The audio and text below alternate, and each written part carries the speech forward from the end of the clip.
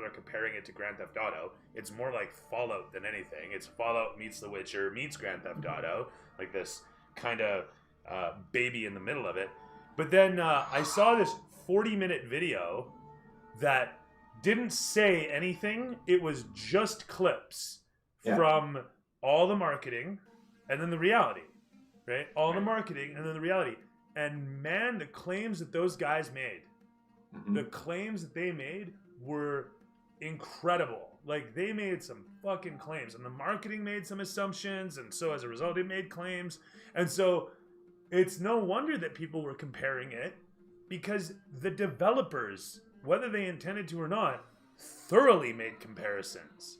Thoroughly made the statements that this was going to be this and that and the other thing. Not to mention that they repeatedly say, we're not going to ship something unfinished. We're not going to ship something unfinished. They said this repeatedly, and then in the end did what they did. So it's this, I get it now. I didn't get it, but I thoroughly get it now. And I still love the game, but man, it's... Fuck, you can't deny that reality. You can't look away from that and say, okay, well, oh well, it's not oh well. They straight up lied in a lot of cases. Like, I mean, not to say that companies don't, because there was another video by the same guy, and I'll spread this around if anybody's curious.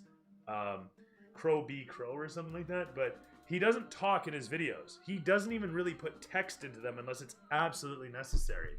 But it's just brilliant exposés about how people are marketing this, or how ridiculous it is, or whatnot, without saying anything. So there's a video of Todd Howard, the guy from Bethesda, the head guy at Bethesda, lead designer, as it were, on like Fallout and Oblivion and Skyrim, and some of the fucking claims that guy made back in the day, like Fallout 3 is gonna have 200 endings. It will have Skyrim will have infinite quests. Like, just some of these fucking claims. I mean, not to mention, I remember back in the day when there was Peter Molyneux making all sorts of weird fucking statements about shit, none of which came true. And I often told people, like, don't listen to Molyneux. Like, if you know anything about the guy who made Black and White, don't fucking listen to him. Black and White wasn't even his brainchild in the end.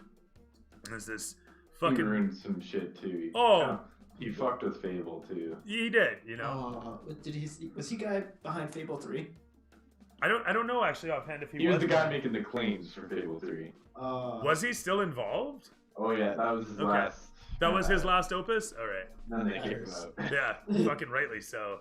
No, Lionhead Studios put out some good shit. Like, that was the company that he headed. That was a good studio. Like, if anybody played the movies, there was a good little sim game where you literally had a movie studio, and it was really brilliantly made. Like, all of this stuff, Black and White, the movies. I'm having trouble remembering a lot of other games that they did, but they could do no wrong. Like, they were a really strong developer. But Molyneux was just a fucking addict to hype. Talking under that. Anyway, so are you guys ready for the greatest D&D story ever? This is absolutely the greatest D&D story ever. Totally the greatest D&D story ever. I mean, I get phone calls from my friends. They call me up in tears to tell me about how amazing this story is. The greatest story ever is right here. The greatest D&D game ever. So you're very lucky. All of you are very lucky. In fact, people should understand just how lucky you are to be part of this. The greatest story ever. Just tremendous D&D story here. Yep. Fuck, what kind of world are we in all of a sudden, eh? Oh man. Narcissistic one. It is, seriously. Everyone's a star.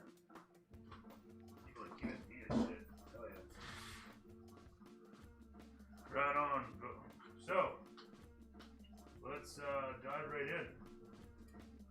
Shawnigan, my man, would you be so classy as to regale us with a story of what happened last session? Sure. So starting off, the magistrate, the head of the set trap with the vizier of Arenal,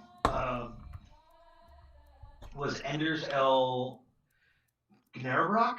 I think we were going over names trying to get that straight. It was a hot day in Memnon and Count Shan when we opened up the shop.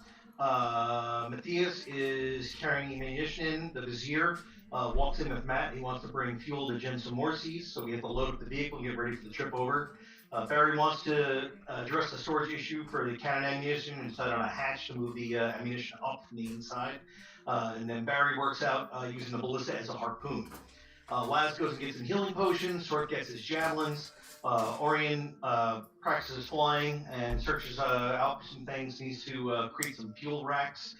Morrissey does mention that one of their vehicles for the Draygors just carries fuel, so how important that is. Matthias is trying to steal fuel, and Bjorn is working on setting up a rigging system to prevent somebody from going overboard. Orion gives Gary's foot to Matt. We load the fuel onto the cart, and Vizier hands over a clay disc with a magical symbol, a sending stone. Orion recommends we load the fuel onto the bus. The rest of the crew agrees. We take the fuel, load it onto the bus. We head out on the way to Jensen Morrissey's shop. Get into a tight spot, it's in a corner with the bus. Sword hops out to go to the horses, pokes the horses in the butt, and gets kicked to the jaw for his actions. Orion gets out and kills the horse. Matt takes issue with this and makes the sound of a horse. Sword then takes off a leg for dinner. Everyone gets back to the bus, Sword with the leg in hand. Matthias dresses the really horse and knocked out man to the edge of the road. Yes, lick the horse! Lick the horse! Jensen Morrissey doesn't want the bus there, so Laz backs the bus into a spot overseeing the workshop. The guys inside are learning about fuels. Morrissey and Lavash are working on the gas, and it takes about a full day. The next day, we see a person walking a horse. It's a Draygor. Laz can't get him with the cannon, so he grabs a grenade. They are out of sight, so I just lob the grenade in their general direction to either hit them or at least alert the team. The shakeup makes things a little hazy in the shop, and a fire almost breaks out. Bjorn goes to check on Laz. Orion finds a place to hide. Matt stays with fuel and Morrissey and Lavash, and Barry leaves the shop to investigate. Sorth rushes out to the vehicle. Bjorn, being Bjorn, tells it like it is and tries to send the Draygors out. Draygors want to deliver a message. He states that he has a message. Laz gets ready for a shot, but is completely impotent. The Draygors wish luck and warn if they weren't a threat. They won't attack us. They want us to pay. Bjorn points out the loss of Gary. Orion comes out of the shadows for an attack on the guard. Orion breaks out the daggers and goes all stabby, kills the guard. Barry goes after the horse. I don't know why. Matt makes a run for Orion. All hell breaks loose. The horse is down, the guard is down, and then Barry and Orion go eat shit on the messenger, tear him up, and they have a catharsis. I went after the horse because it was carrying the guy away. I just had a question mark in there. That's really where we were at. But yeah, the last thing that happened there was just a complete beatdown coming from Barry and Orion on the messenger, just absolutely tearing him to shreds. Yeah. Also, I want to make a point that he wasn't just a messenger because he was kind of snarky. The poorly mannered messenger. Deserved it. Totally. Yeah, he wasn't that innocent. He wasn't like, oh, I'm just delivering this message, no harm. Sorry, guys. What's the line? We're all responsible for our words around here. Sticks and stones, eh? I'm not responsible for anything. My feelings got hurt. Yeah. Alright, so I'll put those to the side. Actually, I don't need those. Oh. So you were parked just overhead. And there was a bunch of buildings around the place.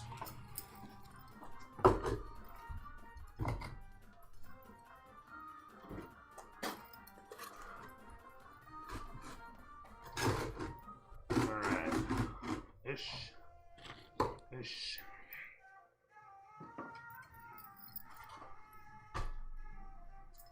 That'll work out. I don't know why I can't find this GIF as a background. That's gonna piss me off. Oh shit, Laz is pissed already. It's already getting started. Is there another messenger? There you go.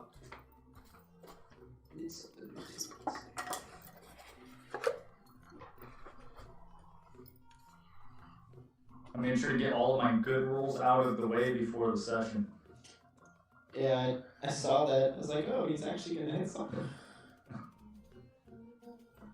Alright. Man, your rolls have got a lot better. Get some practicing. That's because I'm finally using magic. You know, all that intelligence I have. Right on. Because I died with Gary. Yeah, that's what changed everything. Gary died and now Barry is pissed. Thank you for the resub. Thank you, Shonigan. I appreciate that.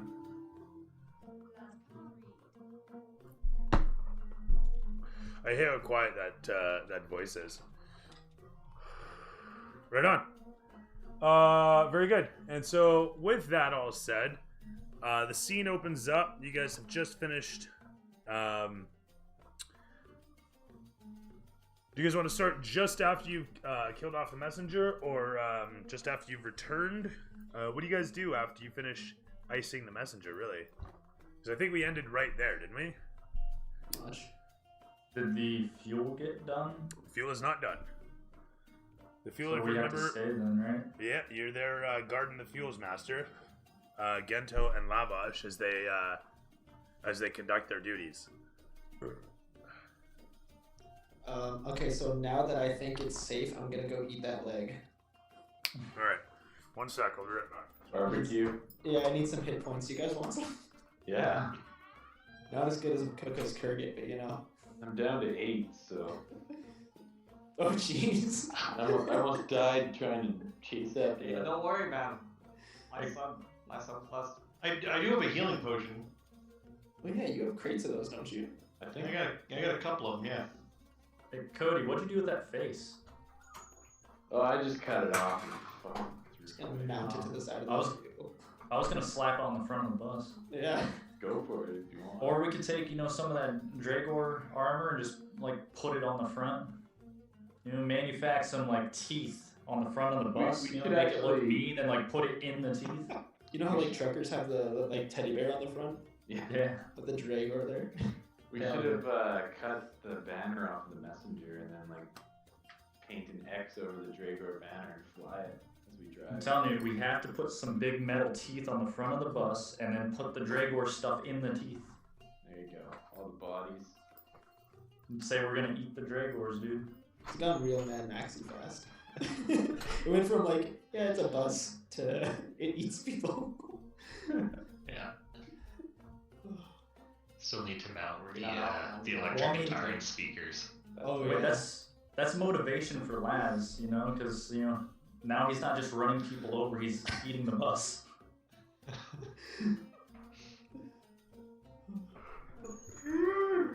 But can we convert them to fuel? A la Mr. Fusion. Yes. I'm sure we could find a way.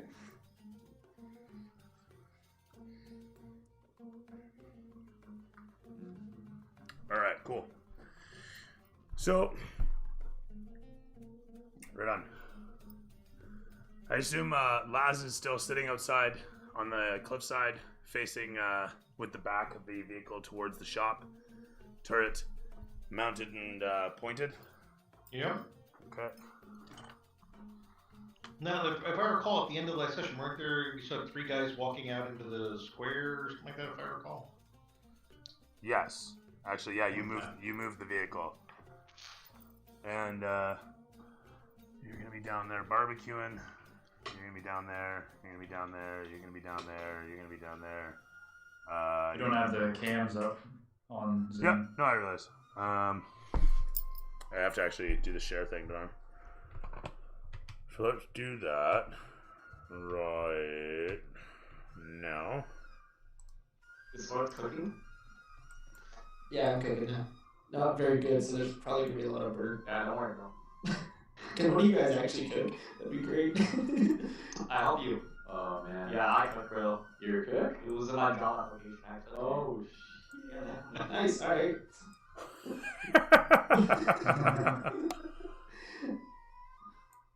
See, I knew there was room for you on this bus. This is the start of a beautiful friendship. Yeah. bird monk. Resume. Something. That is something. Oh, I see what's going on. That's what I'm doing wrong. Okay, share screen. Cold. How big are you? How big is Matt? What kind of pot do you think I would need for that? Really short, because kangaroos are really short, so I put like 5'2". Okay. My kangaroos are normally like 5 inches. So you think I need a good sized cauldron? Or a deep fryer. I mean, some people are. Deep fryer. Yeah. Depends on how healthy you're eating. Or get like a footstool. Yeah. Can you bring a footstool? Do you have a footstool? Don't worry, bro. I'll just stand on Ryan's back. Go with him. Yeah, there you go. Give him a little parry. Dude, he's not Oh, he's strong still enough for bigger than that. you. Yeah, yes.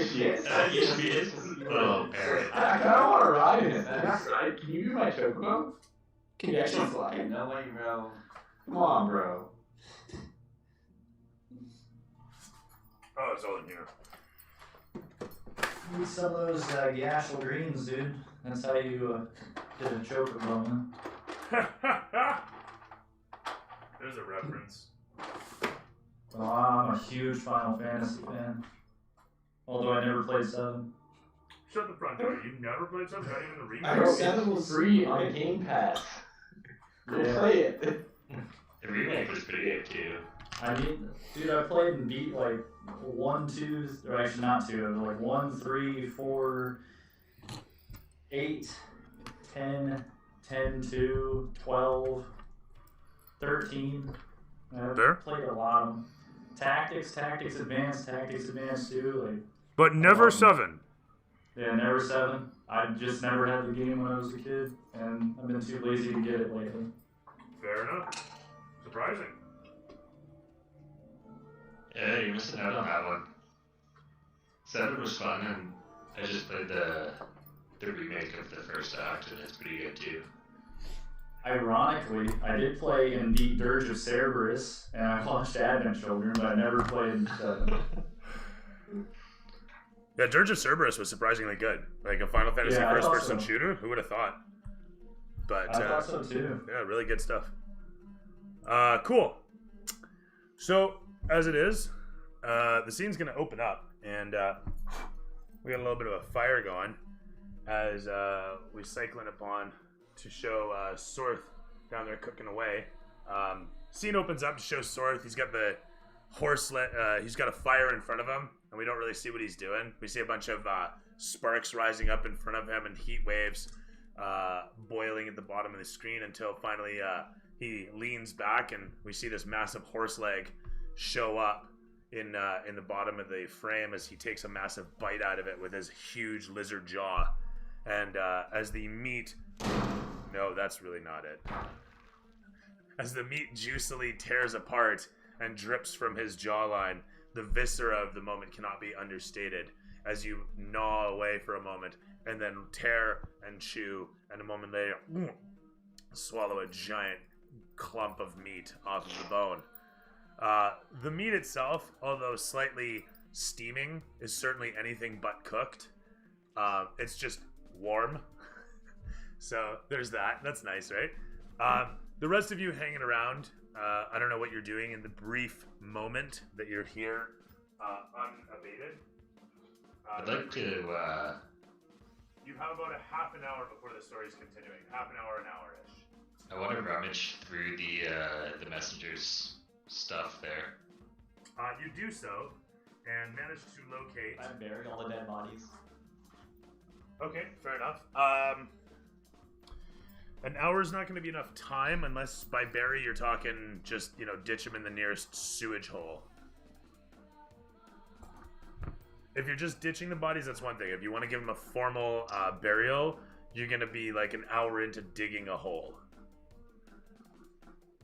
Maybe we could Alright. pay someone to cart the bodies back.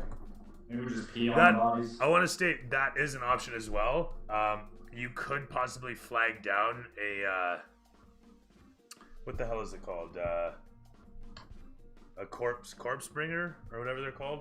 Is it called a corpse bringer, I think? Someone just wagoning around, picking up bodies.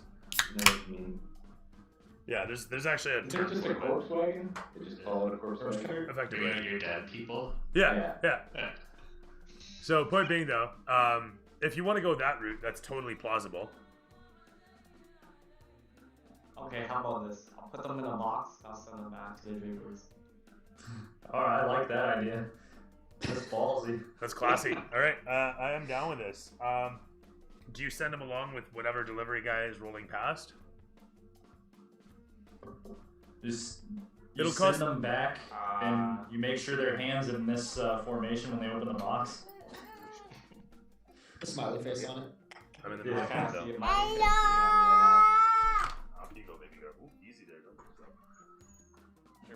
just frozen on my screen.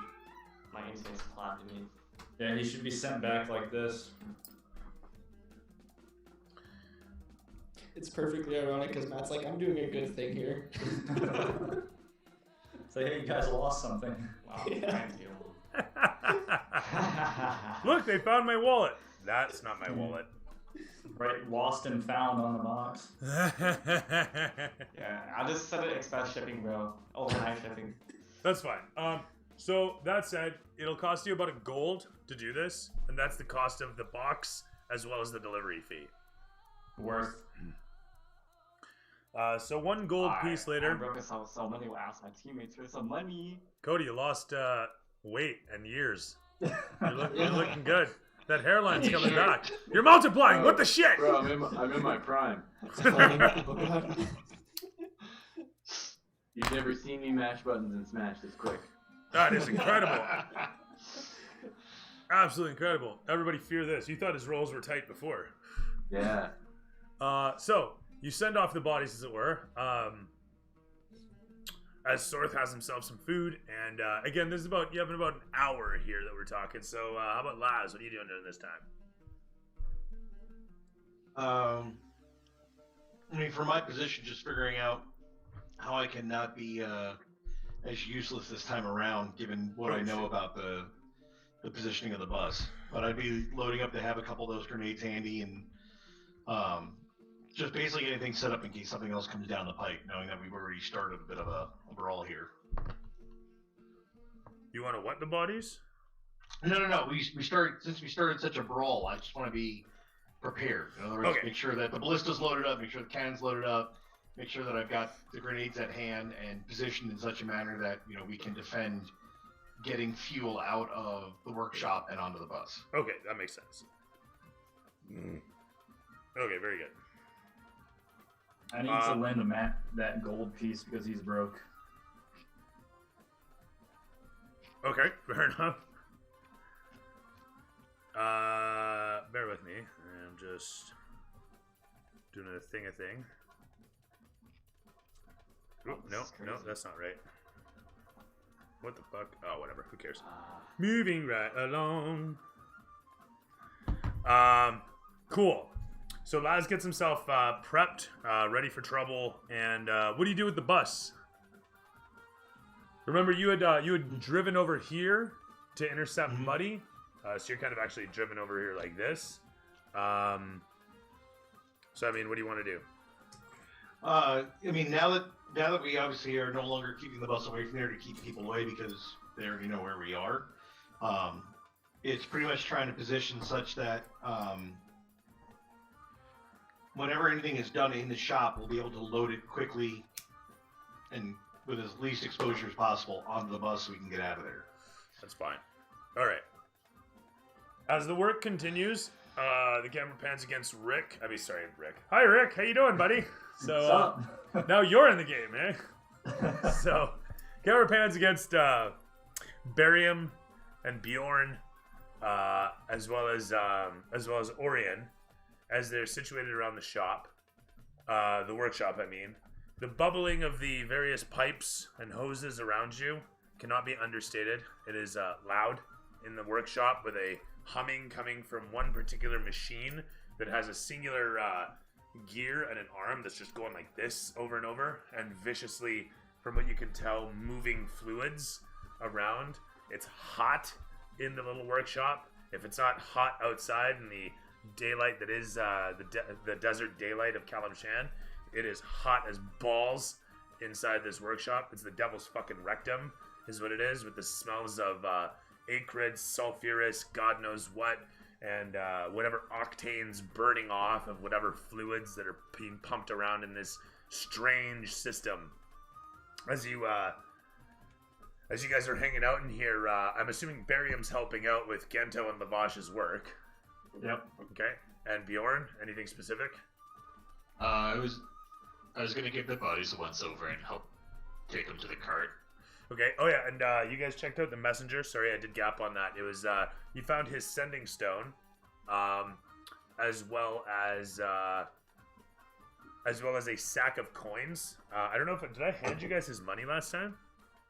No, you didn't. Okay, he had his own coin purse, and in that coin purse was 6 gold and 190 silver. He had no copper or any other coinage. And then he had what you can only assume to be a payments bag that had within it another 20 platinum. Wow. You got You pay me back. quite the haul off this one. And Now you can also see he's got a parchment that denotes him as a. Actually, I hadn't thought about this guy's name.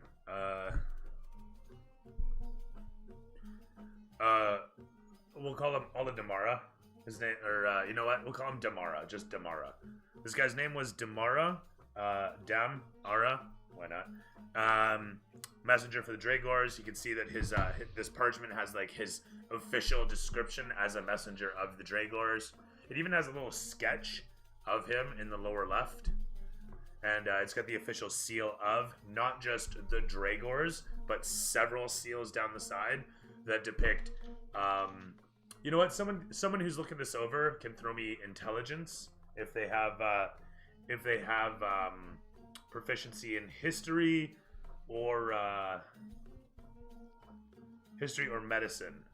If you have proficiency in either of those, I have +6 history. you have a proficiency in it. Yes, I do. Yeah, you can roll it then. Roll a 23. You recognize some of the seals. They are official. They're officiations from the offices in Memnon, the satrapy specifically, that is certifying this guy as a messenger. For all intents and purposes, he has like political immunity, if you will. Some of the seals and sigils are from various professionals. One of them is from the guy who made his official uniform. Another one is from the artist who did his portrait. Another one still is the seal of authenticity from those who produced the parchment that you're looking at. And then, of course, there's the seal of the Draygors themselves. So this parchment is just heavy with wax and writings talking about this guy being an official messenger, and he's immune to all conflicts, for the purposes of achieving communications and etc. etc. Did we just send him back in a box? It's like, I've got diplomatic immunity. probably should have told us that. Yeah, he never mentioned it. Did he get a chance to? Oh, yeah, a chance to. Yeah, between, the microsecond of the beam leaving Baron's mouth. I think the grenade that Laz tossed with wordlessly might have really set the pace, but I just work here. I didn't hit him. You're correct. So essentially, you're just a really big flare. Yeah, that also demolished part of somebody's home, but we'll get to that in a bit. It's about an hour after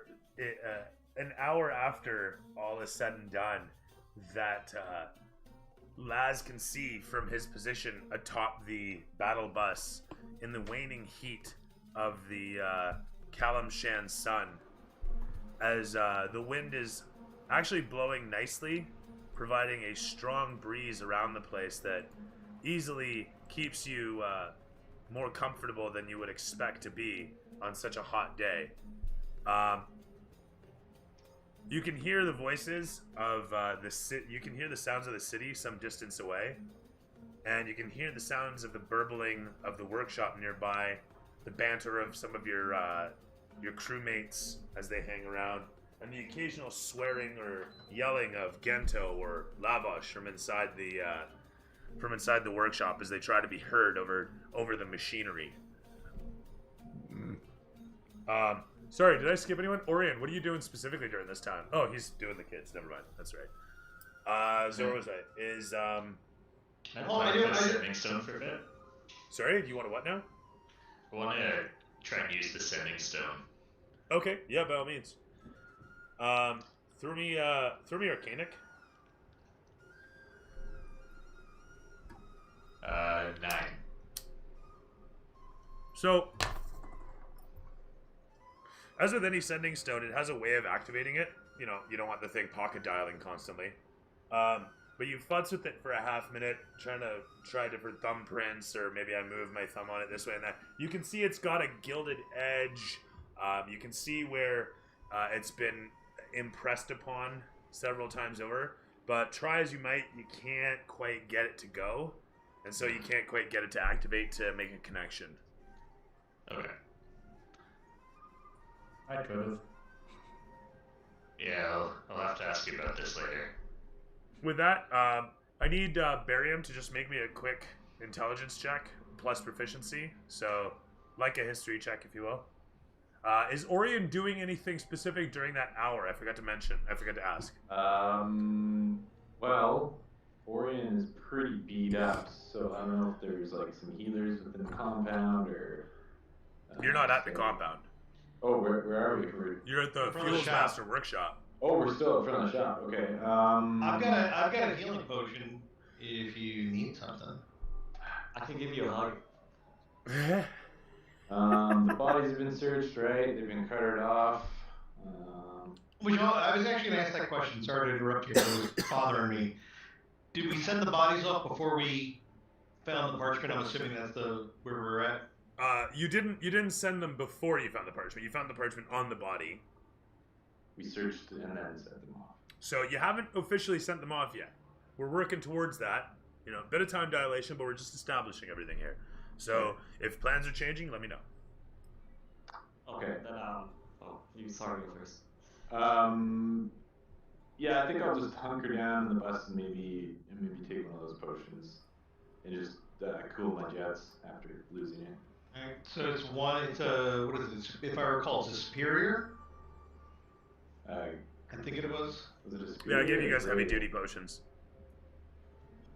I'm sorry? I remember handing out some heavy duty potions. Yeah, they were pretty heavy. So yeah, I think it's a superior. Okay. I will reduce my quantity back. So much for that one. Roll another one. All right, so with the wind blowing, a bit of sand kicking around, the camera is at a distance, focusing on where the workshop's off to the one side, and we're kind of centered-ish, just slightly off-center. We see Laz atop the bus. Heat waves rising off the battle bus as you're just leaning against the gun. I'm assuming that's what you're doing. Sorry, correct me if otherwise. Yeah, no, I'm just Okay. getting everything in set and My understanding is you're just holding guard, yeah? yeah, pretty much.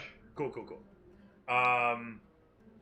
Sorry, as I was saying, so the camera pans to show you there, leaning up against the main gun, as it dollies back slightly, and we see 3 figures walk into frame. Flowing capes, massive shoulders, and each one of them dressed head to toe in used but clearly high quality armor. As they step through the sands, heading along the back alleys here towards the workshop, the camera slowly pans in behind them, following them over the shoulder as they come up towards the workshop, and sighting upon it, see Laz as Laz looks up to see 3 silhouettes standing in the alleyway between the buildings. They stand there for a moment. You don't make out too much detail about them, given the angle of the sun. They're just kind of dark silhouettes. At which point they walk along the ridge, making their way towards the slope down to the workshop. So I'm gonna call it the sword because he was down by the fire. Hey, you might want to go get Barry, and I'm gonna go over and man the ballista. I'm gonna look at my meat and look at where Barry is and kind of ponder this for a second, Mm-hmm. then head over to Barry. Like, yeah, the meat's still here.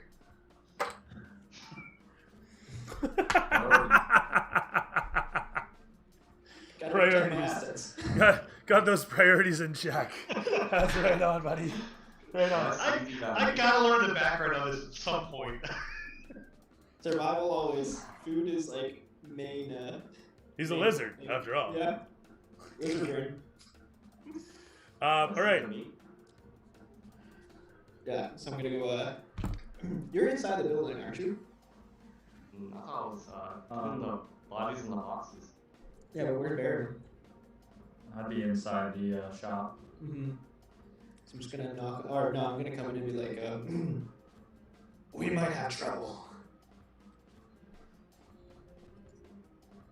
Alright, I'll be right out. And then I'll sling my bow too, just in case.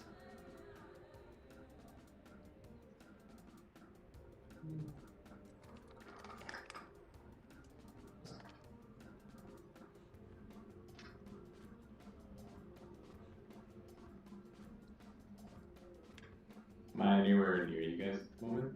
Are you? We're in the We're all building. just milling around the shop, yeah. Yeah. Presumably that's where you'd hide out if you're trying to recover a bit. Mhm. Can I call it? If Matthias is outside with the bodies, and he's still trying to figure out how to package them up, can I call out to him and kind of get his attention, draw his attention to the three guys walking down the ridge? Yeah, Trying to figure out where he is in relation to me, so. 100%, 100%. You do so. I mean, giving a little, whistle back, or pointing forward. Anybody who cares to can easily see these three guys as they're descending down the slope. They, like I said, flowing cloaks, matching armors for the most part. The only difference is that the one of them wears a blue cloak, signifying him from the rest. The others wear matching red ones. As they close the distance upon you, the one raises a hand in greeting. He says as he comes close. What's your business? He looks upon the bus and looks up towards you. You're a very big man, huh? He Bullets is bigger. He gives a smirk at this. I'll bet. Oh, you mean that thing in front of you? Haha. I'll come out of the shadows and I'll say, he's not the one you should be worried about. The fellow, relaxed as he is, eyes over towards you as the one to his left kind of grips his sword. He doesn't have any sort of expression in his eyes other than a relaxed sort of observation. I should say they're I say relaxed, but what I mean is they're not stressed by the scene. You can see that they're professionals, that they're prepared if anything should happen, but they're not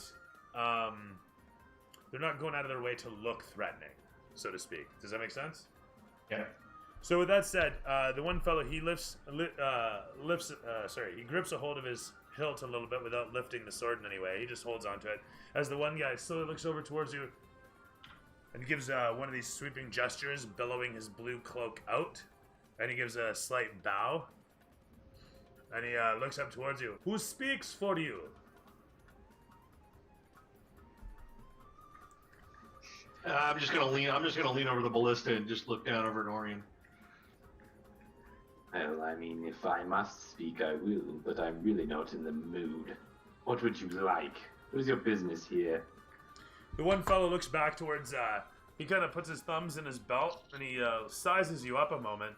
He looks back at his buddies there, and he gives a shrug, and he says, "My name is Benito, huh?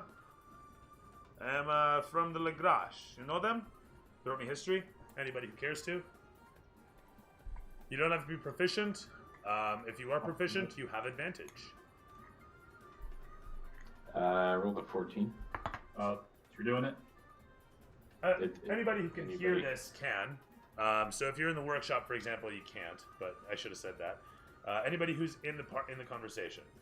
Laz lives up true to his nature. He rolls a 4, -1. Spectacular. Never heard of you. 13. Am I in earshot, actually? I'm down with that. Yeah, okay. He called it attention. That's fine. I got a 14. I don't know if that'll do it, but So with a 14, you've heard of them. If you don't have 15 or better, you've heard of them. You know that the Lagrache family is a royal family here in town. You don't necessarily know how big they are. But you can incite from the way these guys are dressed that they have a few bucks to spare. So with that in mind, this one fellow, he looks like he's fairly well-to-do. He's got a couple rings on his fingers. You can see a pair of gauntlets hanging off of his belt. His belt buckle has a stylized L within a circle. And his swords, of which he carries 3, are a single longsword at his side and 2 short swords that you can see crisscrossed upon the small of his back. His cloak billows in the wind, as do his companions. Each of them is similarly armed. The one carrying actually a pair of crossbows, hand crossbows at the one side, on a sort of hooking apparatus that lets them easily be pulled off and put back. The other one carries with him a singular sword at his belt, similar to his leader, and has a row of knives on the other side, a row of daggers opposite it, and then finally has a pouch, a large pouch that you recognize as a reagents pouch, a spell components pouch, at just behind his sword. They are all, they're all dressed for battle, and yet at the same time, all have earrings, finger rings, and neck chains. So they're very opulent soldiers in their dress. In any event, as I said, the one fellow introduces himself as Benito Lagrache, of the Lagrache family. And he says to you, I have heard of some doings here, yeah? To do with perhaps common enemy? well, that depends who this common enemy is. If it's the Draygors, then yes. He We have disposed of them. He gives a nod at this, approving, and he looks around. What is this place? He asks, nodding towards it. It stinks. Yeah. Well, I guess you haven't smelled a whorehouse on the outside of the city, have you? It's not the city out yet. He looks over at one of his buddies and gives a nod. You have? Does it smell like this? The one guy just gives one of these, and then looks over towards you. He lets go of his sword, and he just kind of puts his hands in front of him like this. The one guy, again, he's still got his fingers in his belt, and he looks over. Really now, what is this? What are you doing? What is that? Well, that is our vessel. That is what we intend to enter the great race in. And win.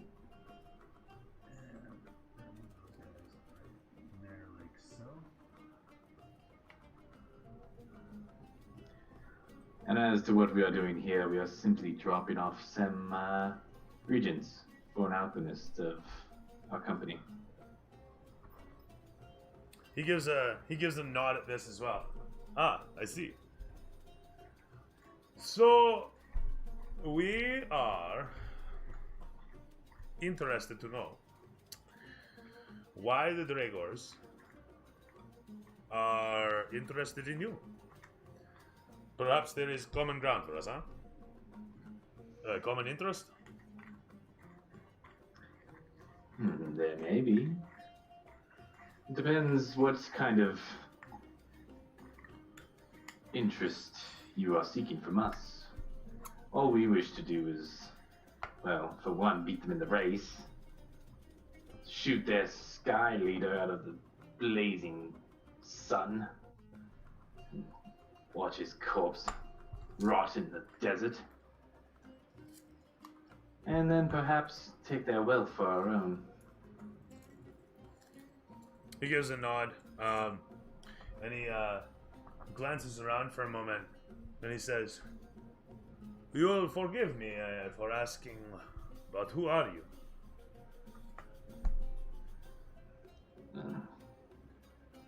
Who am I or who are we? He looks around at the lot of you and says, "And more to the point, is there perhaps a more comfortable venue that we may speak at? This is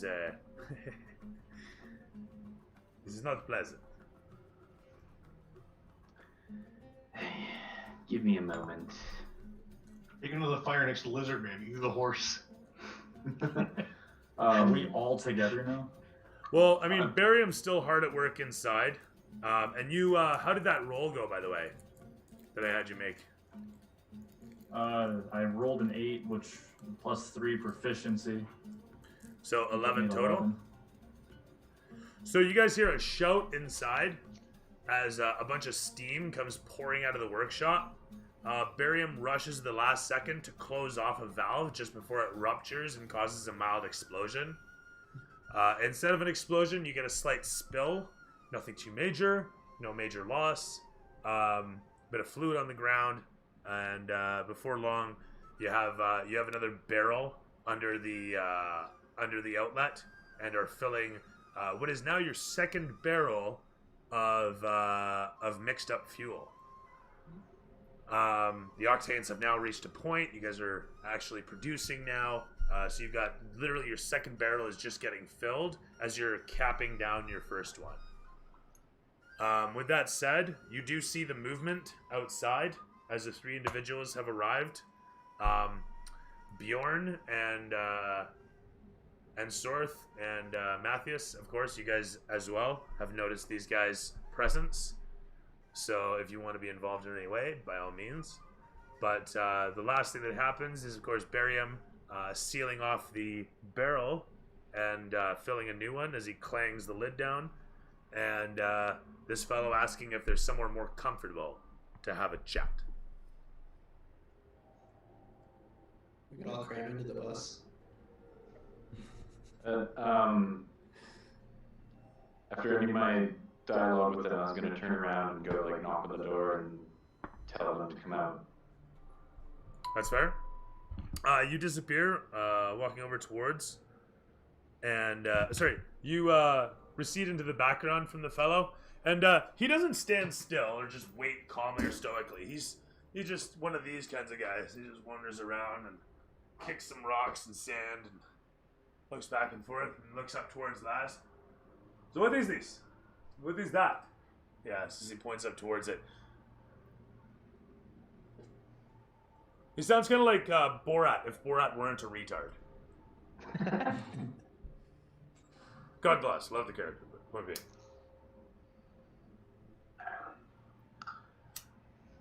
I mean, Laz isn't much for talking in this conversation. I'm more watching the guy with the with 2 crossbows, just kind of not here to engage in the conversation. Plus, I'm up on top of the bus, so. You watch as the one guy, speaking of crossbows, you watch as the one guy, he fidgets for a moment, and he pulls his cloak aside, and he grabs one of his crossbows, and then he just looks at it, and he grabs the arm, and he kind of jostles it for a moment, eyes it up. You watch as he takes his hand and reaches in behind himself and slides something out of his belt, and you watch as he actually tweaks the arm on it, and checks the tension of it, tweaks it further. Right there, just field maintains his shit, and then puts it away, slots his little driver, and then goes back to looking around, arms folded, relaxed, but staring around. After a moment, Orion lets everybody know of these 2 guys' presence. Get out here. We've got a situation, and I can't deal with this right now. I'll walk up to them. Hi, my friends. It's me, Bjorn the Ballista Proof. The one guy behind who was fucking with his crossbow points over towards you. I have seen you. And the one guy looks back. You have seen him? I have seen him. He is down by the docks. I saw you that day, yeah. You work for the Pasha. Hamid. Of course. You work for Hamid Pasha. Everyone knows that Bjorn the Ballista Proof works for the Pasha. And everyone knows who Bjorn the Ballista Proof is. Yeah. Yeah. Okay. He continues to look around. What brings you here, my friends? My name is Benito. I am a member of the Grash family, and we have grudges with the Draygor, huh? We have some blood between us. Our blood with the Draygors is something we can understand. They killed a friend of ours not more than 2 days ago. That is the Draygors, huh? That is Yeah. Kalam Shan.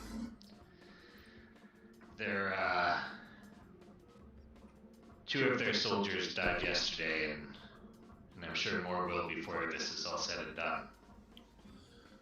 The guy gives a nod at this. So, you are not friendly in any way, huh? I don't suspect they'll cross paths with us without drawing swords again. So you answer to Hamid Pasha. Pasha Hamid. I Al-Jabbar, is it? Al-Jabbar. I am not good at speaking Kalamshite. We just call him Pasha. He gives a kind of seesaw nod at this, and then simply says, "So, you are to be in the race, huh?" I'm gonna quickly interject into the conversation, losing my patience. Mm-hmm. Listen, Burrito. What is it you want? We're not here to make small talk. We're in the middle of something. Do we not have any friends? And we are in a very, very tense situation. So if you could just get to the point of what exactly you are here for, that would be great. Right, we're not rushed. The last I time we had have to talk nothing to to do inside. I someone, don't know how to make fuel. they tried to kill us. You must excuse our friend here. We've had a lot of tension lately. Seems like everybody wants to stop us, and you still have yet to state your business, so it's understandable that he's a little on edge. Yeah. Okay. So we find a nice place to sit, talk. And drink. Yeah. Please. I would very much like a drink, huh? And the one guy in the background says "gabba gabba gubba gabba" as he looks over towards Orion. And any of you who care to, I don't know if anybody here is fluent in Kalashite. Actually, I don't know if anybody here is fluent in the common of Kalashite, as opposed to just common in general. No. Okay. I'm sure whatever they say. Fair enough. So you guys can throw me intelligence to discern what the guy says. Otherwise, you can wait a moment. All of us? Anybody who heard him. Anyone you can hear. Oh, here goes Laz. I got a sheet. Holy shit! Okay. 15 minus 1, 14. Tim, you gonna roll me? It was Feeling that, feeling the no, or what? It was a simple enough statement. Those of you who understood it, it said, small man, big attitude. Are any one of them wearing a hat or anything like that? Like, No, no. The, leader guy, I'll say he's got a little bit of a circlet. Kind of like Roman laurels. do they have anything on their belts, like flasks or anything? I mean, I'd say they'd have water skins. Sure. Okay, upon hearing this, I'm gonna just turn around and shoot right through the guy's water skin. As like a don't fuck with me. Alright, that's fine. I just gotta find the sound for that. Given that I finally understood the thing, I would have just been laughing at the top of the bus. That's fair. Raucous laughter does break out amidst the guys, as well as Laz up top, whose voice easily thunders over and above everybody else. It is, mere moments afterwards, though, that we hear a sudden and very definitive. No, that wasn't good at all. That's like a cap gun.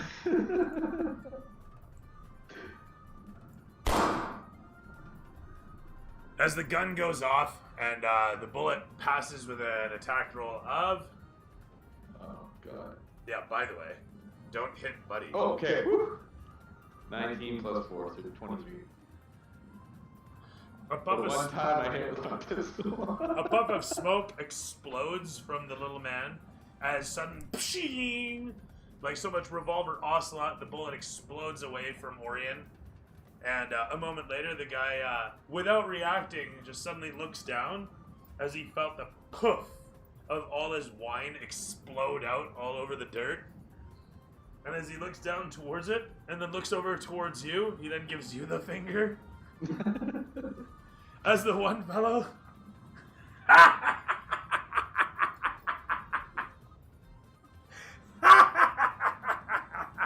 And he repeats what the guy said, small man, big attitude. I'll start laughing loudly with him and just push the pistol down with my hand as I'm laughing.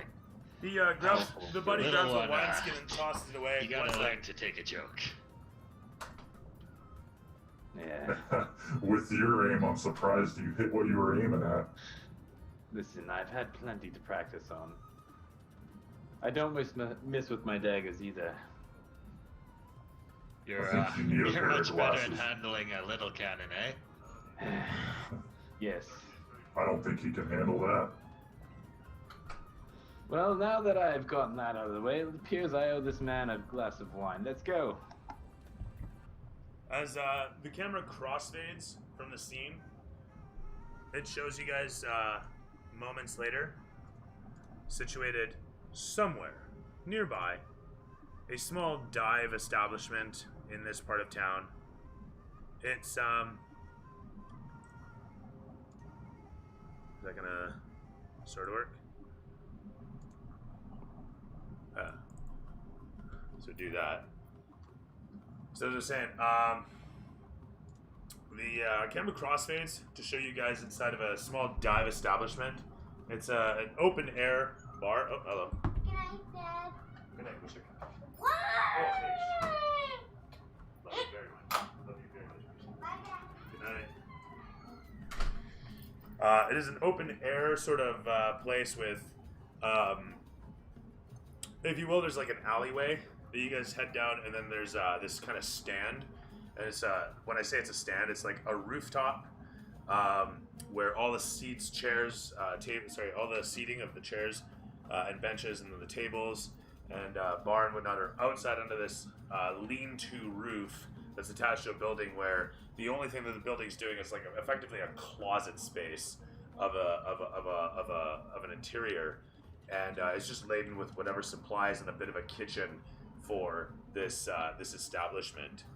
And you can see that the interior of it literally has just enough space for them to basically clean up and shove everything back inside at the end of the day. But otherwise, as you guys approach, and this place is just, like I say, a bunch of tables and chairs and a bit of a bar and a bench outside, situating yourself there, there's literally nobody else around. You can see like a little bit of movement over there. The breeze has died down over here as you guys are in this alleyway. You can see still dust billowing past at the opening of the alley. You You see bits of tumbleweed actually making their way past every so often. Somebody huddled with their poncho over their face as they're making their way past. But otherwise, there's very little activity going on. As you guys have a seat, and these three guys, they pull over the bench from the bar and sit down at it. And the one guy, he immediately, the one with the crossbows, immediately takes out that same crossbow and he puts it up and he takes out a small, the small driver from before, and he starts just dismantling the fucking thing right then and there. And the other guy, he takes his sword off his belt and puts it on the table, pulls it out of the sheath, and just sets to work slowly sharpening it. As Benito, he sits down and undoes his whole belt and just puts it to the side. And then rolls up his sleeves, showing off like tattoos, and he's got like bracelets and shit. And he takes his gauntlets off and he puts those on top of the swords. Like, they just make a show of not giving a fuck. You know what I mean? Not even a show. You can just see these guys don't give a shit. Well, I shout out to the bartender and I'm like, a round of your finest. Drinks are on the Draygors this afternoon. The bartender raises an eyebrow. He's kind of one of those bent over old dudes that you see in the samurai movies. And he comes towards the bar. Oh, very good, masters. Yeah, okay. And he clearly didn't really pay attention to what the hell you just said. He just knows he's got customers. As he comes out with like a tray that has upon it like a bunch of cups, and he comes out towards the table and put down the tray with the cups upon it. And Legrash looks over towards the old man and says, "Sir, bring us wines, much wines," he simply says. And the old man, yeah, wine, haha. He disappears away from view. It's only a brief moment later that the table is laden with a few pitchers of wines, and Benito is the first to snatch up one of the pitchers, and he pours out the cups just in sequence from left to right. So whoever's seated, he doesn't care. He just pours them out. Just holding the pitcher, he just and then doesn't like lift it for each glass. He just pours over them all. And then when that one runs out for the waste, he puts the pitcher down and grabs the next one and does the same thing on his side, and then puts it over on the edge of the table. There's just wine all over the place. He doesn't care. He grabs the cup and he just takes a big hefty swig and he puts it down. So, much better. And he kind of flexes and he looks around at all of you. So you work for Hamid al-Jabbar, huh? And he does one of these and wipes the sweat away. And he checks over at his buddy who's just whoosh, whoosh, whoosh. And he looks back towards you. So who is leader here? Who among you speak for you? Pretty much first come, first serve. He gives a nod and a shrug. You get much done this way? More done than you would think. Sometimes you just have to act instead of talking, and you figure it out later. If your goal's vengeance against the Draygors, it's worked well for that so far. He gives a nod at this and he says, okay. He then says, to business then. So these Draygors, huh? They are a problem for many people. As we've heard, yes. My family is Before living. He looks over towards you. Before we get on to that, you've never really told us who you work for. Ah. I am in fact not working for anyone, you might say. I am here for fiduciary duty, I believe it is, for my family. I am Legrash, huh? My name Benito Legrash. I am Prince Heir to a small textile company. We make shorts, pants, we make belts, socks, we make your breeches and hats. Business is good. Business is very good. We make good clothing, people pay good money for. But the Draygors, they have no appreciation for us, as they lack appreciation for many peoples in Memnon. So our industry is threatened by this dragon. This dragon, it want to take properties, it want to take lands away from us. It is a problem. We wish to deal with this. We will deal with this. However, we are always interested in making friends with those who share our enemies. We saw an opportunity to reach out to be friends. And he grabs the wine again and takes another huge swig and puts down the empty cup and then grabs the flagon and refills it. The one guy working on his crossbow, he takes his wine cup a moment later, almost in stride, and just takes a heavy swig off it and puts it down and goes back to work. I'll toast him to new friends and dead Draygors. The Dead Draygors. each of them grabs theirs. The one guy sharpening, he actually puts his whetstone down and grabs a hold of his cup and puts it up. Oh, hey! He says as he holds it aloft, and there's a clack of all the wooden cups, bit of spillage of wine as they splash about. I'm assuming everybody's in on this. Is anybody not? I don't drink. It's fair. Monks don't drink. That's fair. You would have other materials that you could. You'd have other things that you could drink there, be it like water or something else. Fruit juice is a thing. Milk. Yep. You got milk. All right. Mm-hmm. This guy's got goat milk. Say? I love milk. Done. So yeah, quite literally, you've got a small pitcher of goat milk there. But that said, there's a clack of the glasses, and the fellow gives a nod. So, my question here is how we can be of assistance to you, that perhaps Pasha can be assistance to Lagrash, huh? If Al-Jabbar and Lagrash can find common ground, perhaps we both benefit. Well, most certainly. I don't know if anybody has any ideas. We weren't expecting this. We don't find ourselves with too many allies these days. But we could certainly use some. I'm tired of having enemies at every corner. Indeed.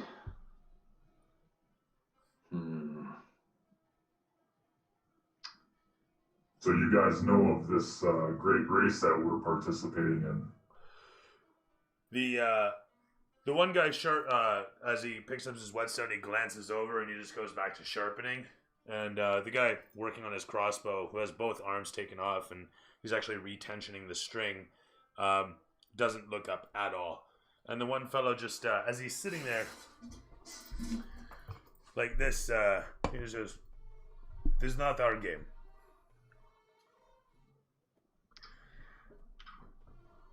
We enjoy the odd bet, but it is not our interest. It is not our game. It is foolishness, truly, in our opinion. My brothers here, they share this sentiment. As you look towards, look amongst them at this word, you realize they don't look anything alike. So you're not sure if he means brothers in blood or brothers in arms, but point being, they do not look like they're related.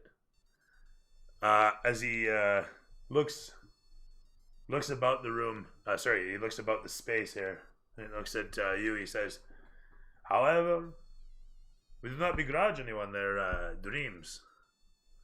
I have known a few who have attempted to win their futures out of the great race.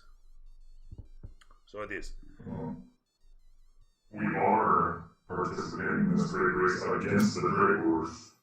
And if there was any way you could support us within this race, you might get some shots at your enemy and ours. He gives a nod at this and says, "So tell me, what is your name?" My name is Barry. Tell me, Barry. What is it that Legrash can do for Aljabar? Beyond being an engineer, I don't know much of the Pasha's dealings with business. Maybe one of my companions has more information. The fellow looks around at all of you. I'll finish my chalice and slam it on the table. I'll look over to them. What skills does your company actually possess? What are you more accustomed to? If you're not into racing, then perhaps you can provide something else. He simply while he's just holding his chin, he suddenly just produces a couple coins. Yes, we can. And he produces a couple more. The golden pad, I see. We have many tricks and skills. Business is good. And now it is the Draygors' turn to pay, yeah? Yes. But perhaps, rather than being one in the race, perhaps there are ways you could hinder the Draygors in the race. You see, they outclass us and outnumber us, so we are at a great disadvantage. Class, have you seen the bus? Valkyrie is on our side. We're at no disadvantage. My friends, my crew, I agree. As this is going on, I just want to state the one guy working on the arms of the crossbow, he takes note of this and he gives a smile as he's now reattaching one of the arms, and the guy sharpening his sword stops to raise his wine glass to your jovialness and takes a swig and then puts it down again. Speaking of which, I'm going to grab a drink and put it back.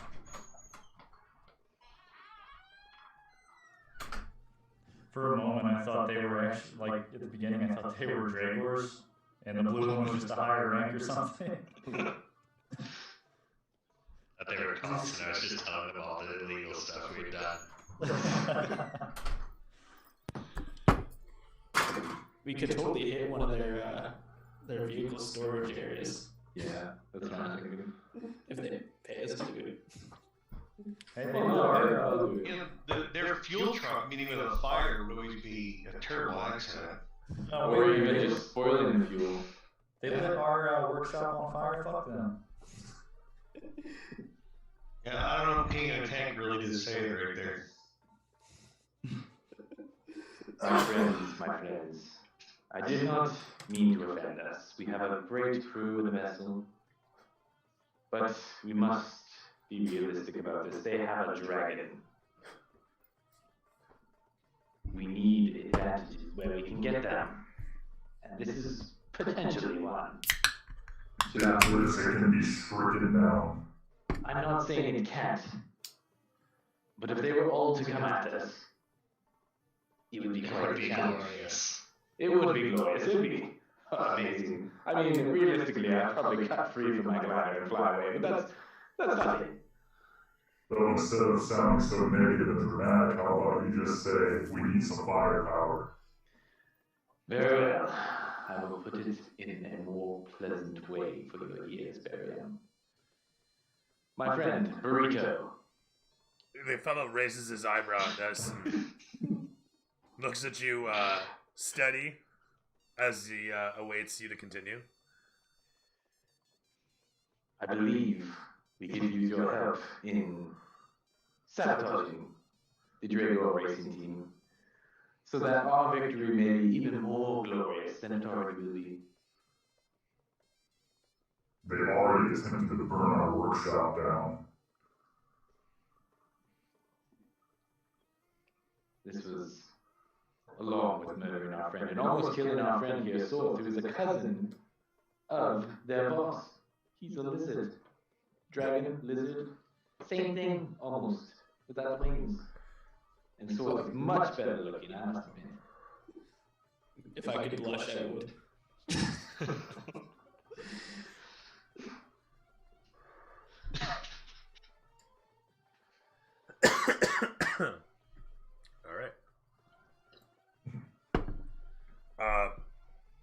The fellow smiles at this and nods, and looks over towards his one companion working on the crossbow, and then looks at you and says, "So you would have a sabotage, huh? Of If it their is something you are capable of. I think we could make arrangements. However, the question is, where does the Draygors keep their machines, huh? He simply follows that with saying they keep their secrets very closely guarded that way. That is a good point. I do not know that. Until Perhaps I race could talk day. to my contacts.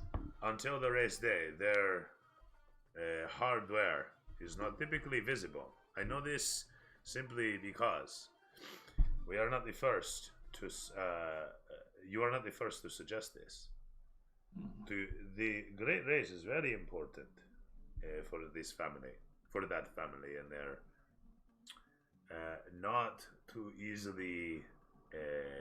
They don't easily reveal these things. We have attempted to find their workshop where we know of their prime tank to be resident. He's very slow and deliberate in his speech as he gives a lot of thought about what's being discussed. He's obviously got a lot going on behind the scenes as he's speaking to you. He's slowly milling other ideas, and he's not filing, but he's not looking directly at you as he speaks. You can see that he's staring past you at whatever he's talking about, so to speak. But after a moment, he focuses back in upon you guys, and he says, "If your Al-Jabbar can find us this machine, Lagrash, we can find the people with the skills necessary to ensure this machine does not make it to the race line, huh?" That would be excellent, and I assure you this will lead to many dead Draygors and quite the unpleasant stir within their nest. Okay. If you find us this workshop, we will have people that can look into this. If your information is good, then we can deal with it. Is everyone in agreement with this? Is everybody on board? You're goddamn right. I'm bored. He puts a hand on his companion's shoulder, and the one fellow looks over as he's putting the other arm on. He puts the bit down and stretches the cord across, and then he gives it a flex, and both arms are like nicely tensioned and whatnot. And he gives it a twang. Satisfied, he puts that back down, and puts his driver back on his belt. And he just stares at you guys as the one fellow just keeps on working the whetstone next to you guys as the camera pans against you guys, showing you all sitting there while the one fellow just sharpens away. Does anybody say anything or do anything? Yeah. I pull out the stone and I say, perhaps we should ask. And I place the setting stone in the center of the table. As you do so, the one fellow looks at it. Lagrash looks at it and then looks at you. The camera pans against all of you.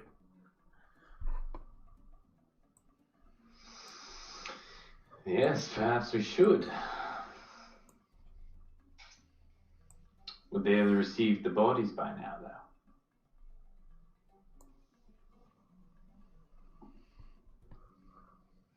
I don't think so. It's worth a try. Even if it fails, we can make a joke out of it. All right, hand it over. Give me that beer. Let's give it a shot. So this sending stone, whose is it? The Draygors or the one Hamid gave you guys? The Draygors. Okay. But you guys haven't figured out how to use it.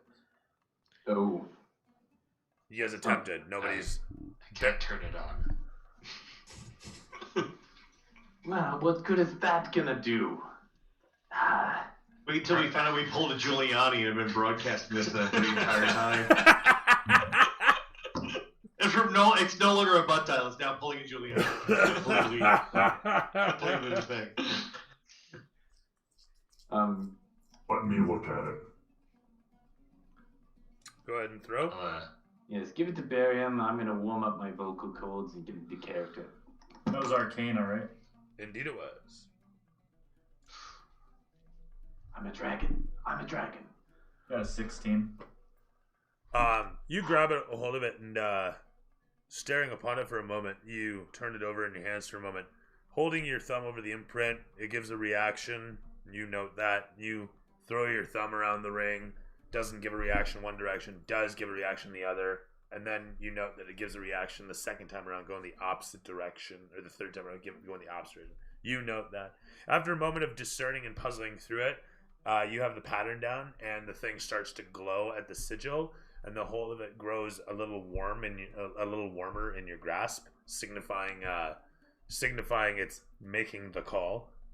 It takes a brief moment before it flashes. And you hear hello come in at the other end as the stone kind of vibrates in your hand. And hang up, I'm not ready yet. Oh, do we want pizza? I'm just gonna hand it over to him. the camera pans against Orion's face where he's like, I'm not ready. And suddenly just Barrio's meat fist comes in, this huge honking yeah, exactly. Clawed thing clutching this tiny little consenting disc.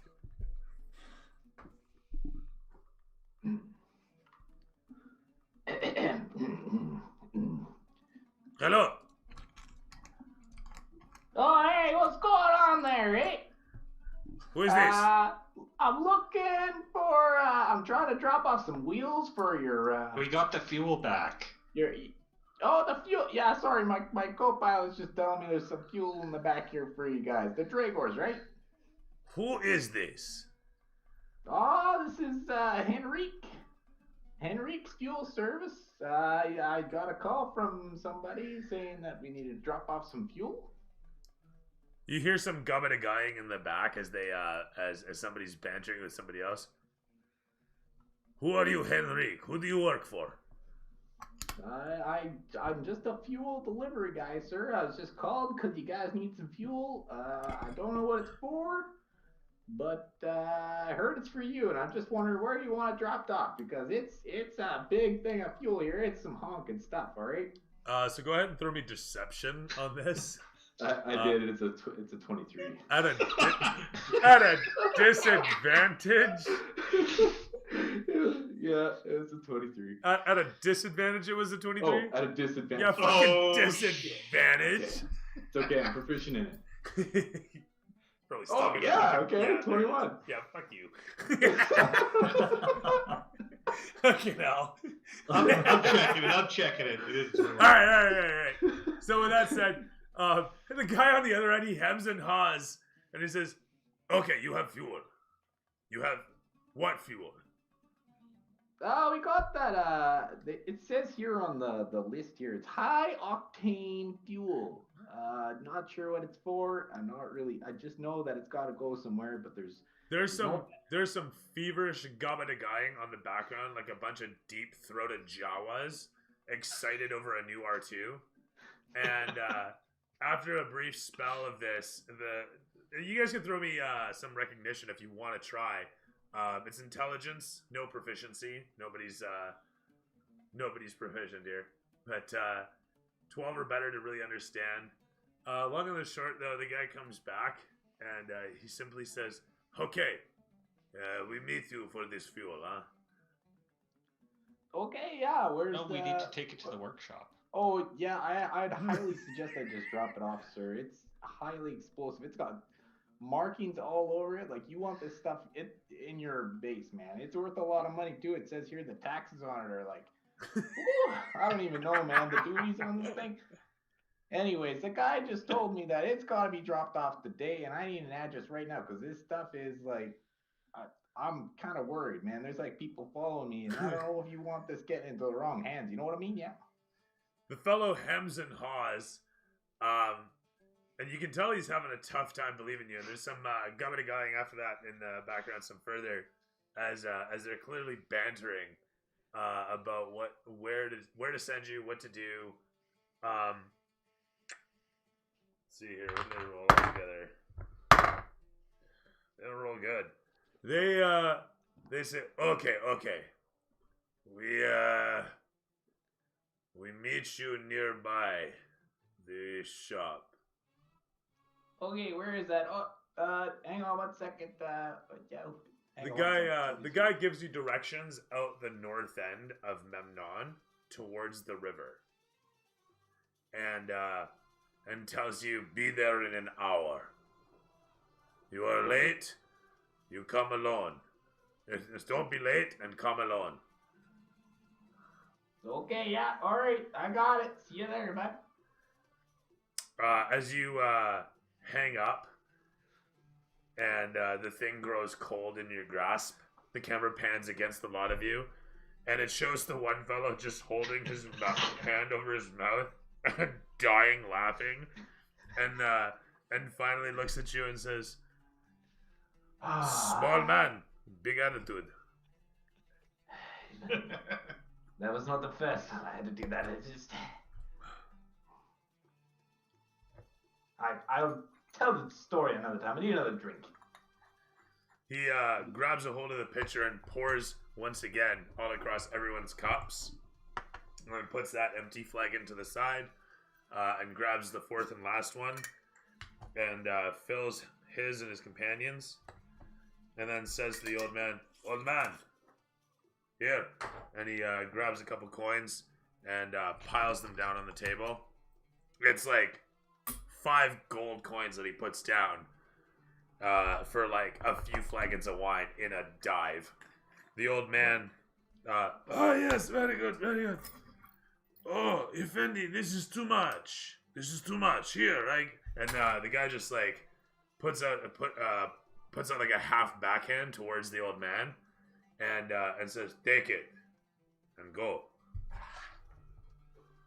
At which point he looks towards the lot of you and says, "So you go to meet this, huh?" Well, I suppose we have no choice now. At least we can find out where this yard is that is storing their vehicles. Will you be following us, or...?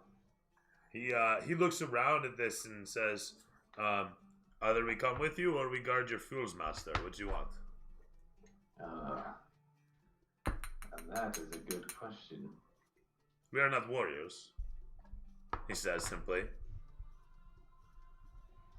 Neither am I. He gives a nod at this. "I understand. So will you be staying behind? Or will you be going on the adventure?"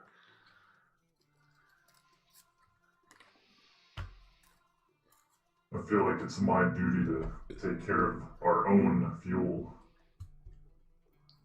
He gives a shrug at this, and he says, "I am, He just gives a shrug at this. He doesn't care either way. Perhaps our new friends help Barry protect our fuel while we go and meet these Draygors. Friends, would you be able to spare us a horse and cart? He gives a nod at this, and here's what can happen, Rick, if you like. While Barium's hanging back, you can take over Lagrache during any combats and whatnot. As he suggests, these two can stay behind and guard next to Barium as he works.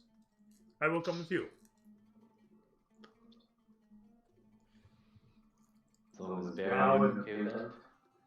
Well, how would the stat rolls and stuff go? He Or are you is just talking story wise? Combat-wise, specifically speaking, if you want to play him. Yeah. I'll do it, but it'd be more fluid if you did it. That's fine. Doesn't really matter. Where was I then? Is long and the short. Barium's hanging back to conduct whatever work with the fuels, while everyone else is headed out to deliver the fuel to Thing, whoever that was at the other end. Yeah. And I'll before we leave, I'll discuss with Barium about perhaps producing a highly explosive barrel of fuel to take to them. Or just an empty barrel, and we can put Orion in it. Yeah, I was just about to say that. Trojan horse. Hold on. Don't we still have the bodies? Can't we, like, we can upgrade this thing? I mean, he's rolling 23s. I wasn't actually sure on the bodies. I thought the bodies got shipped. You guys reiterated. You guys reiterated. Did it? All right. You guys reiterated that by asking if the bodies had reached their destination yet. So 100% you guys have established that. Plus, you need Henry. Oh man, I was gonna say. Barrel. Who else is going to fit in a barrel? What I was thinking is just find where, like, meet up with them, and then find out where the complex is, and then blow up the barrel and drive away on the truck. So I this suppose we could. Yeah, I was gonna say stick a grenade, tied to the pin. Or set in there. We could walk up and ask them. That's Yeah. worked well in the past. Flashbacks. Maybe. just put Orion in the barrel with some grenades and strap a nice big bow on it. Come on. So says Bjorn the Ballista Pro. Yeah. That's a better name. Ballista magnet.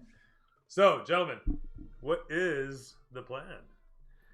Laz, perhaps as Bjorn and I ride our delivery vehicle to meet these people, you could be stalking us and chase us towards the complex. And then we'll throw an explosive device in the barrel, jump off, explode, and we'll run away. And then we know where they are, and we can have our friends sabotage their vehicles. I'm just gonna look over at Barry.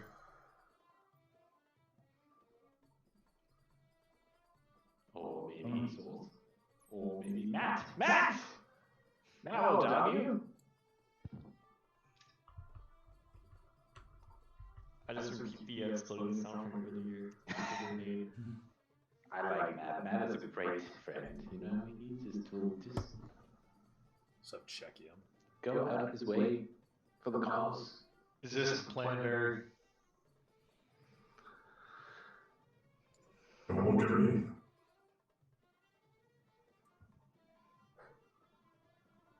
And what happens when all the Draygors start shooting at me? Well, we blow up the cart and we start killing some of them. So either way. I like this backup plan. Indeed. Sounds like a fun time, Laz. I'll stay with Laz. Alright. So, recap here. What's going on, gents? Okay. I think they want to strap our bombs to me. You. No, I was gonna see if Bjorn wanted to ride in the cart with me as the delivery crew, and then have Laz like stalking us, trying to get the fuel, right, and like chasing us towards the compound undercover. Is what I was thinking. So Like no forcing the Draygors to be like, oh, like we gotta Move fast. Yeah. I don't think they'll like that there's two of us, but Or we stuff Matt in the barrel and then he gets out. Goes all monk foo on him. Yeah. perhaps Henry delivers the barrel with Matt in it, and me and Laz pursue. I don't think I'll be believable as the driver, because they'll, of course, recognize me. That and the flashy candy cane armor. Good point. Good point. Right. Okay. Am I okay. supposed to be the fuel? No, you're gonna be the inside man. Inside bird, I should say.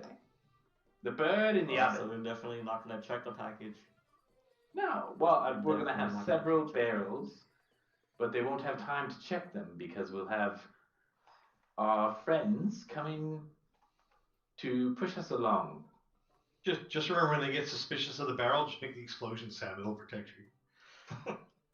I just shake one of the barrels and then I just copy that sound. All jokes aside, we can't afford to lose another member of this group. Mm. Matt, can you cling on to the bottom of the wagon? I nod my head. Oh, Matt, here's 50 feet of rope. And see you on the other side of the wall, I guess.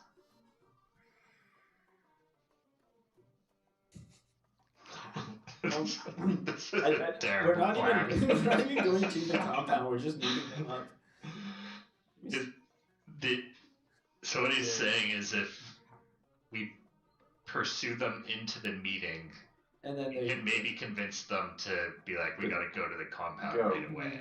okay, Like, okay. just like, let's get out of here because they're coming for your fuel kind of thing. This is so bad. It's brilliant. I like the idea where I go into the barrel though. I mean, yeah, if you can pull it off, do it. So Bjorn and Laz just have to like shake their fists angrily outside the battle bus while you're chasing. Yeah, or Laz just shoots some, like, warning shots. As long as he doesn't roll a crit 1, we're okay. I have a feeling Ben's gonna be creating a new character soon. That'd be a shame. I really like this Like one. Gary. I didn't mind Gary, but I really like this one. They open the barrel and all he hears is and then boom, it explodes. I'm gonna be level 4 forever. Roll for heart attack. Alright, Alright, so what's the final plan here? What I'm are you gonna doing? slam my fist on the table and start walking out the door because I don't know what's going on, but we're just doing something. He hits the invisible wall and continues in a walk cycle while his character lags out, and then finally he pops out through the low zone, leaving you guys there. Well, unless anyone had a better idea, I think we go for the You guys chase walk. the cart plan. I'm gonna nod my head at this. That's about it. I'm assuming we're driving over to some distance right away from the dock, and then setting up this false chase. Mm-hmm. All right. Well, just need to know what to do as the driver. Can I try and disguise myself Yep, before we go? totally. Oh yeah, you're hanging out with a couple like clothes merchants, so Yeah. Get yourself a 2 kill. That's deception, right? Disguise.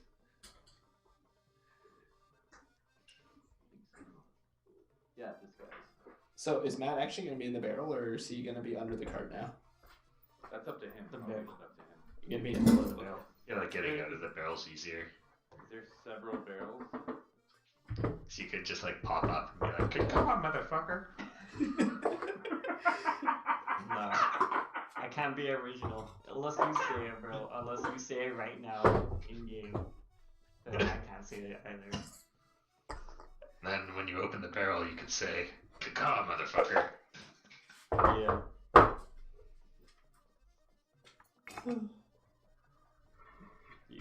But if I just go back to the compound and have Hamid like just say a whole speech.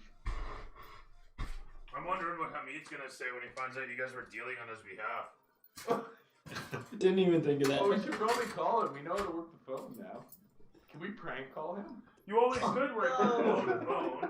Should Tell him we pay a want peasant cabins. to read the dictionary for Matt.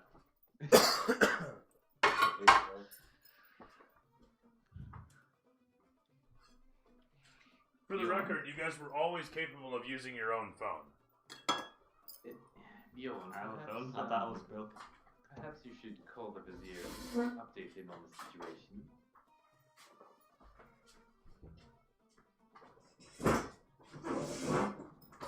But What do we need to update them on?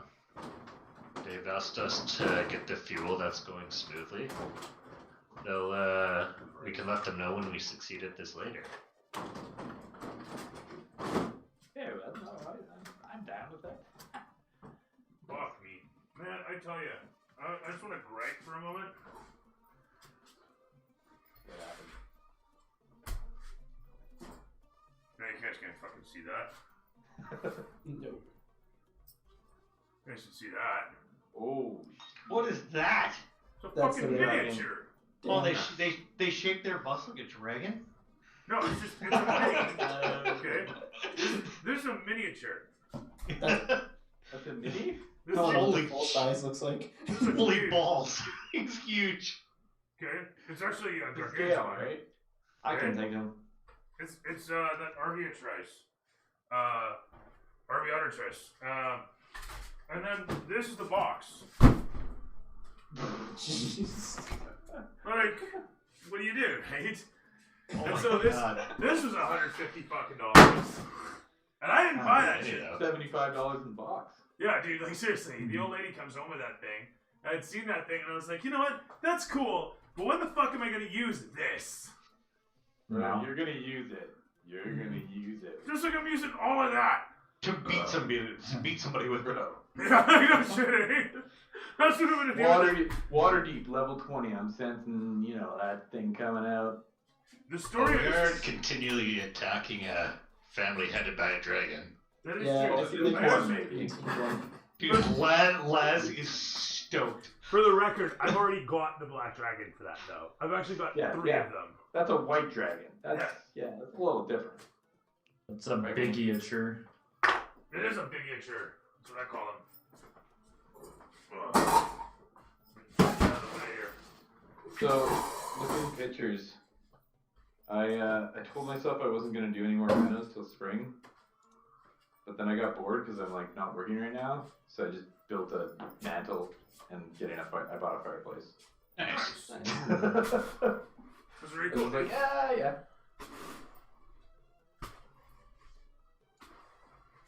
What, Well, a fireplace? Like an indoor cast iron or Electric, just an electric, one of those LED ones. And then the TV is gonna go up top, and then that secret shelf on the left there, it's gonna slide in and out of the wall, and that's where the switch is and everything. Darn, you should go with propane. And propane accessories. I was gonna go natural gas, but No, Yeah. propane. That's what we said. Clean, burning, and efficient. It's the heat, not the meat. yeah, that's right. Or shit, another way.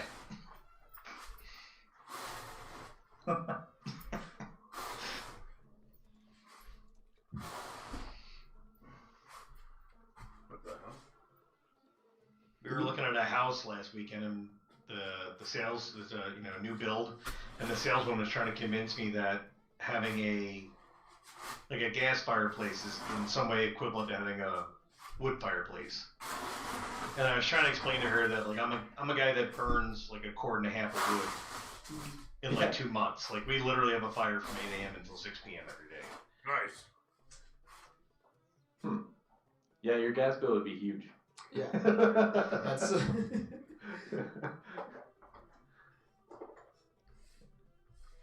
How much are houses out there? Like a new house, just out of curiosity. Around me? Let me see. In my direct neighborhood, it's I don't know, around 6.5. Okay. And then if you go a little bit further outside of right where I like my little neighborhood, you'll be in the mid 7s. I just want to point out, Code. Yeah. Sean's in the States, so 6.5 is like our That's a 8.5 lot for or the 9.5. States. So I yeah. want to point that out. Ours specifically in Kelowna. I was gonna say Kelowna's freaking expensive for Kelowna houses. is retarded expensive. We paid Never mind $519 for a house built in 1972. Yeah, Holy guys. shit! Like $519 will get you a brand new single family in London. Yeah, no. Ontario's like, damn. Yeah, no, it's crazy. I got like What is it? 0.15 of an acre, which is big here. In like a house that had nothing done to it, built in 1972 for $519. That's a good chunk of turf, though. And now it's worth like an assessment was like almost 600. I was like, jeez. I don't even think this house that I grew up in was even 100,000. And have an acre of land close to. Yeah, it's totally different. It's so weird. Yeah. It's got an upstairs, got a basement, 3-bedroom. Yeah, this house isn't even 2,000 square feet. It's like 1,900. It's fucking crazy. Rick, how far away is a beach from you? Depends. Do you mean a beach by an ocean or a lake? Like, by a lake. Because you know you can go up You- to like a Lake nice Erie to a You beach. could go up to Lake Erie, but coming out of the water, Oh, you look yeah. There's also a park nearby that has a decent sized lake, you know, on a beach. No, But as seriously. far as like the coast, How far away is a the few beach? miles. If you wanted to go for a day at the beach, how far away is the beach? so do you mean ocean?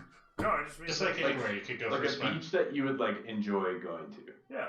All right, well, that would probably be about 10-15 minutes. Oh, okay. So There's a No, that's park. pretty sweet.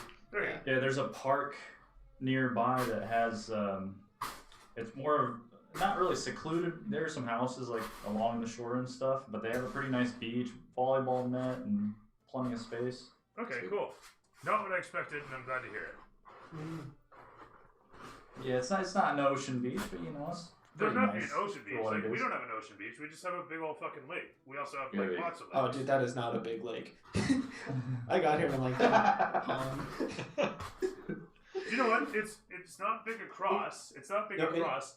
But if you take a sea-doo out with a couple It's trees in, 110 kilometers or something. isn't it? It's still really nice size though. you can just drive the length of it, right? Oh, That's yeah. what I mean. And venture out and see things and be around and blah blah blah. Visit Although I must admit, since your birthday, I'm in love with Duck Lake, or is that Wood Lake? Wood Lake's super It's nice both. for like Yeah. boating and stuff. Yeah, Wood Lake's on the one side and it joins with Duck Lake on the opposite side. right. Yeah, Or What in the world is that? it's just so much nicer. Where we I don't live. know. I thought Lake it was Country. really nice. Like Wood and Cow Lake by Oyama there. Oh yeah, you're where we live. Never mind. Sorry, Alex. I keep forgetting you're local. Oh, Alex. You What's should up? see the place that I think Aaron and I are gonna get married at. Ah, where you Up live? in Big White. We're gonna rent this fucking mansion, dude. Oh, is it one of the ones up Christian, at like Feathertop? I don't know, but it's like because it's off season, so it's like a lot Right. cheaper. And it can sleep the entire wedding party. So we're gonna be up there for 3 days. All of our, I mean, if you. Oh, nice. There's like an indoor-outdoor pool. You can like swim outside. Oh yeah, yeah. Looking at some photos, that's Yeah. a sweet building. Oh, dude. That'd be fun in the summer. Yeah. Yeah, I'm having fun here. But I think I'm done. You done? I You think done so. digging in the sand? Was that fun for everybody else? Because boy, oh boy, that was fun for me. I'm having a blast. Felt like I was in an earthquake because your camera is shaking around. It was pretty Source intense. froze. It was about to be over. Oh yeah, whoops. That's all good. I figured you were just saving camera, dude. It's all good. Or maybe your camera died. I made no assumptions. Or maybe you died. I don't know.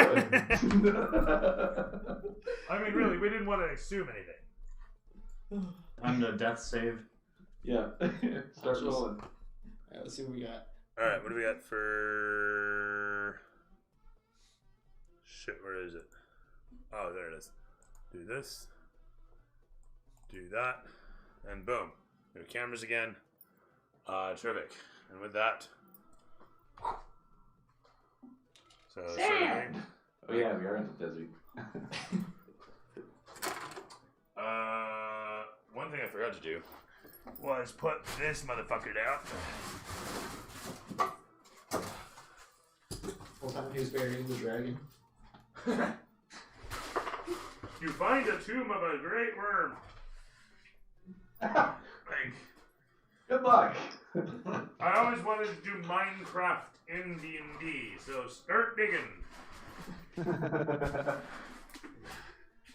know if that's gonna work. It was an afterthought, so what do you do? But let's push up against it. Hey, look at that. Ish.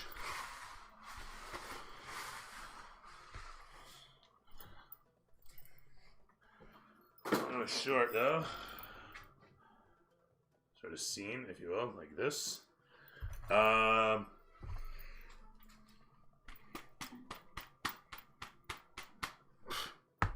Sand gets in everywhere. I hate the sand. It gets in everything. Actually, you know what? I can't wait to see dude. Yeah, I'm looking forward to. I think it might actually be it. I wonder how Jodorowsky feels about that. I don't know if you know that, but there was a thing on Netflix about Jodorowsky's Dune, and there was this guy back in the 70s, just after, Lynch's Dune came out. He was inspired, and he spent like the 80s and the early 90s crafting this crazy vision that just never went anywhere. It never ended up taking off. But yeah, it was crazy to see all of this stuff that he'd come up with, and now I'm really curious to see what Villeneuve does with it, especially seeing what he did with Blade Runner. I'm just like, oh yes, please, yes, please, yes. Be good. Yeah, no, I mean it's not even please be good. It's just like yes, please, yes, more of this. You know, I know it's gonna be good. I know it's gonna be good. Why? Because he does good shit. He does good work. Yeah. Yeah, he's not in the industry for any reason other than to be good at what he does. It's like Quentin Tarantino that way. You know, he has his specific ideas of what he wants to do. You know, and it may not be your taste, but it's very good for what it is. Right. You can appreciate it even if you don't like. A lot of his stuff, yeah. Like I don't like all of his movies, but I thoroughly appreciate that he's an excellent filmmaker, good storyteller that way, you know. Oh shit, sorry. So you guys grabbed a wagon and a barrel that may or may not have Matt in it. I think we decided it has Matt. Oh, before we went though, I grabbed my water flask and sloshed it around like liquid, and showed it to Matt, and made him copy the sound. Gotcha. Either maybe You either know. on my own volition. Well, you know what I mean. I was like, hey Matt, please copy this. No, we Sorry. didn't, and thank you Please. for clarifying. That sort of racial sensitivity is important in this game. Point being, you give Matt Mattis the sound of water sloshing. Is that gonna stay? I don't know if that's gonna stay. I had a dream. Alright. Point being. Now, you guys were talking about setting up a chase? Is that what I understood here? A fake one in a way, like where like the vehicle or our vehicle will be kind of pursuing us, but it'll never actually get us unless Obviously, yeah. it hits the fan. But you're talking about the battle bus chasing a horse and cart, and never catching it? Is that what I'm understanding? I thought we were Yeah. going to chase on foot, so it was remotely possible. Oh, yeah, that's what I meant. I meant that. Good plan. This plan's starting to look less It's and all less coming successful. together. So, hence why I was looking at Barry before I got on board with this crap. Now, I'm not a smart man, but I know when it sounds like shit. Okay, no, this will work actually. So Orion is pushing the cart. Matt is hanging underneath, or he's in the barrel, mimicking the sound of the sloshing liquid going on. Sorry, hang on a second. Laz is hanging onto the cart? No, not Laz, Matt. Okay, Matt's in the barrel in the cart. That's in the barrel. In the That barrel. makes Water noise. We've very much established that. So Orion is pushing the cart. Matt is in the barrel, making the sounds of sloshing sounds. I'm driving the bus, but I have to be out of sight. And Sort the Bjorn and the Lagash guy are Lagash? pursuing Orion. On foot. Apparently so. I have a really lame horse. I Lagrange? found a very lame horse before we left. Grash. Yeah, alright. The Grash is in there. Fuck it. Why not? He's like, this is fun. I feel like I have a bow and this makes no sense for me to chase this. But okay. You guys could have got horses. Like. And I'm sorry, Laz is driving the bus. While Yeah. Bjorn is running out in the open sand after a cart too. Alright. And would they be able to hear the bus just as loud? The bus should be keeping distance. Should be like the last, like, if shit hits the fan, Laz has to come get us, or we have to fight with it. Like one. Yeah, but how's he gonna know? Um, Because if he's close enough to see, I'll shoot my pistol in the air. I'm gonna tell Laz that. Or is there Or- something else we can do? I'll Or the cart explodes. Then it if comes. if About the crystal. well, we only have one of the two stones. Be right back. It was stone. Yeah. No worries, we Yeah. already discussed this. this plan's still not there. Okay. Well, he can watch for lightning. Okay. If there's a storm, there's some bad shit going on. So just watch for that. And the camera's gonna pan over as Clear skies. Every 3 hours, swapping out a barrel. And by the way, don't be afraid to run them over. Like, I want to see that shit. telling you, we need to put teeth on the front of that thing. Yeah, we need some spikes or something. That picture with that skull head for the Black Sabbath is pretty sweet. Yeah. Yeah, that's pretty badass. Hey, but remember, though, drive safe. Yeah, don't drive off the cliff this time. We should name this battle bus the Dragon Slayer, just out of spite. Ooh, The dragoon. there you The Draygors Slayer. go. He's super specific. Has nothing to do with your family. Do you think they are trying to say something? No, but it's a cool sounding name, huh? Is Draygor copyrighted? So, as it is, Maybe it's trademarked. It might be. It's Draygor TM Slayer. There you go.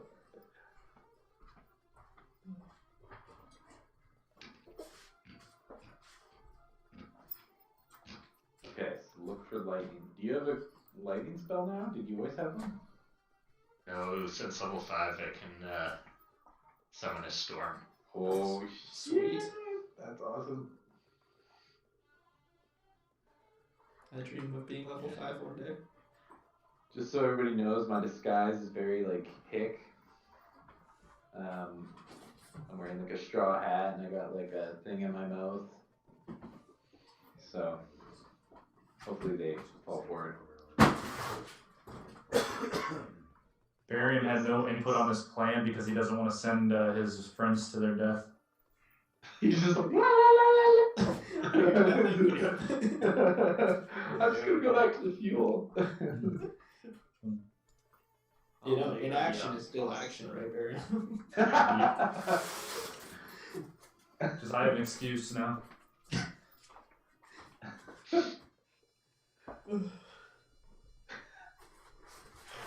Oh shit, that's funny. I'm kind of worried. This is like prime ambush. nah, that's Totally. stupid. But I rolled a pretty solid number at disadvantage. Like, that's gotta be worth something. Sorry, so what were rolls here? What are we doing? You guys are out in the wilderness. You guys are rolling along. You guys are headed towards the place. Yeah, we're trotting along. Laz knows the deal. I guess Bjorn's gonna shoot some lightning in the air, and then that's the signal for Laz to floor it towards us. Okay. That's our oh shit signal. Yeah. So expect that shortly. So, hang on. I want to Prepare understand. that spell. Someone's gonna blow a 3rd level spell to let Laz know. Well, the assumption is that we're in some sort of fight necessitating a 3rd level spell, so he better get here quickly. We're on DEFCON 3. I'm not sure if Laz actually understands that. He just lightning. For the record, firing lightning across a battlefield a mile away from your companion is not going to necessarily mean he sees it. Just going to state, if you shoot it up into the air like some column of "here we are, come get us," totally down with that. But if you're expecting that I'm going to be okay with you lightning bolting some guy across the battlefield horizontal wise, and No, some dude a sorry, mile away not- in a van seeing that. Not lightning bolt, cold lightning. So it summons a big storm cloud above me, and then lightning strikes shoot down. Oh, big difference. Okay, cool. Wait, does that have a chance of hitting us? Yes. If I targeted at you. Oh, okay. Point being. All right, cool. So Laz will keep an eye for the storm. If you see a lightning storm, just suddenly, Laz, apparently that's the signal. Unless you're napping. Which has happened. Point being. You guys are rolling along. So with that, I guess we have like a plan here. Man, now the keys are really getting stuck for the amount of sand in there. Oh, shit. We're so fucked. Shh. I gotta get into character. Hi, friends. We gotta get around here. All of a sudden, he plops that dragon down. Okay, I drink it, sorry. Camera opens up as we see the cart racing along, the horse galloping as hard as it can. Well, almost as hard as it could if it was really being pushed. As you're trying to keep time with the people behind you. The trio, Legrash included, run along in the sands behind the cart as it kicks up the little bit of dust that you guys are breathing in. Some 400 meters-ish, some, 500 feet away, as the cart is steadily rolling along. Legrash, heavy and huffing, simply says, "What is this plan? What are we doing? Why do we not just follow them from the ridge and set up an ambush? Whose idea was this? Why am I out here? Oh, I'm sweating through my tattoos. Gods, I want a flagon. Just a whore and some wine. I am not supposed to be here." His weapons clattering at his legs. He says, "I am not a warrior." And he keeps running along with all of you.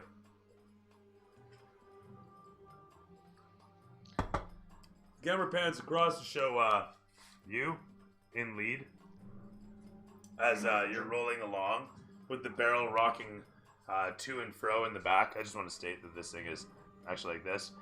This is you in disguise, so clearly you don't look like you.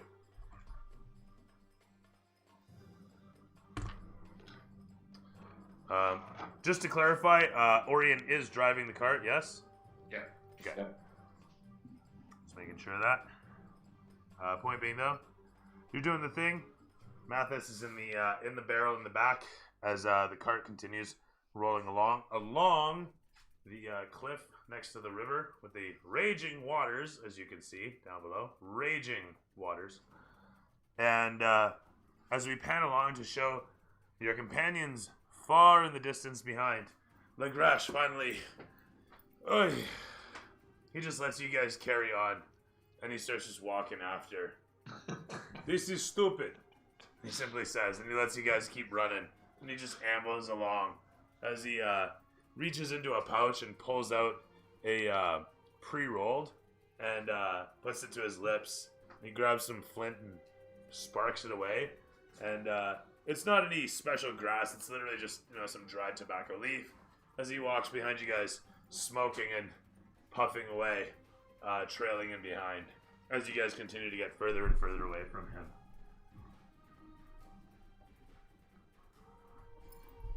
As this happens,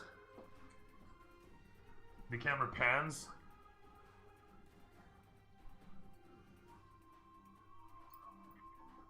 to show you as in the distance we see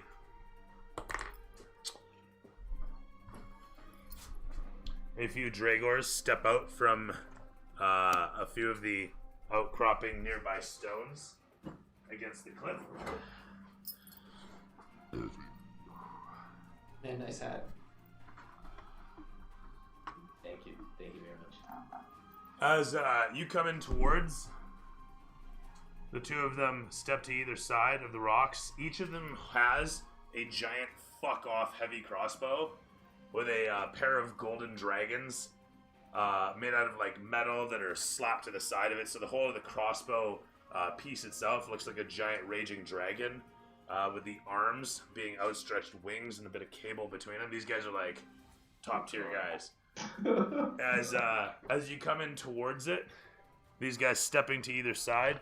Another fellow, he steps out. He is accompanied by... Oops, sorry. There you are. Fuck yeah. This guy. Who steps out.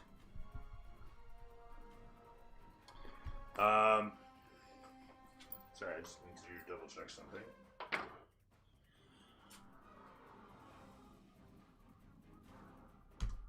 Sorry, one sec.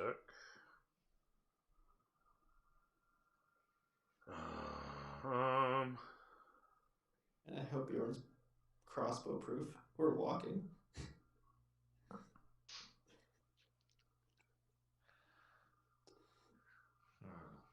Don't worry, I might have to take a base of maneuvers and get in their shooting range. But whoa, don't hit the fuel!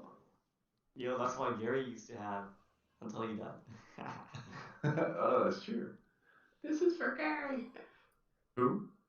Oh yeah, Base who? of maneuvers. I used to roll for those all the time, get like ones added to my. Cool. You reminiscing already? Yeah. Unless you were number one. You haven't fully moved on, have you? As your cart comes in close, the camera continues to pan along, watching as you're coming in towards the Draken unit, the compound that you, or the place you assume to be the entrance to the Draken compound. As, sorry, there's, where is it? There it is. As we round the bend, we can see nestled in behind the cliff the fortified entrance of said compound. Actually, I need to do this. Pardon me. Oh shit, it is here. Fuck. Oh. I thought we'd be further away. Well, better shoot off that lightning. Or just retreat. Do they see it, or do they have to get around the bend to see it? They don't see it. This is you know, kind of distance dilated, but it's supposed to be a couple Okay. feet down. You But guys anyway. have backup characters ready? Actually, I have one in mind from since last time. I better have one ready. So I just want to state that this is actually just built into the cliffside. There's this opening nestled between the rocks, and it's just bored through, and you can see it's well masoned around. That is just the wrong song now. We're gonna go with that. Okay. As you come towards, camera sweeps close and shows from between the set of soldiers with their fuck you crossbows and the one fella who's got a big ass sword strapped to his back as he just simply walks forward menacingly next to a tiefling fellow dressed regally, but not so much in the colors of the house. He walks forward. He's got a bunch of scrolls strapped together in a sort of satchel that's hanging off him, but it's not even a satchel. It's just a webbing of scrolls. He's got a belt made up of various inkwells, a couple belt pouches that you assume to be carrying God knows what, and a swinging coin purse, like a massive ball sack, just showing off. As it jangles with every step, his flowing cloak with a silvered cowl rests neatly atop him as a set of horns curls around his manicured hair, his well-cured hair that is curling just so along with it. As he steps forward, he looks upon you. Welcome. I understand you have something for the family. a delivery fuck of some yeah. import. I got this barrel back here full of fuel.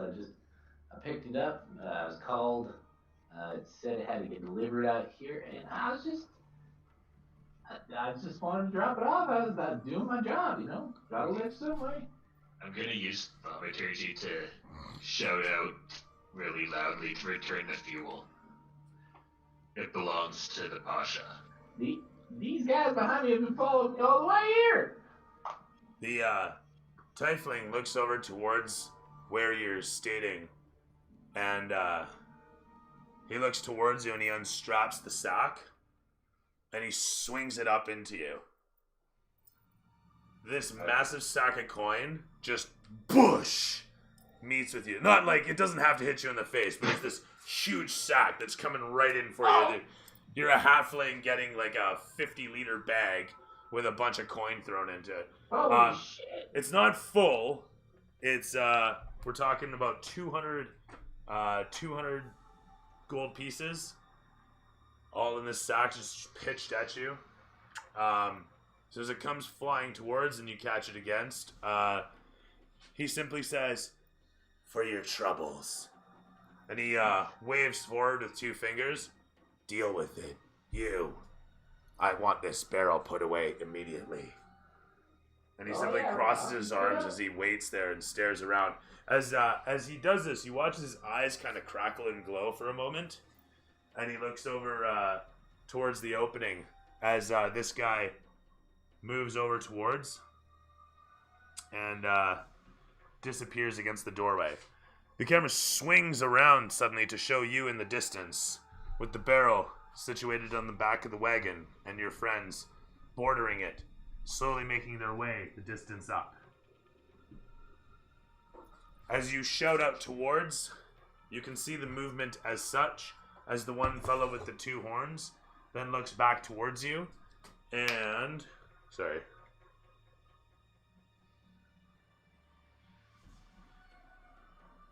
Need some spell stats here real quick.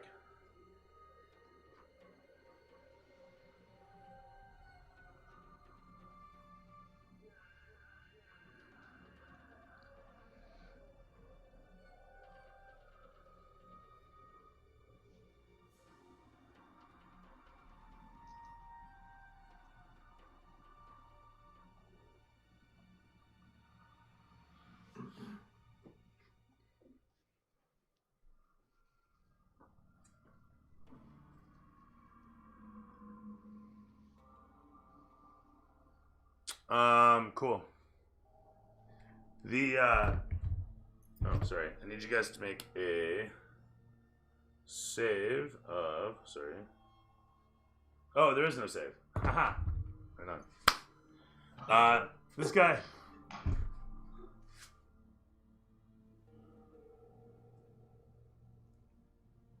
No, never mind. He's not doing that. I forgot about that. My bad. Now I gotta pick something else. Pardon me. That means he just forgot that he was going to kill all of us with that spell. just one shot. Just put it out there. Well, not me, because I'm still sitting in the RD. It's just like power word kill. Yeah, right. That Stormcloud never shows up. Laz is sitting there going, I wonder what happened. Our DM's great. He just used like a 9th level spell. What level were you? Oh, 4. 5. Yeah, 5. Totally, yeah, makes sense. Yeah, it's great. Great DM. Hey Matt, what abilities do you have? Do you have any cool like kung fu or something? Do you have teleport? Yeah, when I hit someone with my fist, I can hit them again. What? On this silent. That's it? Neat trick. Cha cha! I guess the cool thing I can do is like when people shoot at me, I can like catch it. Oh, that's fucking cool. Does that work on spells? Oh, listen, that's not really a skill. Bjorn can do that all the time. People shoot you at him, he catches it. Not well. Reduce damage to my reduces to 0, then I catch it and I can throw it back at them. Ooh. That's pretty sweet. That doesn't help you in a barrel. Yeah. Okay, we have the surprise. You know. And I got a bag of gold. Fucking sweet. Well, I have 20 HP and 17 AC, so hopefully I don't get hit at all, or else I'll die in like 2 shots. You have what? 20 HP and what AC? 17. That's a lot of AC. Yeah, actually, that's pretty high. Shit. Because you're dodging and stuff? Or... Yeah, but if I get hit like at least 2 to 3 times, I probably will die. Do you have any spells? Like, I guess if I hit somebody, then I can hit them 2 more times. oh, like Fists of Fury kind of shit. Yeah, and it gives somebody a debuff, I think. Oh, nice. Sweet. All right, Jess, let's get back to this. Is the guy's not doing anything because there is no equivalent spell, and I forgot about the casting time on that, so never mind. My bad. Yeah. It happens. I'm only human. I'm sorry. Point being, the scene rolls out as such. The guy doesn't do anything. He just kind of pays some attention to you. And he looks up towards you and says, we'll have you unloaded in a moment, and you're free to be on your way. Well, that'd be great. Then I can go spend some of this coin. Yeah, thank you. I'll just, I'll roll over here while you deal with those, Stay those- where those you are. pests. Don't move. Oh, okay. Alright. Yes, sir. He simply stares at you a moment, and then looks down, back into the distance, and then turns his attention back towards the opening, and then back towards you. His eyes continue to give light crackles here and there, as he pays the odd attention towards the folks in the distance, and then towards you. Meanwhile, Bjorn, I assume you're double moving? Yeah. So, to account for distance dilation, it's half the distance as you guys make your way towards. And eventually, the Grosh can be seen in the distance, making his way towards you guys. He's a trooper. With that in mind,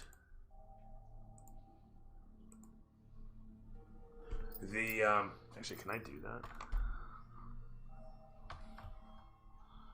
Yes, I fucking can. Bend the arms, love them. Right on.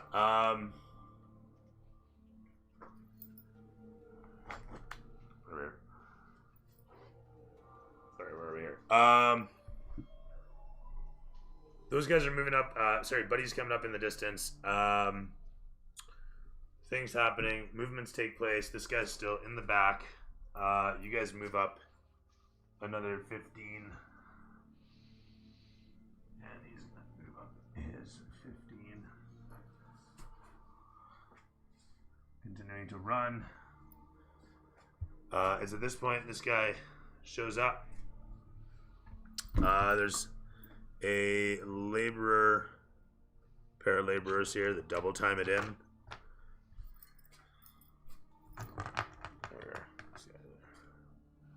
These guys will double time it into the scene, making their way to the wagon here.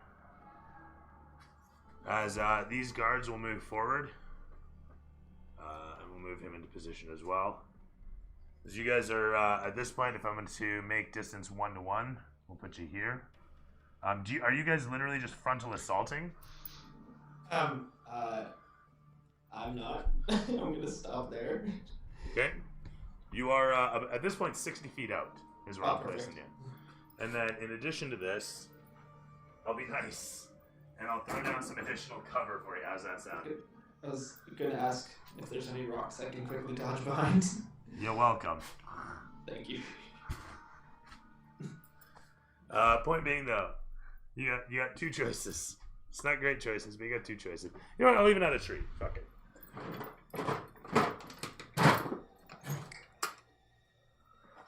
It's the desert, but what's one tree between friends?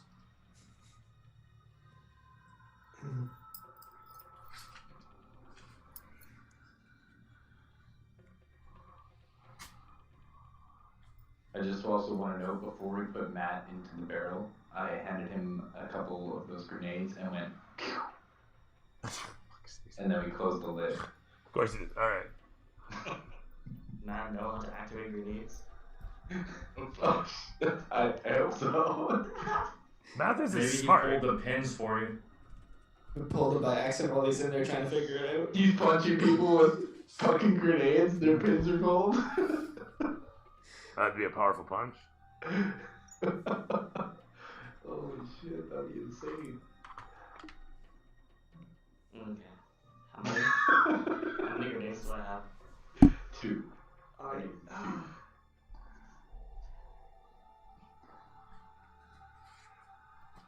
The laborers come out, double timing it as the crossbowmen move forward. Legrage is still making up the distance in the rear. The laborers move in close upon the wagon as this fellow simply walks around in towards where you are. And as the camera comes in close upon him, he just is taking cover behind the wagon and keeping an eye on you. As this guy steps forward, and another guard produces from the gate to bring backup. The camera swings around to show you guys in the distance. As you do what? What's your next move at this point? I shout out, the barrel is ours. Return it and you won't die today. Do you move or do you just stand out there in the open? I'll move towards the rock. Okay. So taking cover as such, you throw yourself against it, or do you just like stand next to it slightly, or like you taking cover? I'm shouting over the rock, but it's only like covering up to my chest. I'm not cowering behind it. That's fair. That's fair. Oh shit! That's Bjorn the ballista proof. Holy shit! Oh god, dude! I don't get paid enough for this shit. Oh god! Shut your mouth.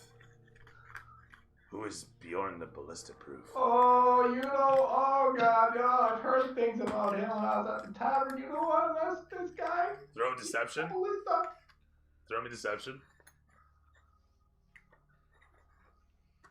15 plus 5, 20.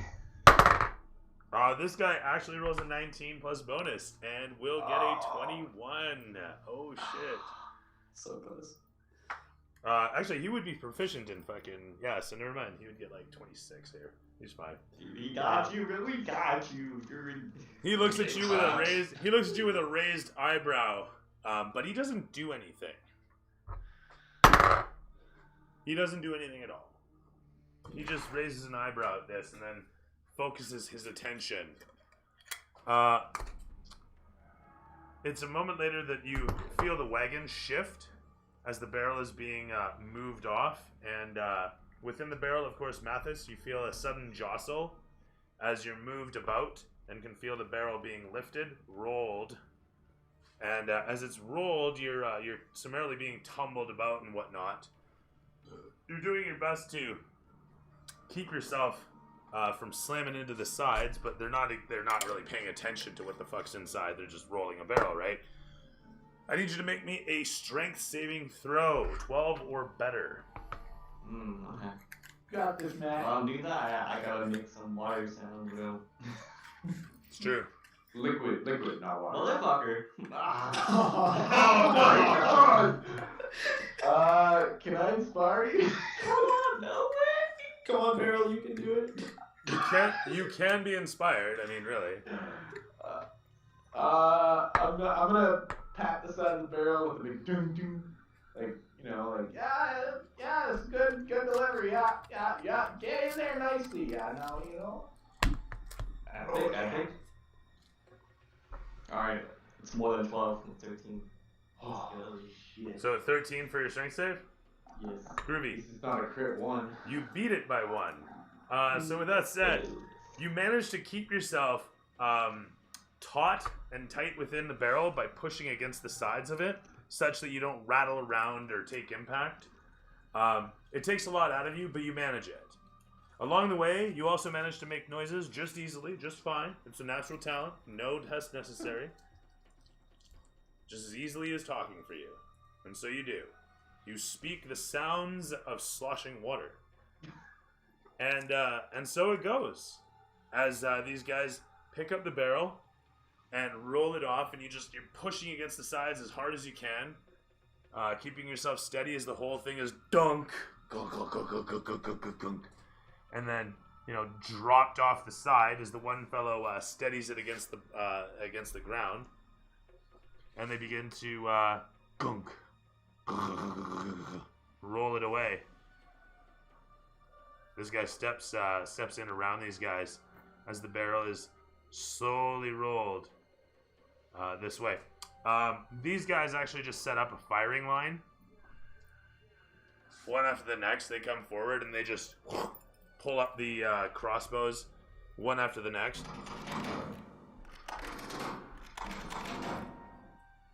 Pulling back their heavy levers one after the next, preparing them, and they steady themselves on a knee each. They don't have them pointed forward just yet, but this fellow then looks at you and says, "You're free to go." Oh yeah, thanks. I'll be on my way. I'm getting out of here before things get ugly, you know. Make haste. And so the camera pans upwards as you. I'll slowly trot away from them until they're kind of not paying attention, and then I'll kind of just. As you do this, he slaps the ass of your horse and steps out of the way. Okay. Roll me animal handling.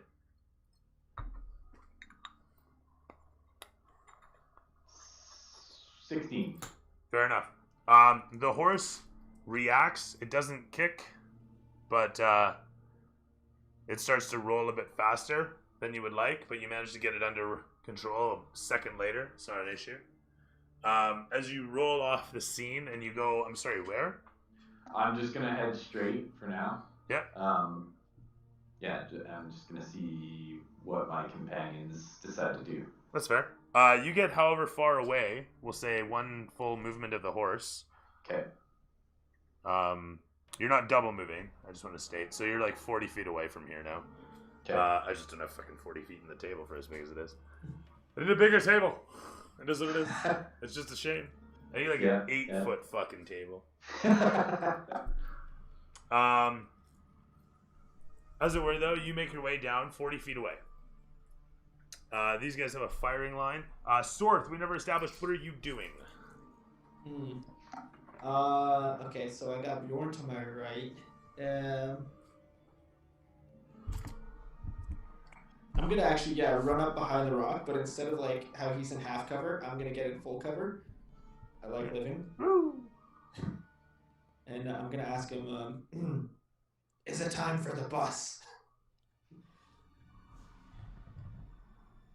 I've decided the rock's not there. Probably, but we also we got him in. We accomplished what we came for. But how's he gonna get out? I believe he was given rope. Right? Man, I am so fucked. We gave him grenades and rope. What am I supposed to do, bro? Am I gonna sabotage the wheel? No, dude, you just gotta get out.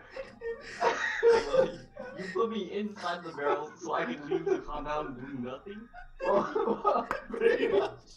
I mean, it's up to you, dude. It's up to you. Honestly, If this plan is any indication, he's now being starved of air in that barrel. if you want to sabotage something, by all means, go for it. Like, cause I gotta follow that plan. My character, my case does not allow me to think for myself. I was gonna say, like, we look like high school kids TPing someone's house right now. I mean, we definitely could kick off a fight, but I just. Yeah, but all right. Well, like, what was the plan you gave to Matt before he got into the barrel? Well, the plan was to get him. Good in. luck! Sorry, Well, I shouldn't talk. Honestly, I just thought care. the compound was going to be like a mile away or something like that. So, it was to get him in to mainly find where the compound was. But now that we're here and he's in, I mean, I gave him those grenades, and I went, Got you. so I mean, maybe that means like blow shit up and get out. That or he's just gonna go poop. Well, I don't think he would think it's suicide, but I think, you know, Oh yeah. he's seen explosions. Matt's read a bunch of books about gung-ho superheroes, so I guess he'll do that. It's your character, man. Like, I don't know enough about it to really make that call, so. Alright, time to shit on their cars. There is quite literally zero reason that your character would feel the need to like martyrize themselves for this cause. Yeah. Yeah, I just got hired, Bill. Yeah, I need you're a money. new hire. You give no shits about this. You're looking for whatever enlightenment, but it ain't like fucking here in a barrel. Like I keep saying, like I want to keep stating, I want to keep pointing out, your character is a bird, but he's not a bird brain. You know, he is what he is. He's cursed in a way, but he's still a very intelligent creature. You know, just as much as anybody else. So. Did you say he can make choices for like he can make choices for 100%. He can't create new I'm creative not ideas. imaginative. Yeah, exactly. That's what I'm Okay. saying. And there's people like that in this world, so it's not like. Oh yeah, 100%. But in his Clearly, case, like his- us, you see this plan we came up with. It's like a lot of imagination, just no. Oh. All right. Anyway, sorry. Where are we here then? Yeah, I think I gotta call the bus. Yeah, call the bus. I'm gonna fire a pop shot and see what happens. I just want to state what the fuck the bus is gonna do against a fortress. I don't know. Well, first he's gonna drive through the three guys in front of it, grab Matt and bail. All right. I What's think the walls made out of? the hope is that he can get out of the barrel and not get taken all the way in. I think. Hey, I don't know. I don't even know what the plan is. All right. I'm not It's even. just I'm like- not even gonna get in your way. I am not. I got an idea. 100%. What are the walls made out of? The outer walls. The outer walls are all. It's a mountain. It's stone. Ah shit. The facade totally forgot that. is masoned wall over mountain. It's not like Oh my wood God. frame behind. It's a mountain. What have you guys gotten me into? They're rolling you into the lonely mountain right now. To be fair, you agreed. You did. I said either borrow the cart or the barrel. Dude, I thought it would be cool. That's why. Okay, We're while, cool, bro. I whilst thought you it would guys be Alright, consider your alright. decisions, I'll be right back. Okay, Alright, guys. okay, listen.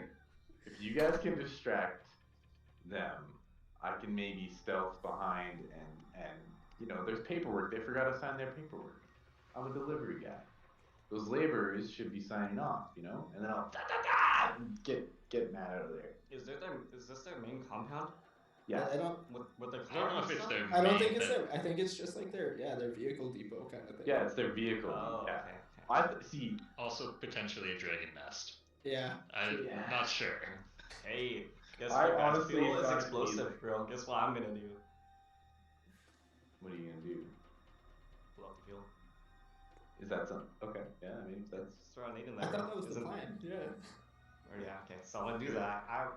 I use one nade for that. That should be enough, right? Sure, dude. Cause a chain Just reaction. just cause a scene and get the hell out. What's your You'll have to your let next them roll character? you all the way in though. I don't know, bro. Maybe I use the rope to hang myself. No. Are you stealthy at all, like are amongst? I am. I'm He's really pretty high dex. Oh, dude, yeah. Just sneak out, bro. What's your modifier for stealth? What? What's your modifier for stealth, bro? Dex. Mine? Oh. It's Dex and mine's +10. Like I'm a Oh, stealthy shit. motherfucker. Yeah, I'm 6. Yeah. I'm 0 with disadvantage. You're noisy.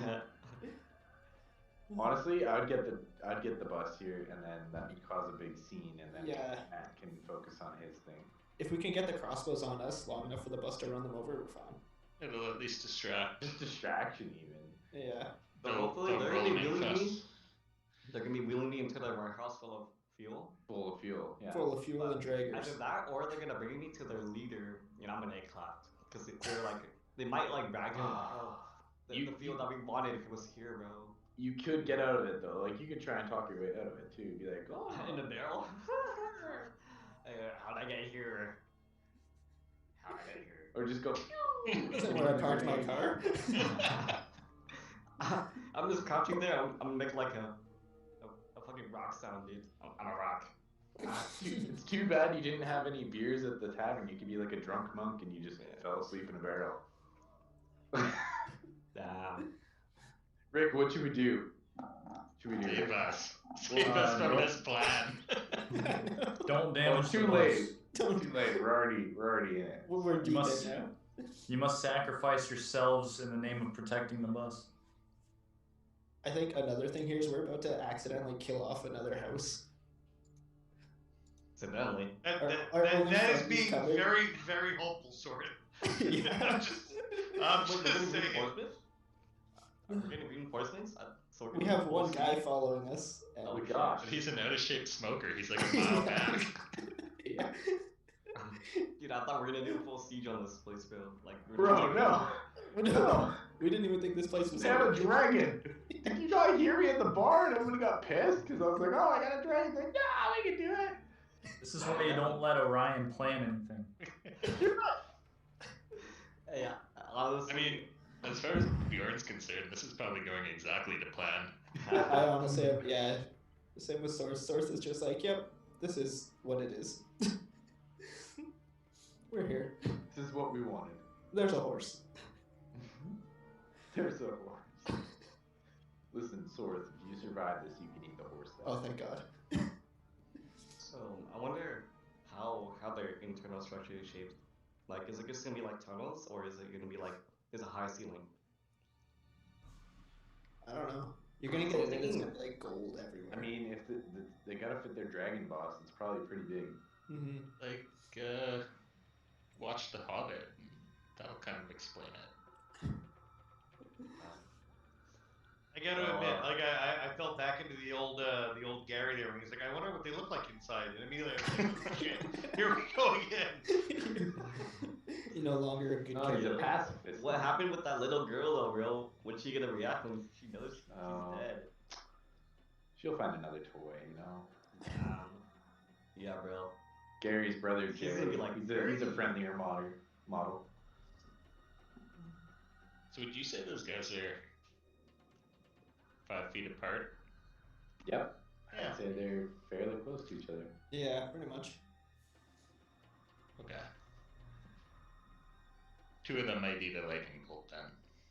That could be helpful. 5.1 feet apart. I don't know if I should turn on them right away or if I should. Wait for Bjorn If to you fry turn on them. them right away with you no health, they're just gonna instantly murder you. Yeah. Yeah. I'll see if I can get them to Well, separate.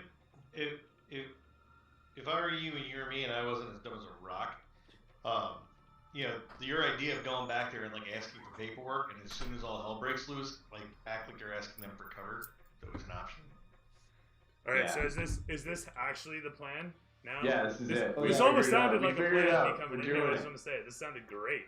We've Tell me- committed. We're doing this. Tell me We more. have it. Tell me more. We have our rules. Well, Matt's going in. He's going in. Well, that's out of his power altogether. Even Yeah, yeah. that's my choice now. You still Yeah. don't have a Going choice. in, bro. And yeah, we're engaging. We got Rick's approval. Wait. Before we engage, let's He call said the it's a story. good idea. What? And What was that? All I out said war. protect the bus, don't damage it. I can argue that. All right. So who's up? I think Bjorn has to call the bus. are we? Oh, you were wondering if those guys were 5 feet apart. Yeah. They are. Like, if I hit a point between 2 of them, They are would not. they both be within 5 feet of that point? Yes, they're not Perfect. adjacent. There is a 5-foot gap between them. Right. I'm gonna get off my horse and quickly run over to the laborers that are wheeling the barrel and be like, Oh, you gotta sign your paperwork. I need this paperwork signed, or I won't. So two things with that: A, you were 40 feet away. oh shit. B, that's right. you would double move, which gives you 50 feet, which would bring Okay. you 10 feet in within while they we'll say are where they are. That's fine. Okay, so looking at where we're at now, if we take this out the mix, you would end up here as this guy will roll to grab you. Okay. He doesn't roll shit.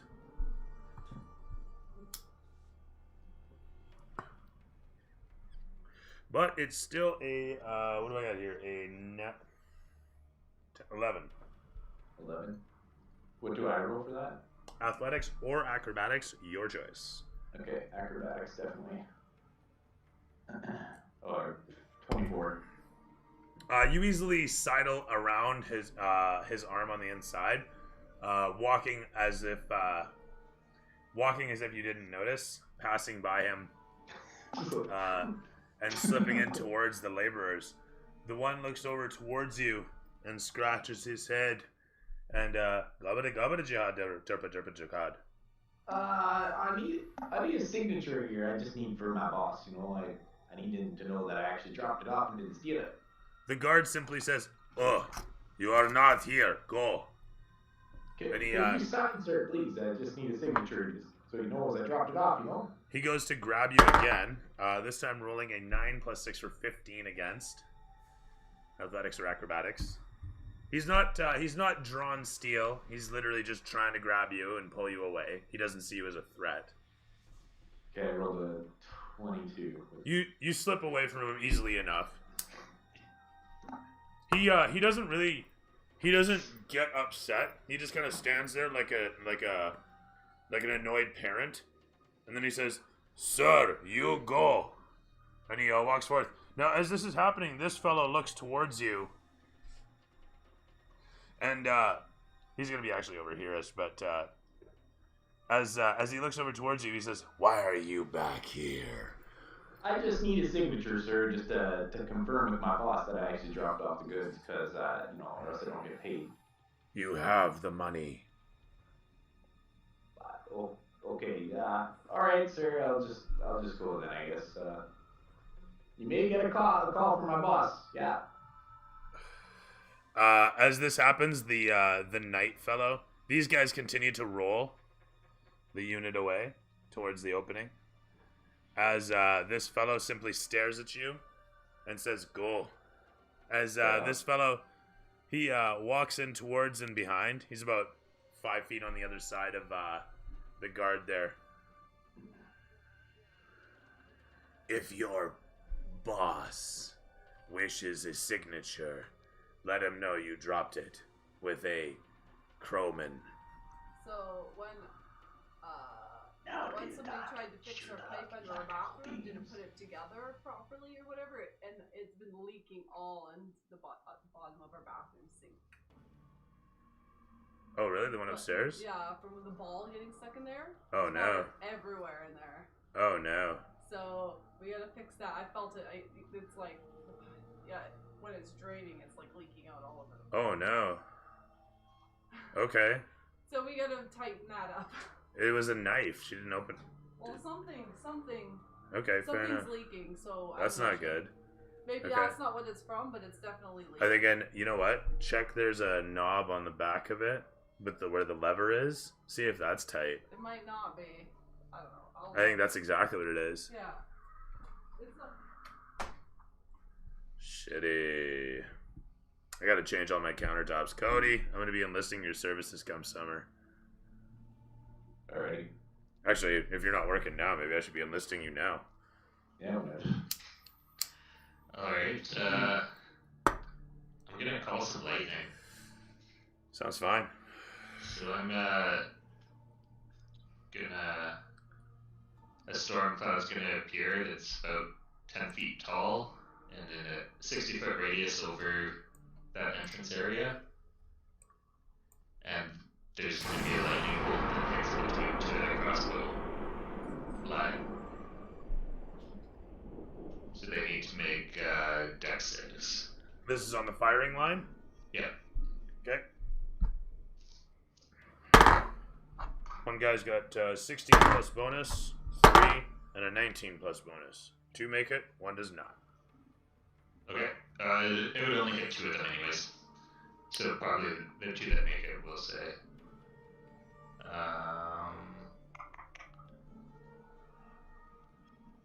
So we've got 14 on the one and 20 on the other. Alright. I'll say that the 20 hits the one that actually didn't make it because it was the one in the middle. So whichever side you come at, one of them did not make it. Oh, sorry, 7 and 10. I forgot to half it. So again, the one guy takes 20 and the one guy takes 7. Yep. Yeah, because the guy failed to take full damage, right? Is that Right. Yeah. Okay. Oliver. Point being is, as we illustrated earlier, it was something to the effect of, as the two of them. Oh, sorry, pen.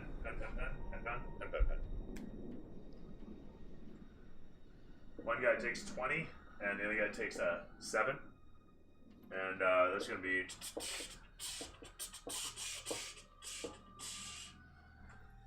We got 3 DKs on the board, Draygor Knights.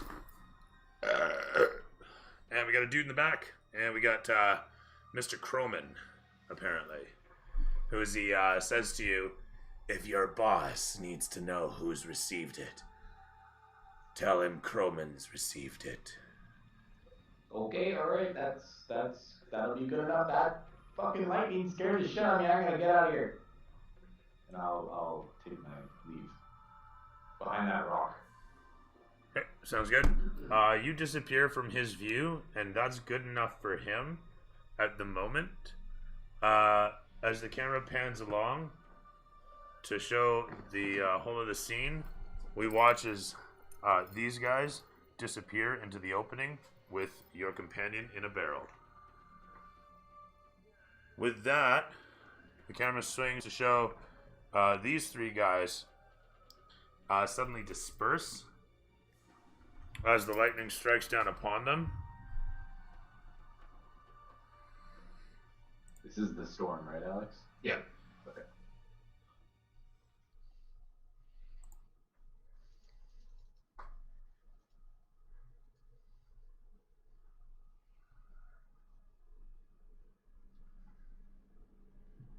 I'm not sure what that's going to sound like. That particular one. Probably pretty good, I guess.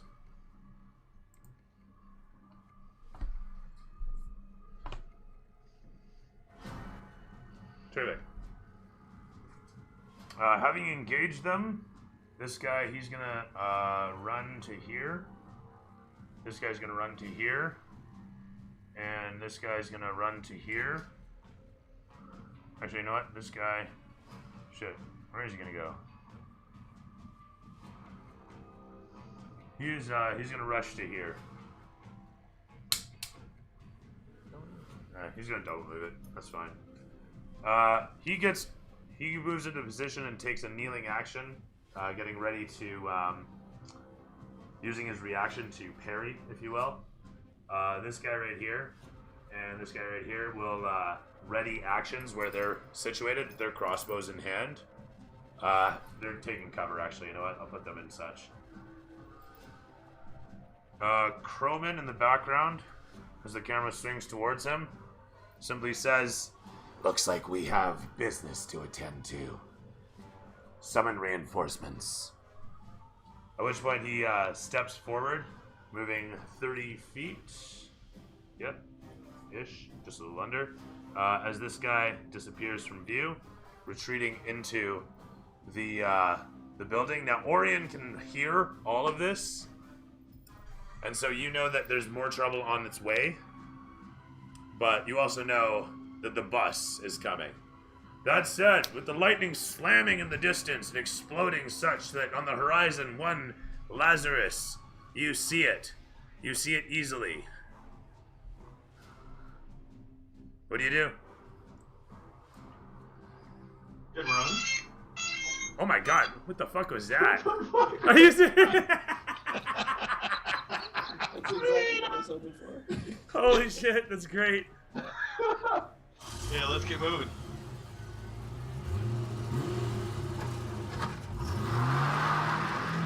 There it is. Laz heads off towards his companions as fast as the Odysseus can carry the bus. With that, you set off. Who else is in the bus with you? Is anybody in the bus with you? It's No, just you? nobody else. Alright. Oh shit, no. They have an empty It's bus. a ride. Yeah. Battleground. So with that, you careen forth towards your companions in the distance. As the machine churns forth, dust and dirt exploding behind you, you speed off towards them. With that said, the camera pans back towards where Croman moves into position, eyeing upon the opposition. And everybody can roll me initiative. Holy shit. Barry's just having fun. And Laz, you'll show up on the third combat round. Shit. It takes you 20 seconds to get there, so that's not bad, really. That's not bad. I rolled a 4. Let's try 3 rounds, boys. All right. Oh, we're screwed. I don't think any of our initiatives past 10. I got 11. Oh, did you? Okay, good. Because I had 9. Matt, 5. Matt, boom! God damn it! Draw their attention inside that. So, Lazarus got 4. Yep.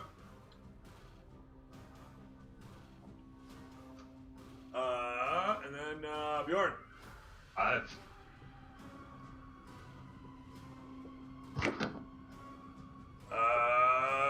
Barium's not here. Never mind. What can we do for Barium, I wonder? Let's see. Do you want to run Lagrache? Come on, dude. Run him where? Well, Right. you would operate him during the combat. Wait, isn't he with me? No. Oh, this guy came with us. I can do it. Alright, so But how is this gonna work? long and the short, I'm going to give you some stats here in a moment. We'll probably, yeah, go DM you that. And you just run him like a monster after a fashion. Alright.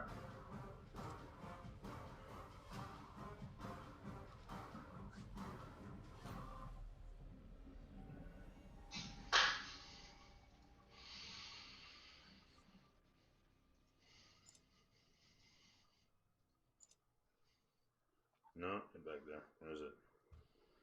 Give me what I want.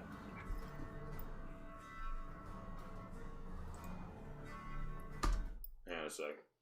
I don't want to waste a good song.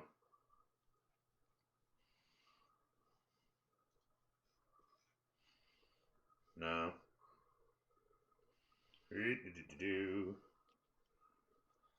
See, the problem here is I can't take a particular CR, so I'm looking for a specific character that I know to be a particular CR. I can't remember the name of. So I'm trying to remember fucking keywords on this thing. Bob the Builder. Right? Just Bob. Rick. It's Rick. It might be. Wreck-It Rick. Rick Grimes. This isn't a democracy, this is a dictatorship. Alright, so, yeah, we'll use this. This kind of works. I'll pass it to you in Discord here. In 3, 2, 1. Where the hell are you? How do I PM? Message. Message! There you go. Oh, wait, why did I send that to Rick? Sorry, man. Yeah, no, there you go. Yeah, no, that's Right. right. Yeah, no, that's exactly what I sent it to. Yeah, exactly. No, I know what I'm doing over here. I'm a professional, damn it. I'm 100% on board with everything I'm doing. I'm in charge of this vessel. We taking news now? Well, let me take some news.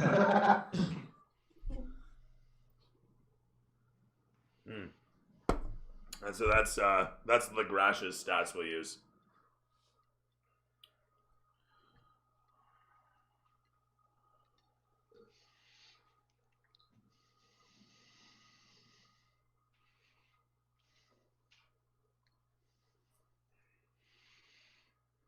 Good?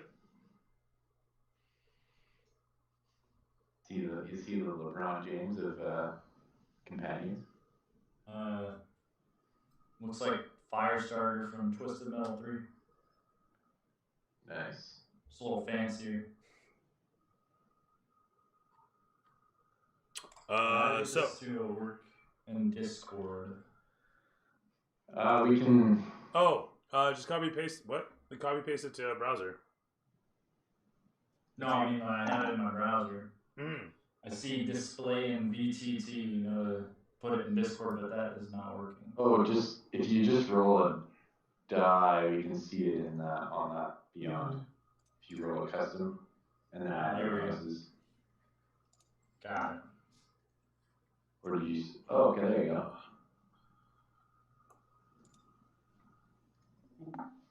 Viari rolled a 12 initiative. Again, it's Lagrash's stats. Benito Lagrash. Despite what the monster may say. Do I have to create a custom monster to it? Is that what I gotta do? Burrito. So, you rolled a what now? said. 9? He rolled a 12. 12 total. Okay, cool. Good old taco. Stop it! He's an important character. Fucking Sorth. What do you get for initiative? I got a 9. Terrific. We're gonna get distracted. What's going on with Matthias? Mathis. Alright. Epic. 14 for initiative. Damn, the guy in the barrel. Nice. The high initiative. Alright. Did they stop rolling me yet? No, they're still rolling you. Sorry, Orion, what'd you get? Okay. 11. Of course you did. Right there in the middle. I love good luck.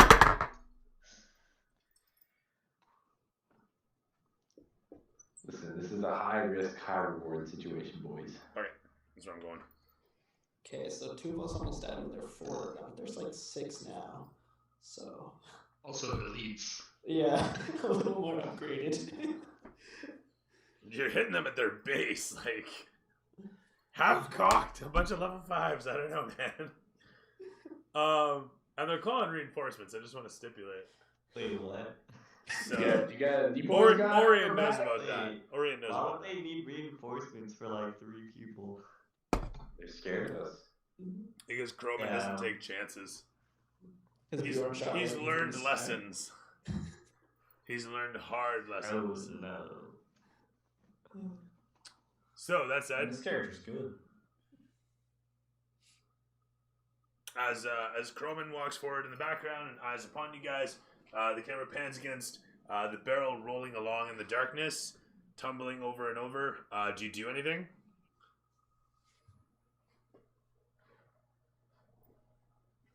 Can I hear the people who are rolling it, whether they have armor on or not?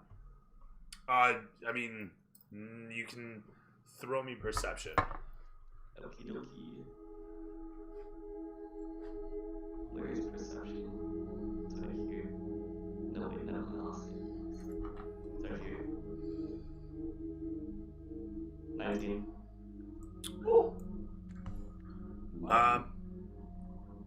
With a 19, as you're rolling along, you don't hear anything other than the sound of the barrel. Darn. That is to say, you don't hear. You do hear their footsteps. You hear their voices as they gabba back and forth. But you don't. You don't make out anything else. No sounds of clanging, clattering, clinging. Did I hear? Clicking. How many voices did I hear? At the moment, you hear 2, and then every so often you hear another pair rushing by. Okay. Can I understand what they're saying? You can, to a limited degree. You can throw me intelligence. Okay. Plus proficiency, just because you get the natural ability for sound. Orion dies of a heart attack. It's a shame. There's no save. Damn. I'm smart. Gary is smarter than this guy, bro. I mean, Garrett was a robot, so. So, what's up? What'd you roll? I got 8. Alright, terrific stuff. As you try to assume what they're saying, the most you can glean is annoyance. You glean annoyance, frustration, and fear.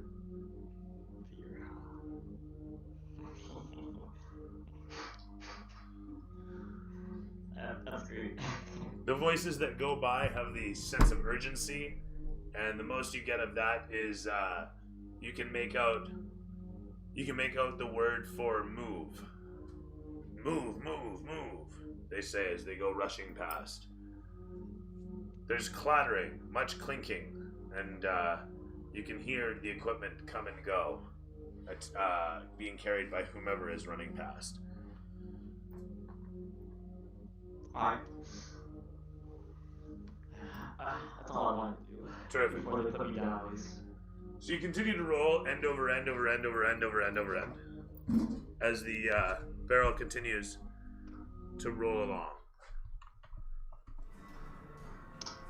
Meanwhile,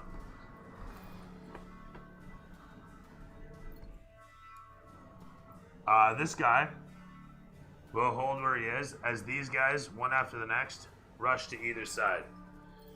The one guy, he will take out his blade, and he rushes in and bashes you with a 17 plus bonus with subdual force upon you. He is going to be rolling, as soon as I find them, 2d6s. Against me. Indeedy. What's his bonus? 17 plus 6 to bring him to 23 against your AC, and it's going to be 7 plus 3 for 10 points of subdual slashing, as it were. So he's running in, and he grabs a hold of you. He moves in and he bashes you in the face with the pommel of his blade on the first strike. He swings with a 16 into you with one more strike to try and knock the wind out of you.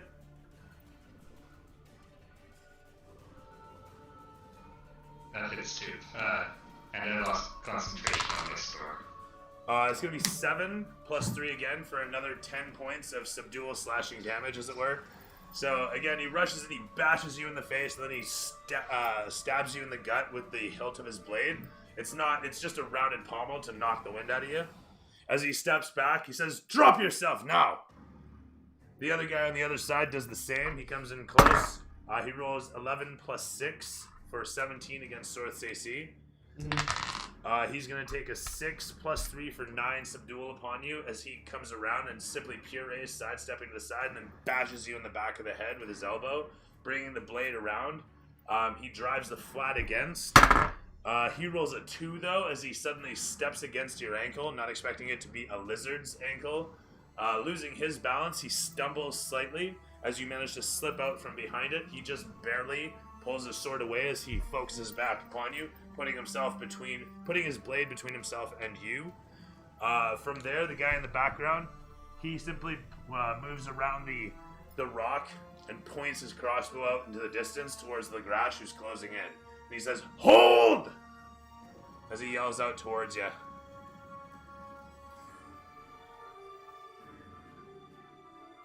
From there, the camera pans back to show Croman steadily walking up towards.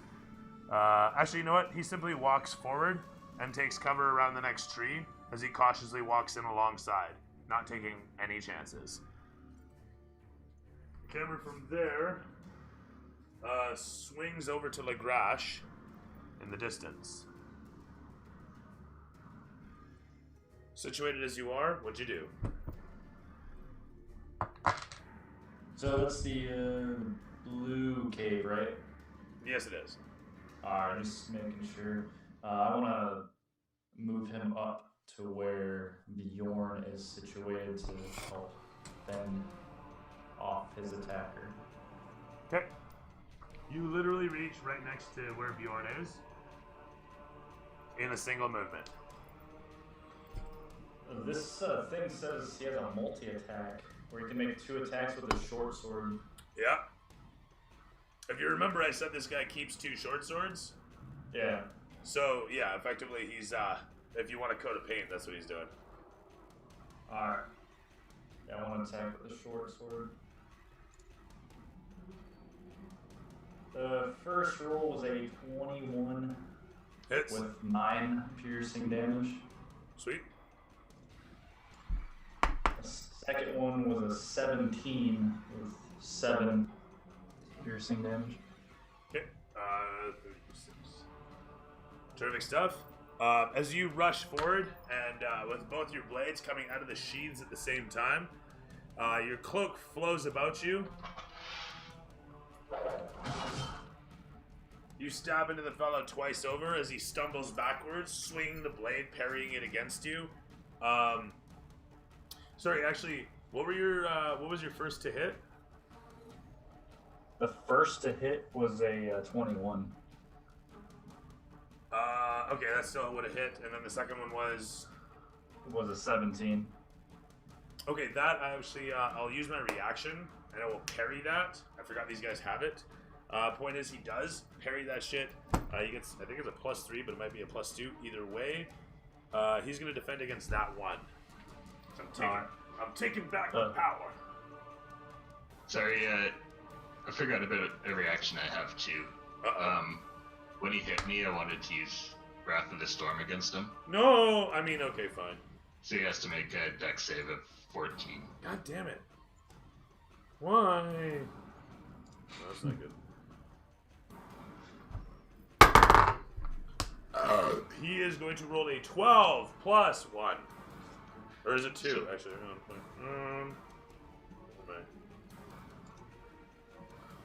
God, so many tabs. Although I like how they gridded them now in this, handy. Holy smokes. Although if oh, there it is. Haha, I knew I had it. Oh, +0 actually, so it's literally just 12. He doesn't make shit. Okay, so he'll take 8 damage. And, yeah, I add 2 to my AC, so I'm all right there. Oh shit, never mind. They have an 18 AC anyway. They have an 18 AC, so that, I was redoing the thing there. Sorry, so how much damage does he take? 8. Perfect. Lightning. If it matters. And this is the guy in front of you, so it's the same guy. Alright, terrific. So he takes 8 damage. I'm trying to figure out how much damage was that second hit from the Grash a moment ago? It was The 7? second hit missed. Oh, the second hit missed, but... yeah, you parried it, remember? Yeah, but how much damage was it originally? The first, that one, the parried hit was 7. That's what I thought. Okay, thank you. 29, so 37 is where he's at. Terrific stuff. The lightning bolt goes off directly in front of him. He sparks and sparkles for a moment as arcs of electricity fly across his armor. He stumbles backwards, shrieking in agony. The one guy in front of the lizardman, he flips open his visor and says, "If that is the way it is to be, then so be it. You shall die here." From there, it is to Orion, who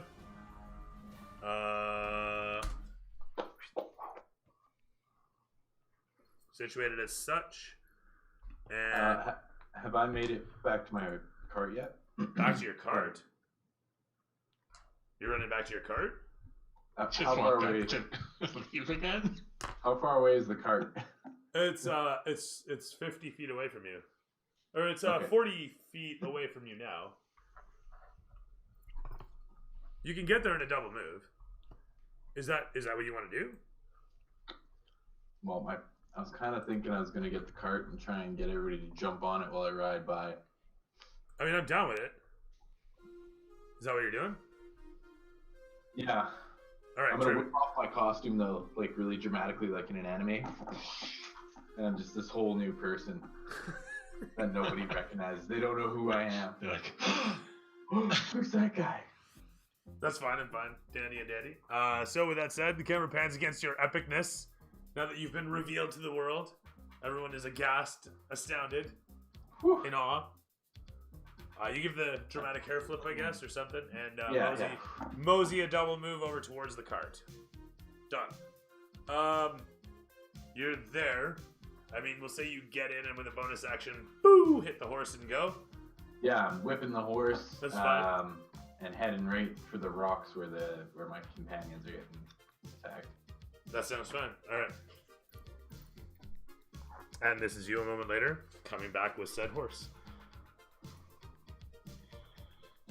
You rush over towards the horse.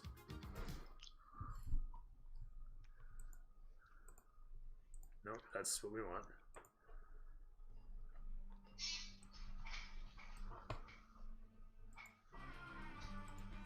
You rush over towards the horses, jump aboard, and snap the reins, and the horse takes off like a shot, galloping as it do, coming out towards where your companions are as fast as it can carry you. Oh, it's so vigorous, so action-packed. So, with that said, that's a terrible angle. And there we are. From Orion to Sorth. Alright, how close am I to the edge of this cliff? You currently are situated about 20 feet, 30 feet away. And then from there, the sheer edge of it, easily 60 feet away. And that's after rocks, stones, outcroppings, etc. Okay. Because I was hoping to grapple the guy and push him over the edge, but he's too far.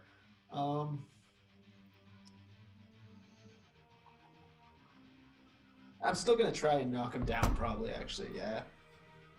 Alright. Because really, I don't have anything out but my bow.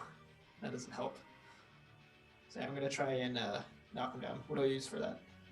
So it's a contest where you're going to throw an athletics against me, and I am going to look up rules. Shit.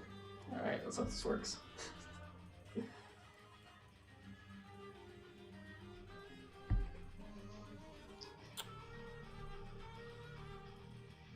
As long as I get a concise explanation, I don't care where it comes from.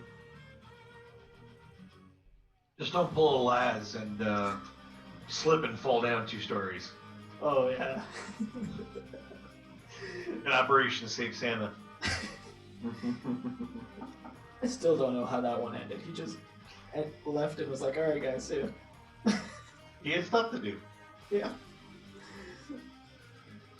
Oh my goodness, this thing. Come on now, where is it? Wish Santa would give me a job. Better than being in a barrel. Yeah. Yeah, I still want to know how we're gonna get mad out of this. Don't worry guys, I have rope in a cave. Yeah, he's got roping.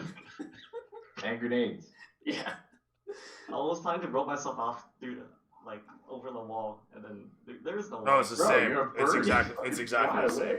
He doesn't have wings. He was cursed. So as I was saying, you roll athletics. You're shoving this thing down. That's what you want to do. You just want to get him down on the ground. Yeah, I pretty much just want to trip him down. Okay, that's fine. You can do so with an athletics check, like I said. What was your roll? 14. 14. In my case, it's going to be athletics or acrobatics.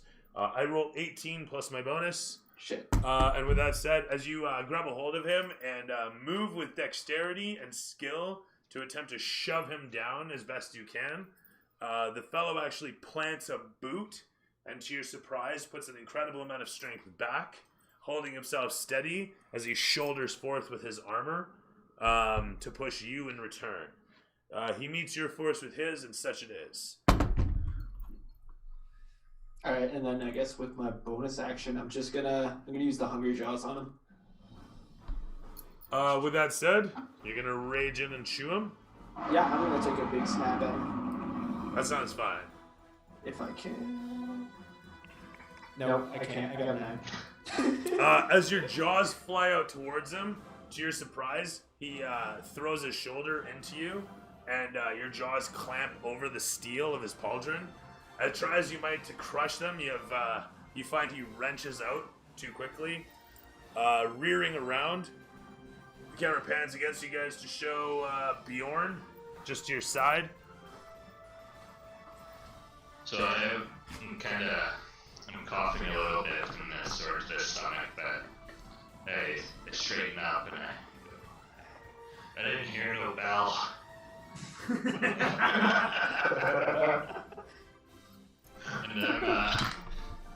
I'm gonna cast Air Guardians. Cool. So I call forth spirits protect me, so anyone, I get to choose targets within 15 feet of me to be anyone to be unaffected, so I'm going to just choose my companions. Any enemies within 15 feet have to make wisdom saving throw. On a failed save, they take 3d8 radiant damage. He gets a 17 plus bonus. Okay, so they'll take half damage. As you call upon Valkor to shine down upon thee, he responds easily enough, bringing his energy to bear. So the one takes 8 damage, and the other one's within 15 feet too, it looks like. So he'd have to do it as well. Sounds good. As the storm forms around. And sorry, how much damage total? 8 damage to the first, and then the second would be 14 unless he makes his save. So 8 to the first one was brings him to, oh my god, bring forward 45. So that was the one in front of you, made his save. He takes the 8 damage. And the one behind you, the one fighting Sorth, is that what I'm understanding? Yeah. Yeah. He rolls a natural 20. Okay, so he'll take 7. At least that wasn't an attack. Yeah. And then on the start of their turn, they have to do it again. Nice. Is this a sorry, once more, what spell is this? Spirit Guardians. Oh, okay, so there's a bunch of whirling spirits, right? No matter where they go, these things follow them, don't they? It's centered around me, so 15 feet around me, any enemies in there move at Oh, fast okay. speed. Okay, that's what it was. Anywhere you're going, they send right. Okay, And when terrific. they enter or start their turn there, they have to make a wisdom saving throw. Or take damage. And it is enemies, it's not creatures? It's enemies, or it's creatures, but I can designate people to not get hurt by it. Okay. That said, cool. The whirlwind of spirits erupts all around you as crashing waves and the sounds of hardy sailors screaming out battle cries fills the air around you. As there's a sudden flurry of shots, you hear a tavern brawl break out as the two knights on either side are suddenly rained upon with a hail of punches from nowhere. A whole bunch of brawling hands grabbing a hold of them as though they were suddenly embroiled in some sort of deck fight. From there, the camera swings across their surprised selves to show Laz racing in the distance, driving as fast as the bus will take him. The roar of the engine echoing all around as the camera pans up high to show the horizon awaiting with the battle beginning as you race towards this massive stream of dirt just clawing across the desert, heading towards, in the distance, the horizon, your friends upon it as they fight the soldiers. The sun holding high, the long shadow of the bus trails in behind you as you continue raging along, and the camera swings over to the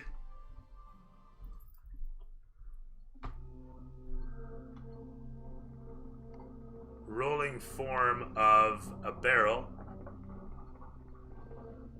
inside the dark tunnel of the mountain base.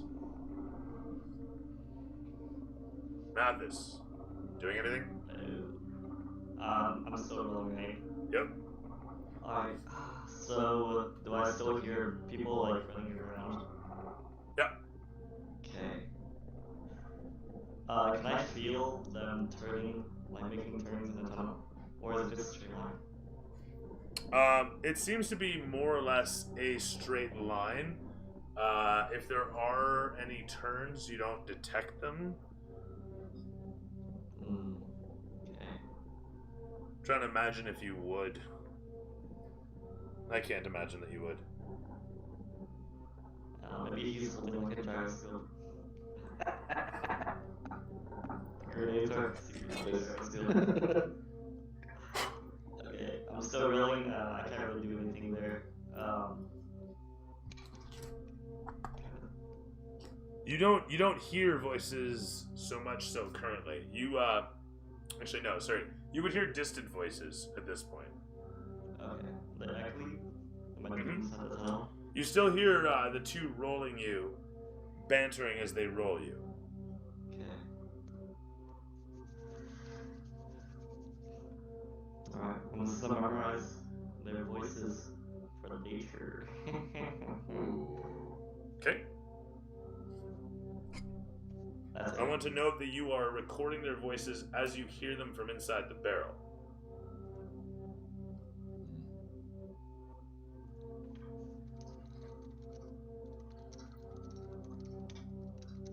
Peck a hole through it. Here, there. They probably hear it too. The pecking? What makes you think that? I mean, like, my face against wood, and they're Punching doing, like, punching a doing hole one punching a hole through the barrel? Not totally a giveaway at all. Yeah, no. A metal barrel at that, I want to state. It's a metal barrel. It is a fuel barrel, yeah, it's a fuel barrel. Is this like a soda can? No, it's like a metal drum. Oh, I see. Okay. So that said, you're still being rolled along, like I say, in this thing.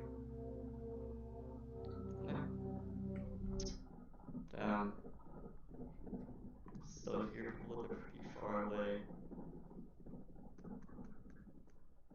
The 1v2 fight, will I be able to make it? They're just If later. I jump out right now, is it an advantage if I surprise them? Or just wait. Yeah, I'm gonna wait until I get to where I want to go. Instead of just trying to find the field, I'll just blow it up when I get there. Alright.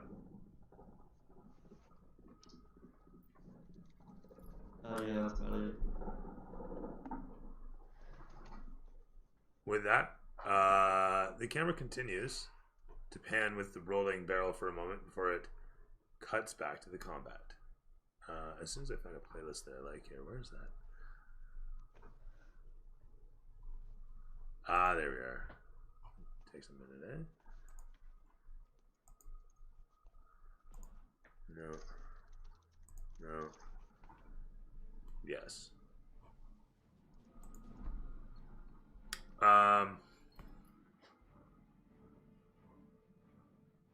Right.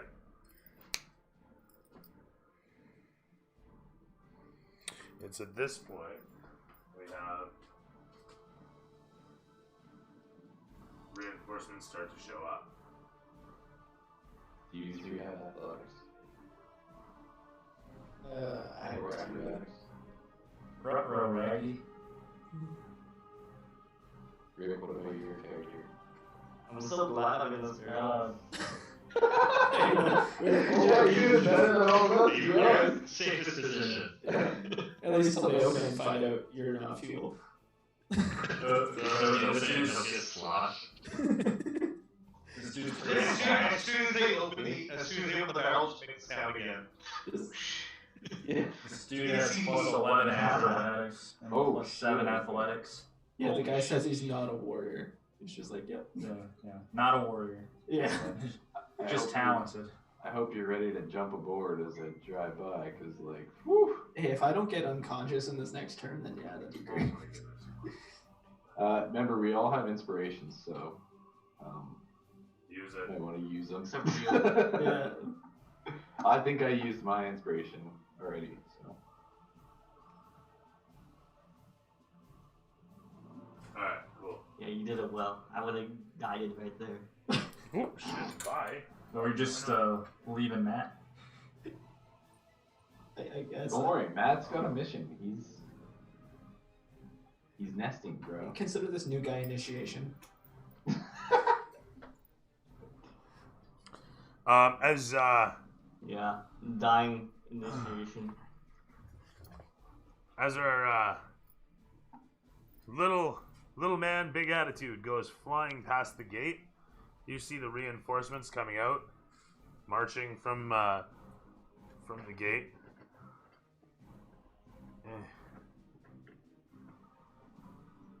Oh, it's just a few guys. Oh shit, that's not working. Who Man, do we there it decide is. to pick a fight with, boys? We? What do you mean? You're the one that wanted to kill the messenger. That was just one of You them. guys been picking a fight with him. I didn't decide to, run to the fort. This is all Gary's fault. So as you're rushing past the rock, you see these guys making their way out of the gate, marching towards. That's as far as they're getting this turn on their turn. And the camera's going to pull back to here, showing you guys getting upon. This guy turns toward like where he sets his sights to. Let's see. The guy's gonna aim past the grass to Bjorn and fire with a 6+6. He's going to miss as the bolt sails away and ricochets off of the stone, smashing a piece of the stone out. The fellow then a moment later recranks a new shot into the trough. The fellow in front with a 17+6 will swing his blade around and then bring it about to slip it in through your defense and slice against your neck. As you grab a hold of the blade, Bjorn, just pushing it away from your neck just slightly, he then punches you in the side of the head, pulls back, and butts you again for an 8+3 for 11 points. Okay. And he made his wisdom save. Right. 15 plus. What does he have? I think he has 1. But either way, it was 15 plus, so I'm assuming that will do it. Yeah, so he'll only take the half damage. Yeah, he doesn't have any bonus, but I'm assuming 15 does it. Yeah, 5 damage. Yeah. And then can use my reaction for Wrath of the Storm again, so he's got to do a dex. He does a 17. Okay. Okay, no. I need a camera on my shit. Okay, so I did 1 damage there. Because half of 2 is 1. My sympathies, sir. My sympathies. As you blast upon the Draygor Elite, he actually just what spell was that you hit him? The Radiant Explosion? So it's called Wrath of the Storm. Oh, When a okay. creature within 5 feet hits me with an attack, I can use my reaction to cause the creature to make a dex save or take 2d8. Fair enough. He flukes out and immediately purees out of the way of the riposte. As the splash of incredible force resonates past him, his armor jangles as he guffaws slightly, having just narrowly missed disaster. He regards his options for the moment, but he holds his position. The guy on the other side fighting against Sorth. These guys have 2 swings. All right, so this first guy again, I guess, 15 plus bonus again, so 21 against your AC. He's gonna swing again with this is 8+3 for 11 points of damage again. Who's this to? Bjorn. Okay. I drop down. All right. Shit. As you stumble and swoon, you fall backwards onto the ground as the last strike suddenly slashes across your belly, such that not only is the wind knocked out of you, but you're cleft a bit under your armor. Falling backwards and slamming into the ground. I believe everything ceases in terms of the aura and what. So, that said, the knight on the other side suddenly stumbles as the spirits he was holding steady against are dissipated. As the fellow across the way looks upon, he re-aims, getting ready for the next round. That is my... Oh, sorry, Sorth's guy has an attack. 8+6 versus Sorth. I'm at 16. So 14 against you fails, and 12 fails. As this all explodes, the guy suddenly stunned, in sort of reverse stun. He's relieved, he can't handle it. Takes 2 quick, clumsy swings towards you, as you easily dodge out of the way of each. From there, the camera's going to swing to Legrash. He's going to continue his assault on the guy next to him. Okay. The whole time believing that this is utter suicide and not understanding the plan. What is it? Does he have any healing spells or anything? Not that I see. He seems a bit like a, I don't know, almost like a thief. Like a thief musketeer type guy. Okay. He has a rapier too. Yeah, I'm gonna do the short sword, double short sword again. Okay. The first short sword, he rolled a 28. Hits. With 9 damage. Okay. The second one, a 27 with 9 damage. Jesus Lord. That guy wavers and swoons himself, and a moment later, drops. Not a warrior, by the way. Shit, okay, come Are you doing subdual, or are you killing him? Definitely kill. Okay. I think, yeah, that Legrash has it out for the Draygors, so he takes a special glee in this. He's enjoying this. With that said, your blue cloak flowing around you for the Legrash family, you strike down one of the Draygors' men.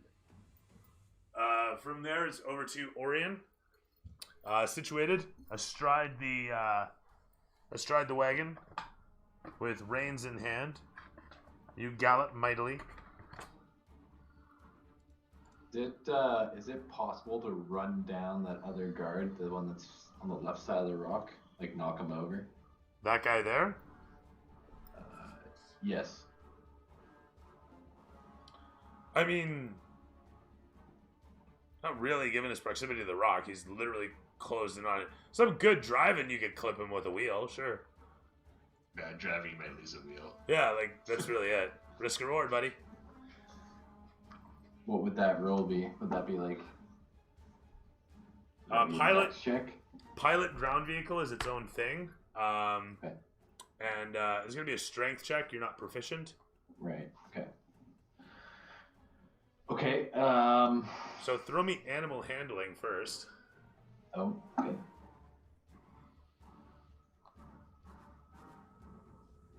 I got a 15. Terrific stuff. And now, some good old pilot check. What would the pilot... And that strength, you said? That's your strength to hold the reins on this, yeah. Wait, somebody get ready with inspo. Oh, 19! Yes! As the horse will double move 80 feet, bringing it to 20 feet, which is right about yay. You're still very much in motion, but the scene actually catches just at the edge as you come in and clip Buddy just so. So that's 2d20, if you want to go ahead and roll that. Oh! We'll add +5 to that, just because if it rolls fucking deuces, that sucks. Come on, big numbers. Roll a 20. 22 plus Here we 5, go. 27. You're not adding your strength bonus to this.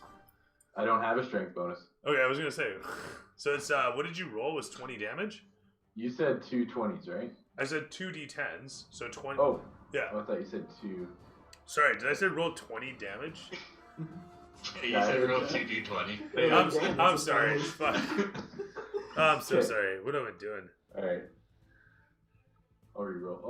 Oh, 15 plus 5, 20. Terrific stuff. All right. So with that said, you rush it upon, clipping him such. He taking the 20 from being run over. He's gonna. We'll save on this. He's gonna crit fail that shit and go with the wheel. As the wheel, the whole of the wagon skips as he's like dragged along and flung through the air. I need a pilot check from Orion again.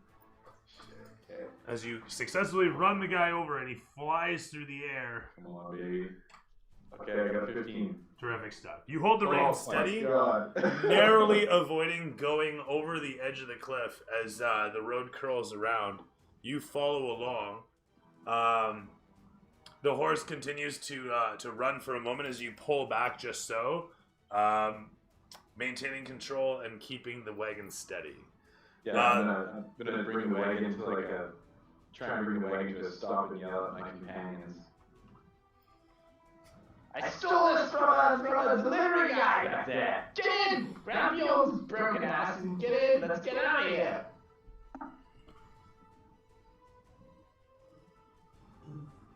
I'll like wave to them.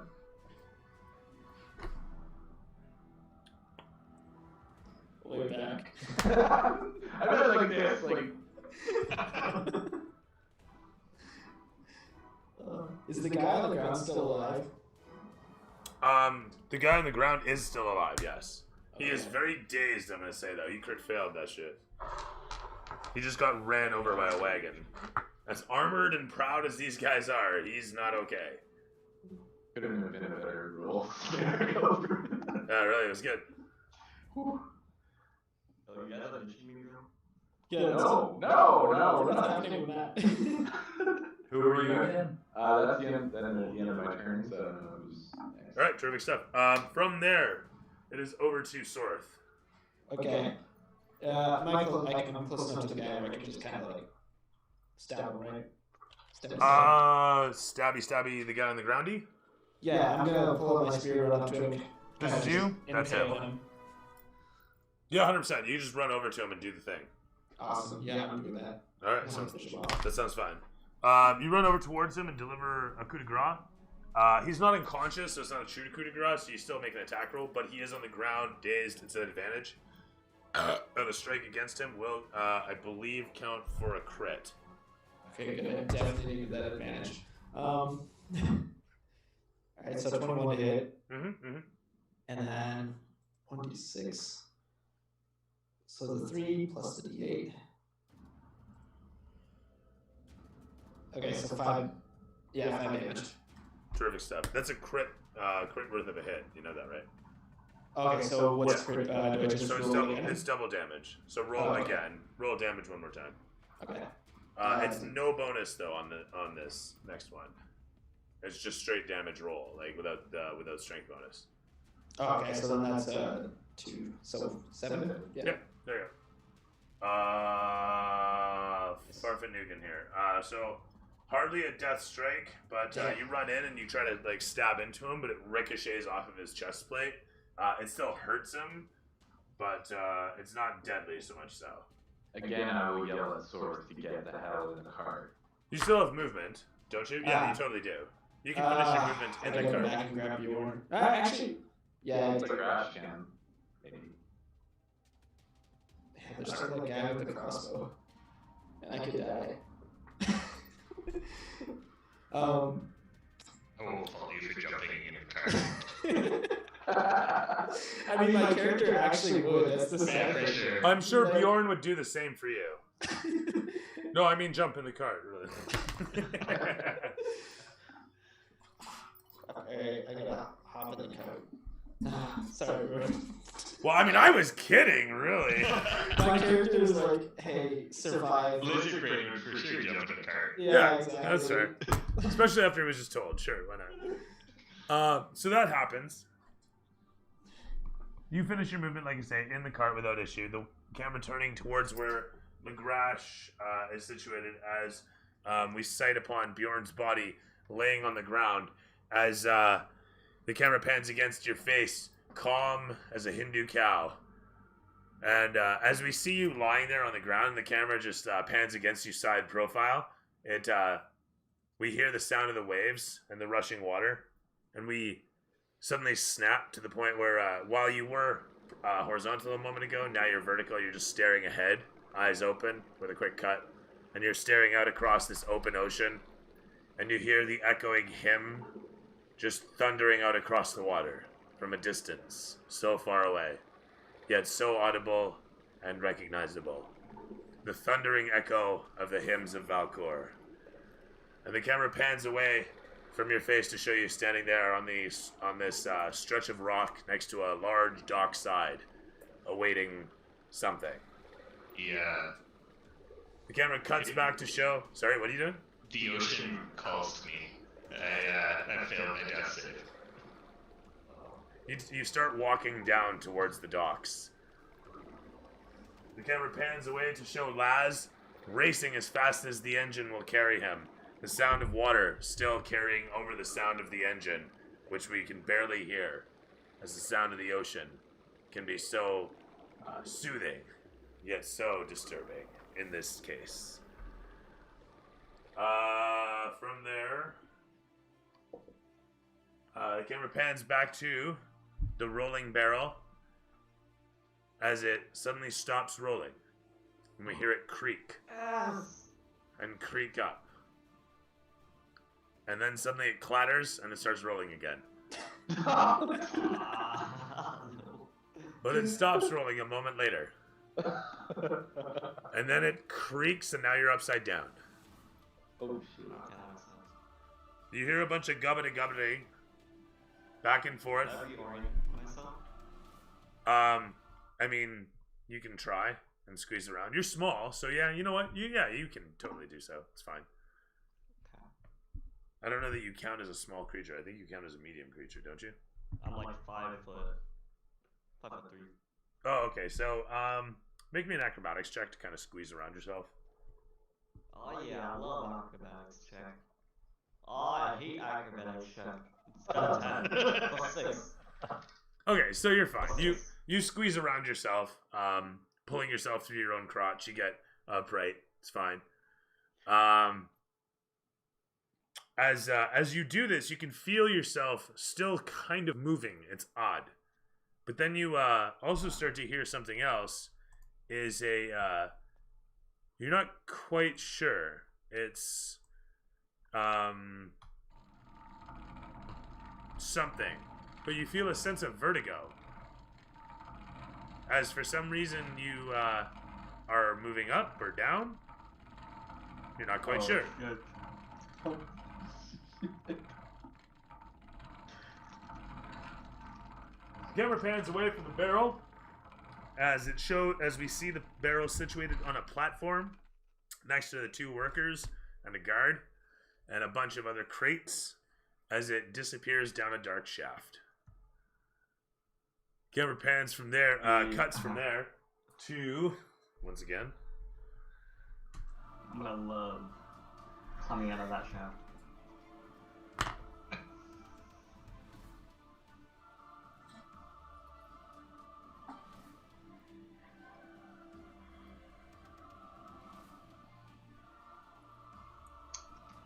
double moving as fast as they can. The crew of Draygor elites make their way in towards where Legrash is situated. The cart stands by, awaiting, as Croman simply moves in next to this guard here, who levies his crossbow and then points it towards Orion. The camera swings around to show him line up and take the shot. With a 7 + 6, the arrow flies forth towards you and smashes into the side of the cart. It pokes right through as the head bends to the one side from the sheer force of impact. The elites double moving in, as I said. Croman. Yeah.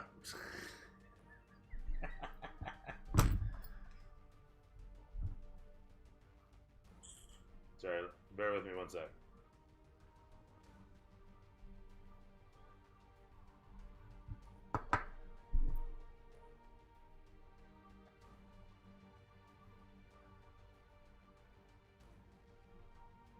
No, we want the tougher one.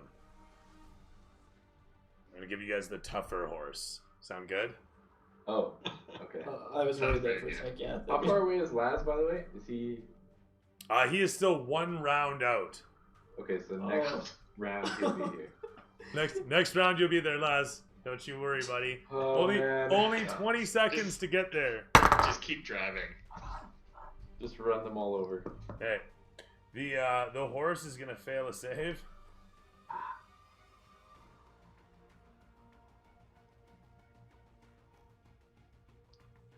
Nice, you might as well turn back now. So, We're gonna latte. sorry, don't eat the horse. Damn it. I don't think I'll be able to after this. There, where are we here? There it is. I can never remember how many dice it is. It's 5d8 though. For a horse? No, What no. the fuck? What? Yeah. Jeez. Well, I mean, for any creature or a creature's. Oh. It keeps us from running. Come on. 7 plus 8 for 15, and then another 10, so 25. The horse doesn't do anything. Just to let you know, nothing happens with the horse that you can tell. Wait, what? The bolt slams through the cart, and Croman in the background, his eyes crackle for a moment as he lifts up his hand, and he goes like this sort of thing and does a weird gesture. Locks and pops for a moment. Something funky happens, and that's about it. He kind of dances off in the corner doing some arcanic shit. If anyone's proficient in arcanic, you can roll to try and recognize. Kill Barium awake. Unfortunately, Barium is not there, and Legrash is not proficient in arcanic. So it is. Look, you gotta get off this cart. Well, one thing that's Bury fine. him up. With that said, sorry, where was I in this? That was me actually. Yeah, altogether. Buddy fired his crossbow, and he's gonna lock and load another shot in, and it's over to Legrash. Dude on the ground still unconscious, or? Dude on the ground is very much still unconscious. Okay, cool. Yeah, both yours and theirs. Oh, yeah, we gotta get Bjorn. He's stunned until next round. Yeah, he's stunned for 1 round. So next round he'll get up again, but this round he's knocked out.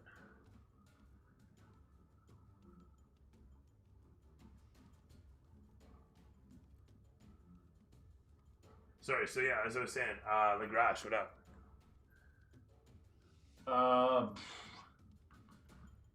So wait, is the guy that like knocked Bjorn out? He's still near you? He's dead. Yeah, you But he's killed him. dead. Who else is around? Like, should we be getting to the cart? Or How's that what's for going on? these guys? All these guys. They're about 10 feet away from you.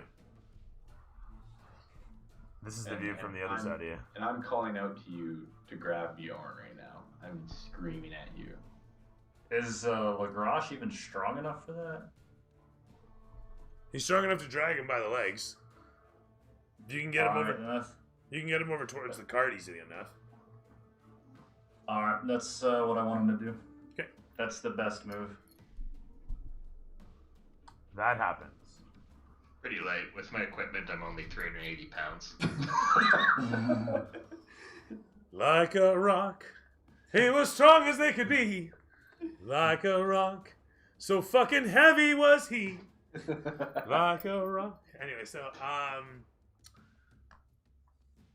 from Legrash who runs in, you know what? I won't even charge you an action for that. How's that sound? I'll charge you a bonus action. You saved your friend. Saved your friend so far. What do you want to do for an action, Legrash? Well, that would cost the his movement too, right? Yeah, it's your movement. 100%. 100% is your movement. You could finish the guy off on the ground, probably. I think. He's not unconscious. He's just restrained. So hits against him are a critical hit. All right, that's yeah. They'll take an attack against him. It's like the traffic cop in Lock, Stock. Everyone gets one in. So for a critical rolling 2 attacks, how would this work?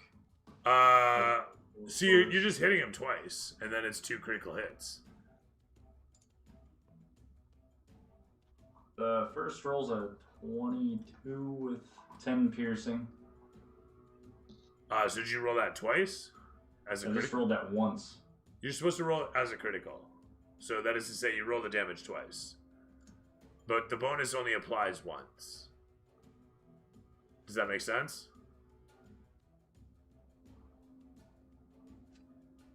So for everybody's information, how a critical works is you get a nat 20, so you roll the dice of a weapon twice. If you have a sneak attack, you roll those dice as well twice. If you have a bonus to the damage, like cold or fire or some such force, who knows, you roll that twice as well. Any damage dice you're rolling during the attack, you roll twice. Your bonuses, your strength, your etc., you apply once. That makes sense. So this right here is a 1d6 plus 6. So the first roll it has the plus 6 and the second one does not. Correctamundo. So it's 2d6 plus 6 is what it becomes. And the second one was a 6. Sorry, so what's the total damage then? 6 plus 12? Or no, that was your first hit anyhow, wasn't it? It's 6. That was the first sword. Okay, First and it's a short 6 sword. total It was a between 10 on the first roll, and without the bonus, it was a 6 on the second roll. Gotcha. Okay, so 16. That's what I was looking for there. So then you would have his second sword, right? Yeah. The second one, the hit was 18 It hits. with 12 damage. Total? And the second. Yeah. And the second one was 1 damage. So 13 more. So you, with your 2 blades, give a quick slash against where his neck is. See the gorget, and with the second swipe, you stab in where the gorget meets the helmet, stabbing through his throat, and give it a twist to make sure that it goes all the way through. It does, and so with that, you separate the little bit of his throat that should matter, and he breathes his last a moment later. 2 Draygor knights. So, with that,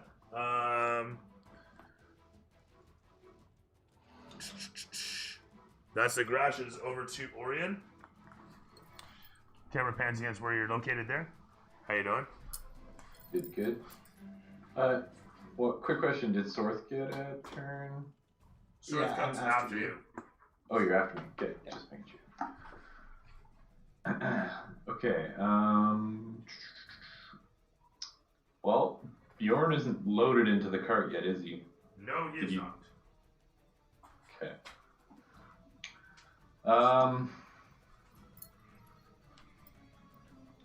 Alright, I'm gonna huck, cause I still have 9 grenades on me. You still have 9 grenades on you? Yeah, so I'm gonna huck a grenade at that group. If I can. I don't know what's the range of a grenade. However far you can throw. 60 feet away.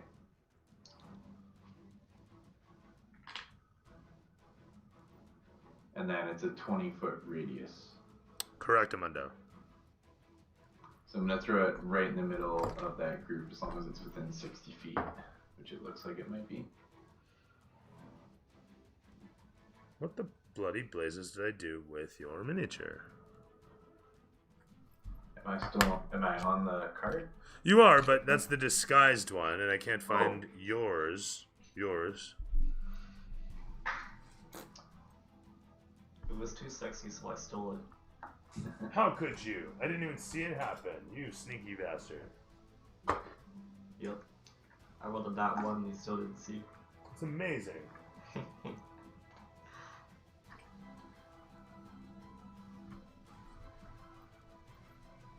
Anyway, as we were, sorry. More important matters at hand. Orion, what are you doing, buddy? Yeah, I'm hurling one of those grenades in the middle of that approaching mob of Draygors. Okay, sounds fine. I need to make dex checks. Sorry.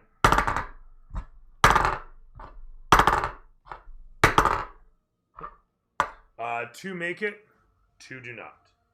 As the ones in the front catch the brunt of it, the ones in the back manage to avoid most of the fray for the wall of their companions, the wall that is their companions. What's the damage? 15. Terrific stuff.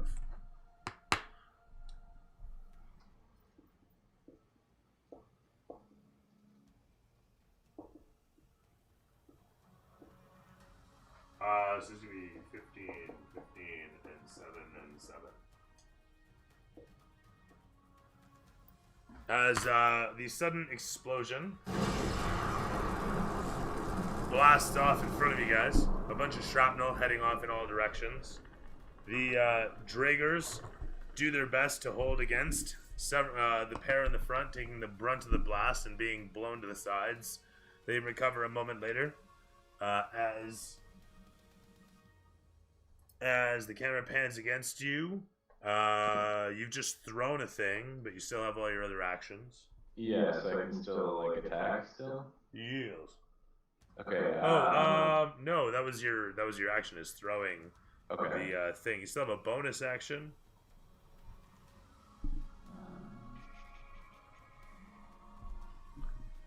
Where the fuck did I put you? Let's see here. I think you should be right here. I'm convinced you're. Draygors gone. Right? Must be. Okay. Can't really do too much on that bonus action. I can't pick up Bjorn because it's too small. I guess it wouldn't really help to throw ball bearings on the ground, would it? Because it's sand. So that's a no-go. What do you need to Did we get ready to help? I have 8 grenades. Yeah, I could ready to try and lend a hand to pull Bjorn onto the cart. We're ready to pull away. Oh, I see what you're saying. Okay, I'll ready the reins of the horse. I have 8 grenades left, but I already threw one, so. Yeah, I'll ready the reins of the horse to get going. You know what sucks here is that not only are you here in round 3, Laz, but it's also at the bottom of round 3. I'm really sorry for that.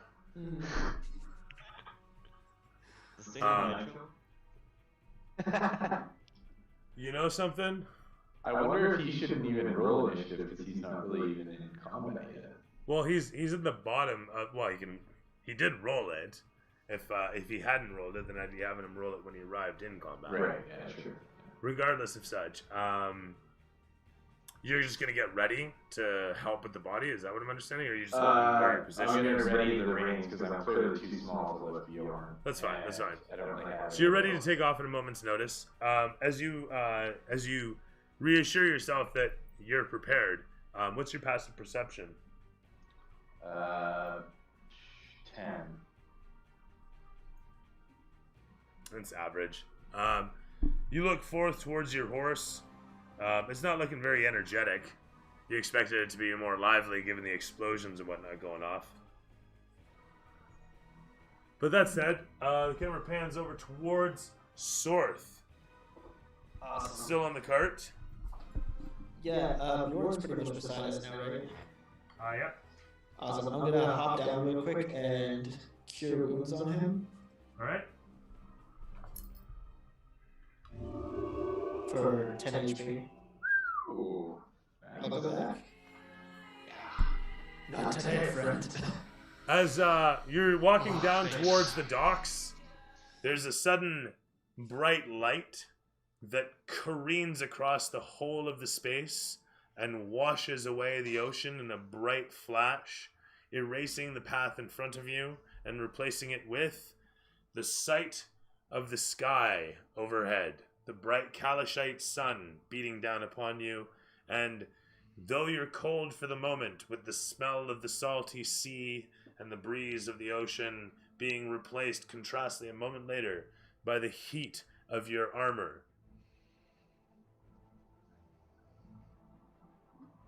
Welcome back. With that said, Sorth, what else? That's an action, yeah. Yes, sir. I don't really have any bonus actions. I guess from there I'm just gonna hop back on the cart. Hope everything's a go. Did my part for the day. Right on. Yep. I am proud of myself. Bjorn, what up, buddy? I'm You gonna- are! I'm gonna jump up and pull myself onto the cart, and I'm gonna turn and launch a shatter towards that big ball of people and scream out in fury. Ooh, shit. So that I'm gonna also use destructive wrath, so it's just instead of rolling, it just does max damage. So they all need to make one save, so it takes 24. Damn.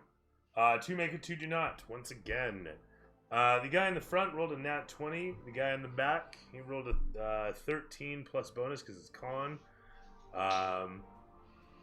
The other 2, not so lucky. Give me some damage. Also, 24 across the board. So 24 to those who made it, 12 who didn't. Gotcha.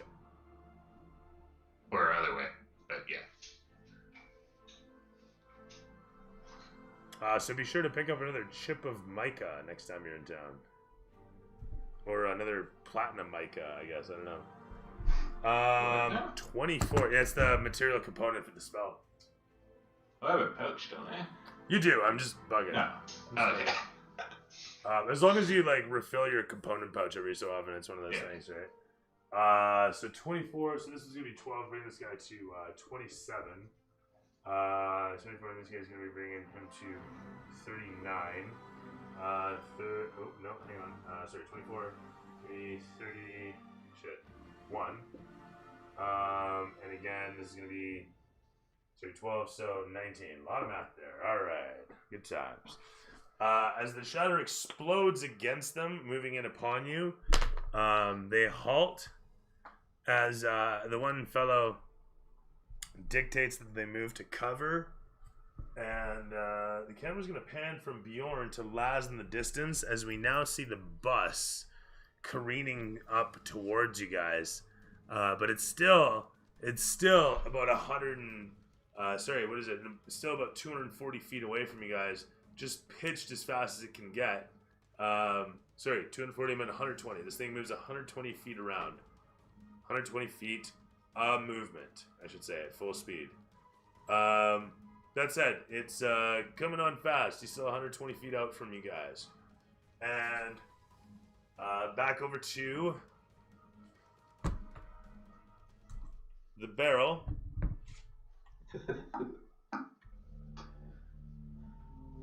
I'm loving it.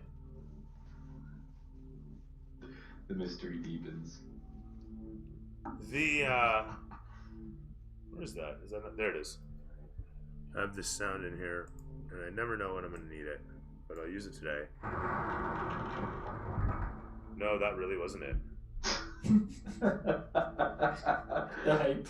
Today was not the day.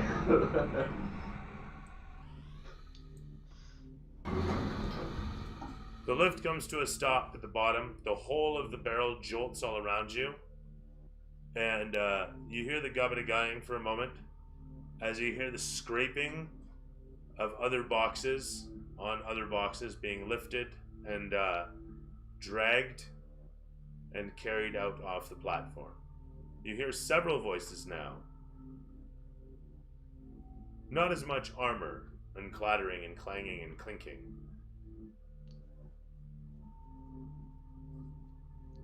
Is the top of the barrel unlocked? The top of the barrel is underneath you. Oh shit. Oh shit. Bro, you can knock it over. Okay. Can I hear how far away they are? They sound like they're fairly close and all around you. They come and they come and they go. As you hear the platform, that you're on being emptied.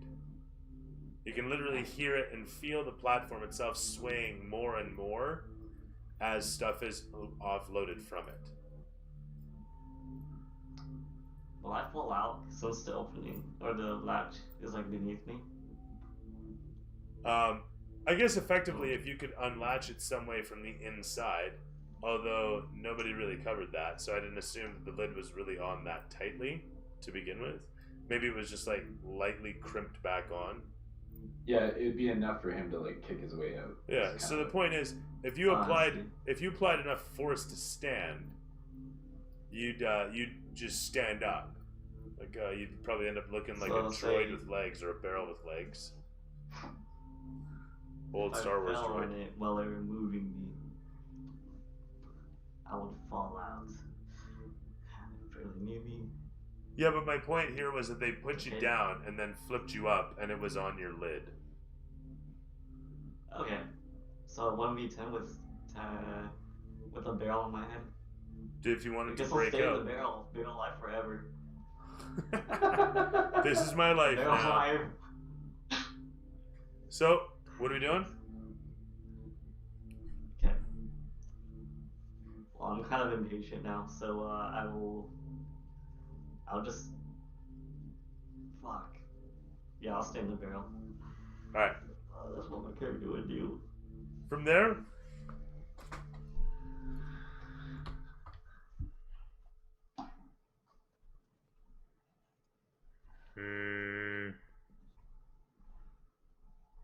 yeah, that one.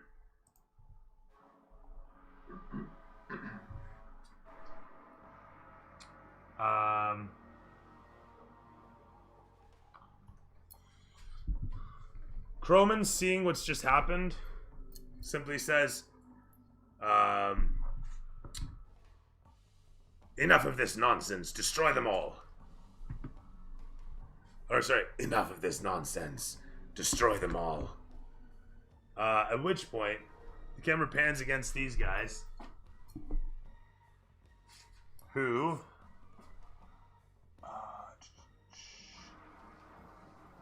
they double move in? I mean, they could.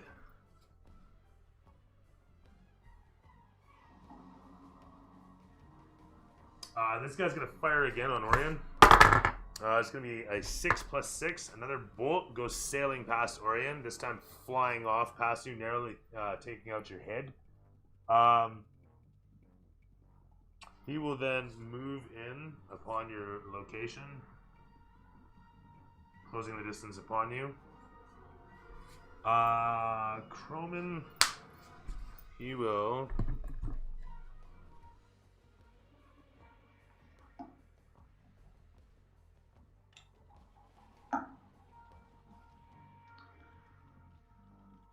bear with me one moment.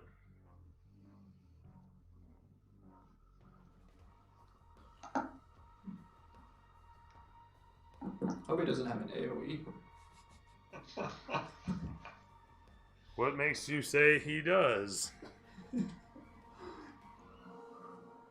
Anyone standing on a vehicle takes. Go back to that dog, Bjorn. Yeah. You make it all the way to the ocean this time, though.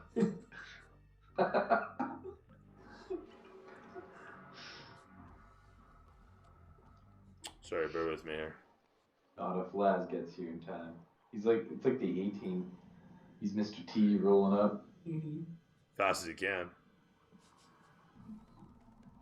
Where the hell? Yeah, so whose bright idea was it to make me the driver? Lucky you, eh? The barbarian, the tank of the group. That's true. That was the dumb part. Oh man, why did we?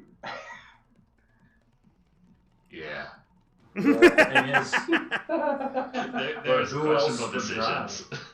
Wait, who else would drive though? I think it's time to hire a driver. I probably could. Could muscle it around Because too. Sorth had no interest. Gary was not. I into guess. it. I guess he could have slowly rolled closer as, like, you know, just kept like Orion. a distance. You know. Orion was too small. Barium couldn't do it because he's got to work on the thing if anything breaks, so somebody else would have to do it. Maybe that's what, maybe we can hire, you know, the Rush. Matt can drive. Nat? If we ever get him out of the barrel. Wait, how tall are you, Orion? You know what? That's what he's gonna do too. As you throw out said spell. Oh, hey, did Bjorn get up? Bjorn got up. Yeah. Yeah, totally. You got up. You fire out the shatter and you climb into the wagon. Yeah. Cool. Chroma is gonna move forward. Actually, what's the range on that? You know what? It's 60 feet. He can get away with it from that place too. Hey? When I got the wagon, did Ryan's ready to action trigger? Oh yeah, I guess so. That's fine. Okay. As you jump into the wagon, Trip behind the horse. the camera pulls around, showing a scene from the back.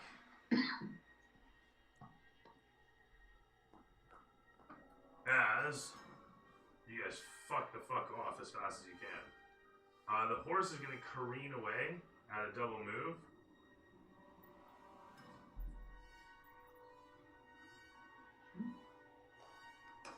This takes you right to the edge of visibility for them. Oh god. I'll just have to build up the path a little bit to allow that. I wonder what happened to the horse then. Hang on tight.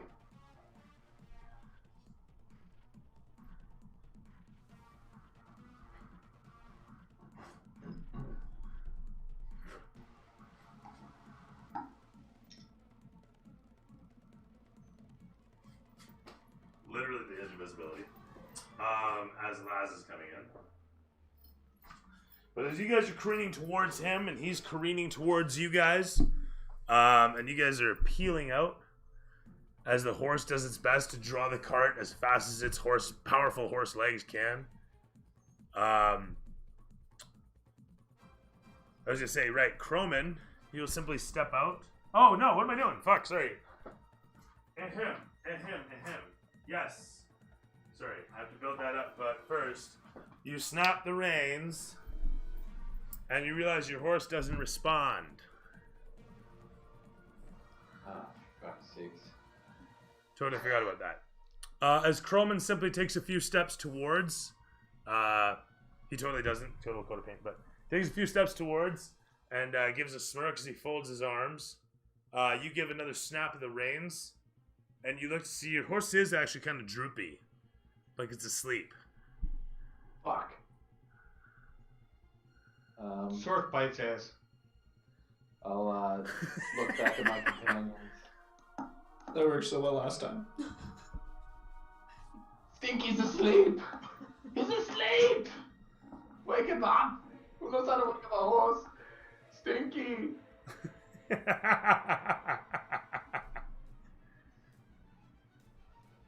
And I'll be panicking. I don't know what to do. Alright, that's fair. And that was Bjorn's turn. Laz, you can see your companions just so in the distance. You're racing towards them as fast as you can. I'm so sorry, Sean. This is the next. You're showing up this next round, though. This is it. This is it, buddy. We're going into round 3. And as I was saying, Mathis, you're on a platform as everything is getting emptied from the place. Did I get picked up yet? No. The place is just getting emptied slowly. Okay. And it's only been 6 seconds, so guys are just picking up boxes. Yeah. Patience. Okay, Patience, young Padawan. It's a great session for the two of you, hey? Isn't this a lot of fun? This plan's really awesome. Thank you. Boss is useless. Legrash thought it was great too. I found this off because I was dumb. That's offensive. Laz would probably be raging right now. Fuck! If I rage, it's like, this go faster. Okay, so how close are they again? The voices are fairly close, and they're just offloading boxes. As some of them grow distant, some others will grow closer, and vice versa. You're in an Amazon sorting facility, so. Okay. Can I hear what they're saying? They're gubbing back and forth. Near as you can figure it, they're complaining about the work, the darkness, the cold, the wet. Oh, the darkness. Yes, yes. Alright. Can I like try to stealthily leave the barrel? You can try. Yes. Just pop the top off and just like walk around like a barrel. Dude, I should just like slowly inch my way out. Like Snake. Okay. Barrel stealth. By all means. What was that? By all means. Okay. Epic 1? No, it's a 20. Math 20. Okay. With a math 20, you give a slight twist of the barrel and leverage it slightly to the one side, carefully trying to maintain such an angle that it'll break, but not so much of an angle as to reveal yourself. That is to say, you're pushing up and just to the side, slowly, slowly.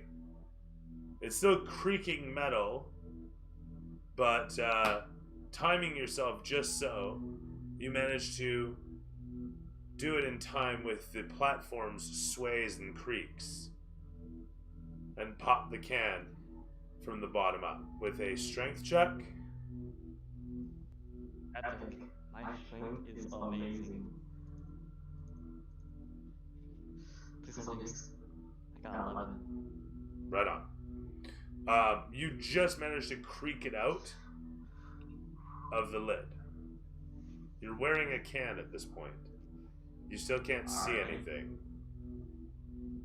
Okay. So, let me.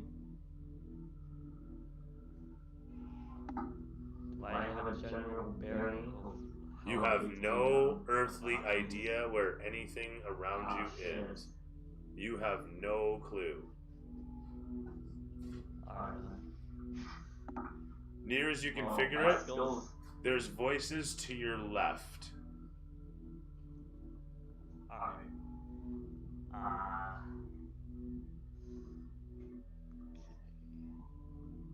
I'm gonna slowly inch away from them.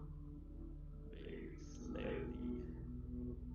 That's another stealth roll. Okay.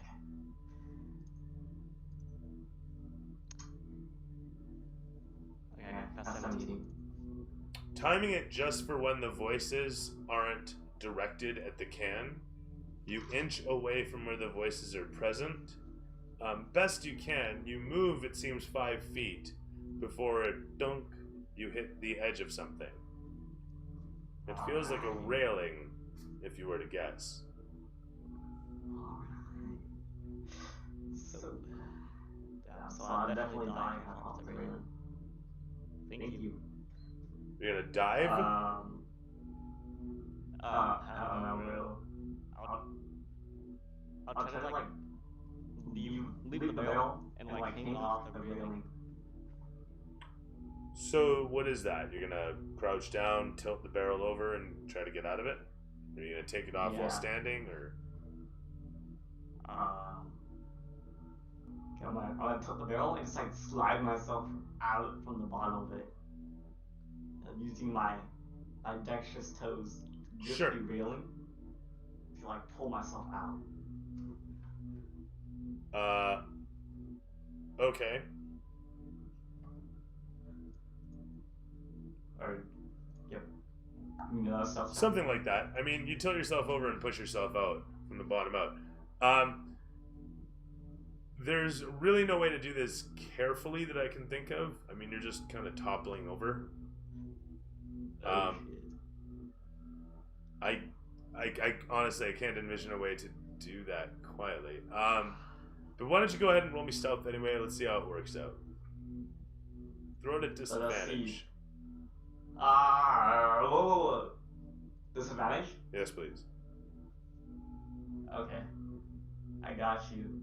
I rolled a 3 and 9. You manage to tilt over against a crate, and then Wait, roll off it I to rolled clatter. twice? Hey? That was my first roll. I rolled twice and I got a 1 this time for this. It was a crit plus 6. Oh, I see. Okay, so So, gotcha. yeah. Okay, so even better. As I was saying though, you clatter over and push yourself out easily enough. You yourself, you're still hidden. Everything you assumed, there's a railing behind you.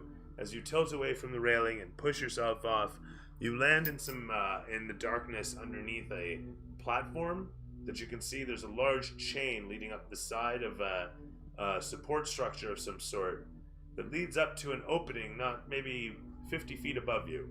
You're in a bit of a subterranean storage area.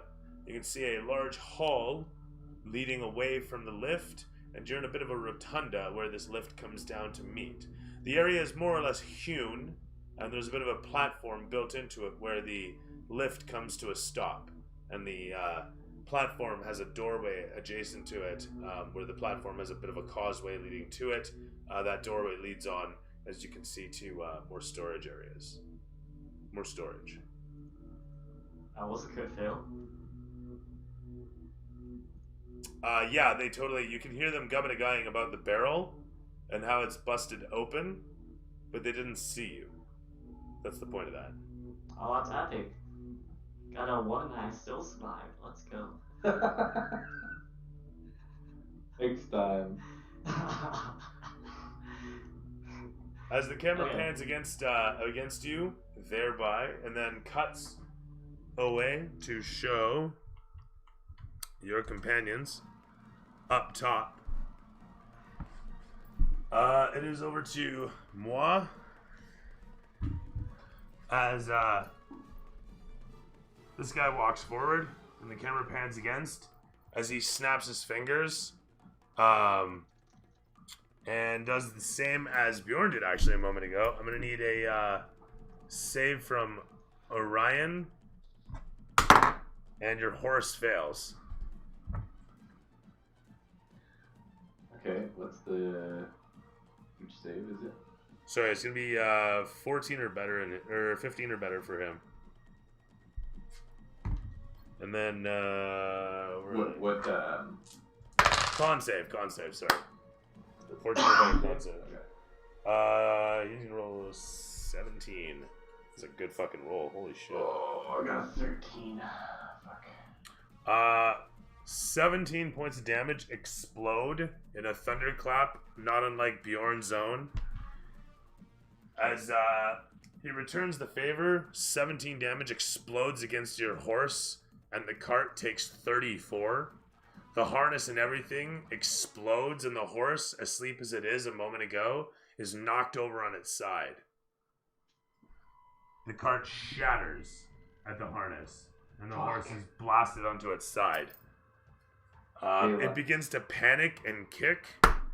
The cart itself, where Orion is situated, I mean, the bench just shatters, as the name might imply. Sticky! My horse, by the way. With that, Orion also takes 17 points of damage, as the thunderclap explodes against him as well. And the whole of the wagon is rocked for the moment, and with the harness and everything busted, the whole of the wagon simply slips backwards like this. Everyone can make a dex check out of the wagon. Dex save, I should say. 24. With that, you managed to jump off the side onto your feet. 7. You tumble, unfortunately and clumsily, out the back as 380 pounds of man and metal clatter into the earth. 11.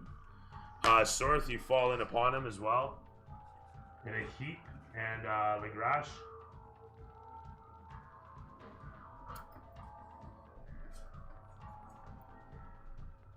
17. You manage to dexterously leap off the wagon as well, landing to your feet just so. This guy faces off against you, rushing in towards where Orion is situated. He sails in upon, rolling twice with a 5+ bonus. He comes sailing in and takes a massive swing at your diminutive form, which you easily sidestep. At which point, he steps in further and elbows you across the face for an 18+ bonus. He is going to roll 4 + 3 for 7 points of damage into you. Okay, can I use my uncanny dodge? 100% you can. So would that be half a 7? Is that 4 or is that 3? Round down. Always round down, yeah. And that's those guys now, or that's that guy there. Croman did his thing. He stands by as these guys rush around.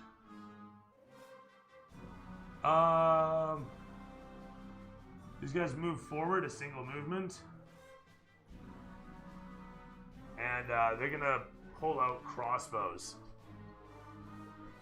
So they actually, at this point, will take the bonus action, so to speak, to sheath their swords and pull forward crossbows, not unlike the ones the other guys had. And each one of them preps but doesn't fire. As Croman walks in between them and holds up his hand and says, "Surrender. One final opportunity."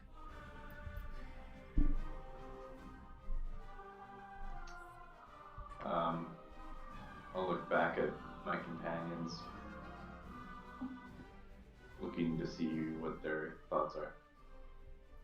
I'm on the ground. Oh, shit. Oh, are you out? No, I just got knocked off the cart. Oh, yeah, right. so- You're in a heap.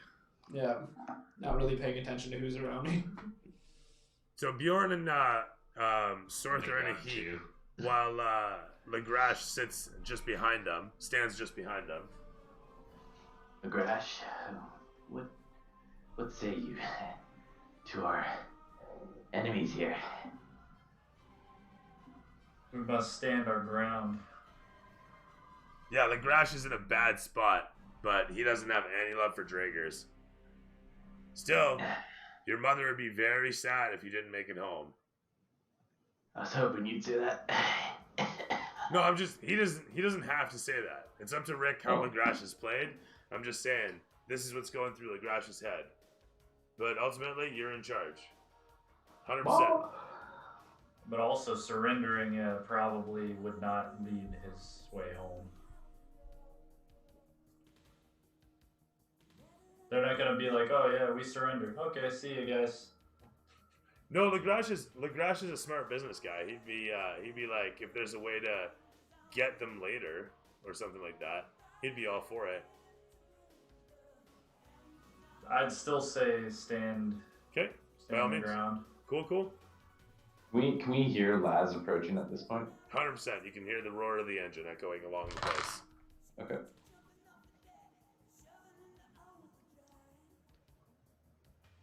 Yeah, I'll just stare at Croman there and just kind of flip my blades in a show of aggression. Croman just gives a figure forward and all of them launch. Oh shit. 17 against Sorth. 9 + 6 for 15 against the Grash, which misses. 6 + 6 against Sorth as well. And 17 + 6 against Sorth. Okay, so Oh, they're going after sword. 3 of them hit me. I'll do that attack me. Focus fire, gentlemen. It's called focus fire. There we go. There's me 5 + 7 for 12 + 8 for 20 +9. No, sorry, +6 for all their bonuses. So 26 points of damage as one after the next. No.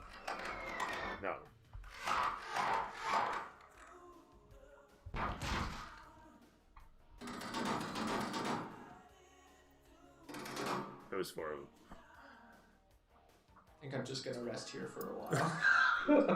The camera watches as the Are you pincushion dead? Yeah, falls pretty much. over. I'm unconscious. Okay. The pincushion falls over, slumping upon the 380-pound man and metal that is Bjorn. Bjorn, you are currently pinned under the lizard man.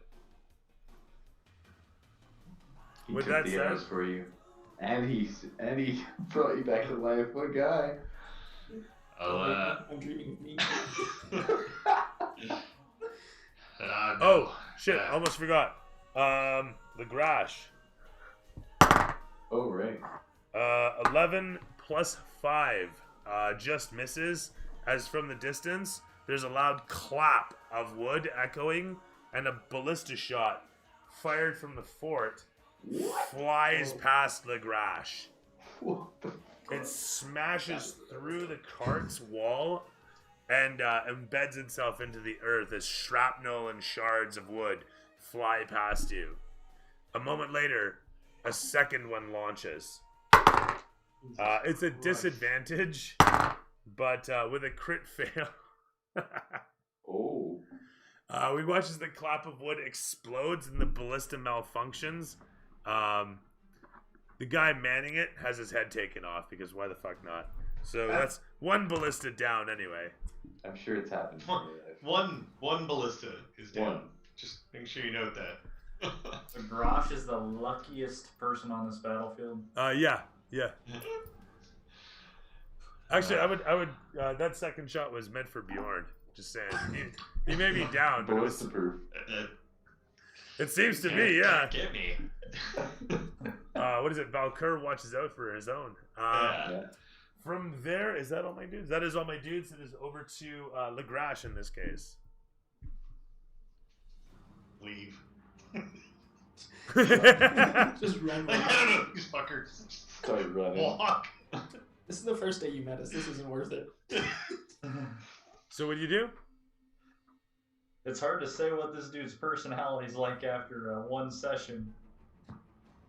It's up to you. If you would leave or Does he have a stay. change of heart?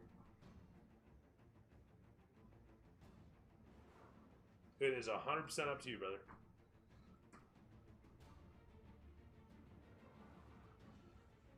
I honestly think he would charge him. He would charge the nearest crossbowman.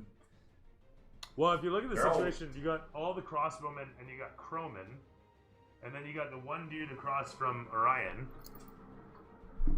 So, I mean, there's some, specifically speaking, honorable choices, you might say, if you're going for, like, sense of purpose. Well, Orion is still on his feet, so I think he would support Orion. Hit the guy that's near him. Okay. I think you have enough movement to get into a flanking position on him, too. Jump over the cart, do a backflip. I'd allow it. You can run up this, run up the back of the cart and land on the other side of the guy. It's fine. Now, how would a flank work on damage? It doesn't, but it allows you advantage on the hit. Alright.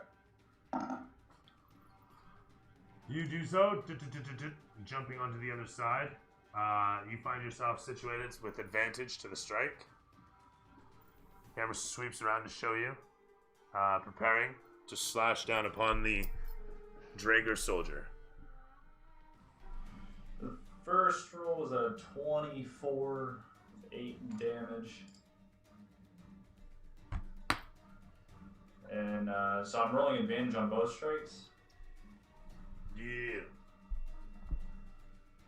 So that first roll was the best out of like for the first weapon. Okay.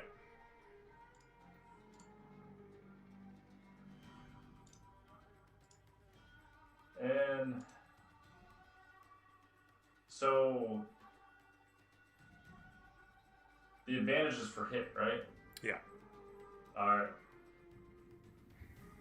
So the second hit was 19. That was the advantage. Mm-hmm. Damage? And that one had 10 damage. Raised with 18 points of damage. As you leap onto the other side of him and with your two swords at the ready, slashing upon him quick as you can. Each strike being about a quick bout of incredible agony for your opposition as you slash across him, your blue cloak flowing about you like a river of death coming in upon him. From there, the camera swings to Orion on the other side of the individual. You have advantage on the figure. Okay. Does that mean I get a sneak attack? I believe so. Yes. Okay. Yeah, I'll go to hit him twice with my daggers. Okay. First roll was 13. That's not the greatest. Let's see. Oh, and the second roll was no good either. I'm guessing 13 doesn't hit. 13 misses. Yes. Okay, and then my offhand is at 18. 21 on the offhand. Okay. He can't parry that, so you hit him. Okay, so with my sneak attack, that's 21 damage total. Jesus. All right, terrific stuff. You carve in upon him for 21 points, bringing him up to 39 in one quick go. As you run up upon his body and stab down into him, the dagger plunging through his breastplate and actually puncturing into him. He guffaws in agony and anger as he elbows into you. It doesn't manage to cause you any damage, but it does push you off. You take your blade with you, leaving a trail of gore behind as you land down on your feet again. The camera pans over to Sorth on the ground as sheen on your scales ripples and ruffles as the breeze carries dust and dirt across you for the brief moment. And we watch as you're walking along at the edge of a large field. A large cliff overlooking a large field. And in the field you can see hundreds of grazing cattle moving about, doing whatever they might be doing, just living their lives out.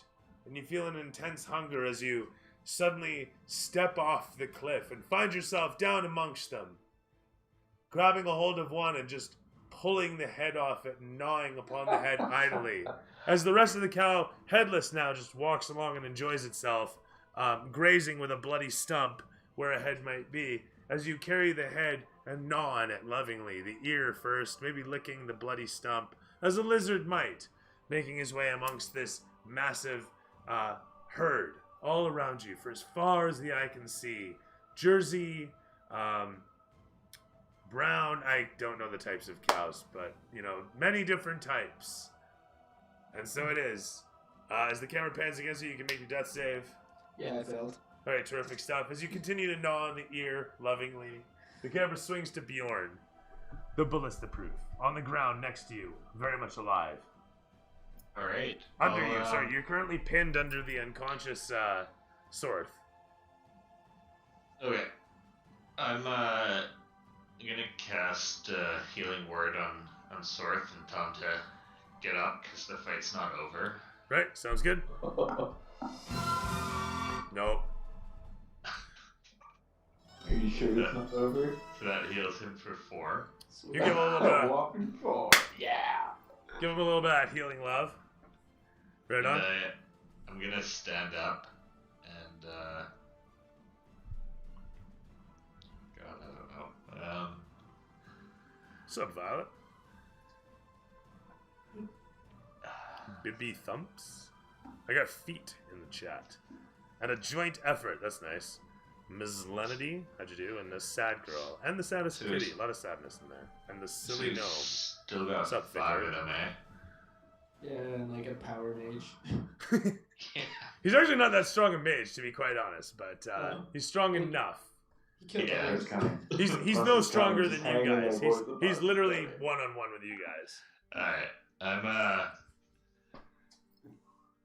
gonna approach the one that they've ganged up on and pile on. Okay. Et tu, Brute? Alright. So you go rushing run in. these motherfuckers over. You go rushing in next. Do you go on the Croman side or on the wagon side?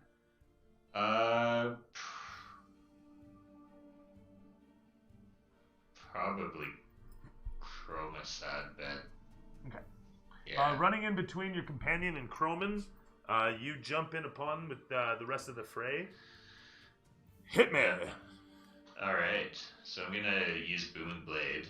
Right. I'm going to roll a 10, so I don't think I'm hitting. Can somebody inspire him? Yeah. I'm not there. Fuck. I don't know if I'm technically out of Alright, unconscious or not. Rick's choosing you. Yeah? Okay, let's try this again. Ooh, 15. 15? Also going to miss. This is on the night, right? Yeah. Yeah, 18 AC. As you take 2 quick swings in towards him, he holds up his gauntlet and blocks the first strike. Bashing down into it, he takes a quick roundhouse with his fist towards you, a quick haymaker, trying to catch a hold of you. But you dance out of the way of that just so. Valkyr, why have you forsaken us? With that, the camera pans to show... one sec, sorry. Where is it now? It is right there. Come on, load up, load up, load up. I need you, please. Right on. And it's gonna be...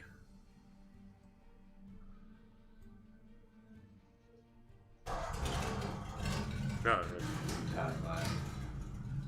As the battle bus comes to it, that's really not raging, but you get the idea. It is. Do I have, like... I thought you had like a drag race. I thought I had one too. Where'd it go here? Bear with me. It's gotta be in here, right? It's an epic scene.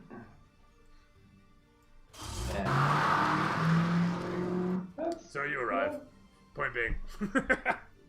Lads, you come racing in towards your, you're gonna apply the brakes, or you're gonna try to steer past the cart and mow over the opposition? I don't know, it's kind of like, you're driving a battle bus into this break. Yeah, that's kind of my my whole gig here is to seeing what's going on and seeing the fortification up there is to hit 1 or 2 of those guys and stop the bus between them and the fortification to at least cover them from whatever's coming out that way. Okay. So you want to get between these guys is what you want to say? Yeah, my thought. I want it like. I wish I could point here, but the is there any way for me to hit either Croman or one of the other knights if I swing wide there? It's just tight. Like you can mow through here, just narrowly missing Lagrache. The truth is though, don't forget, you're headed right for a rock. Fuck it. Just keep driving. We gotta get him out of there. So yeah, I'd like to squeeze in there. Deal with the damage later. Bury him, we'll fix it.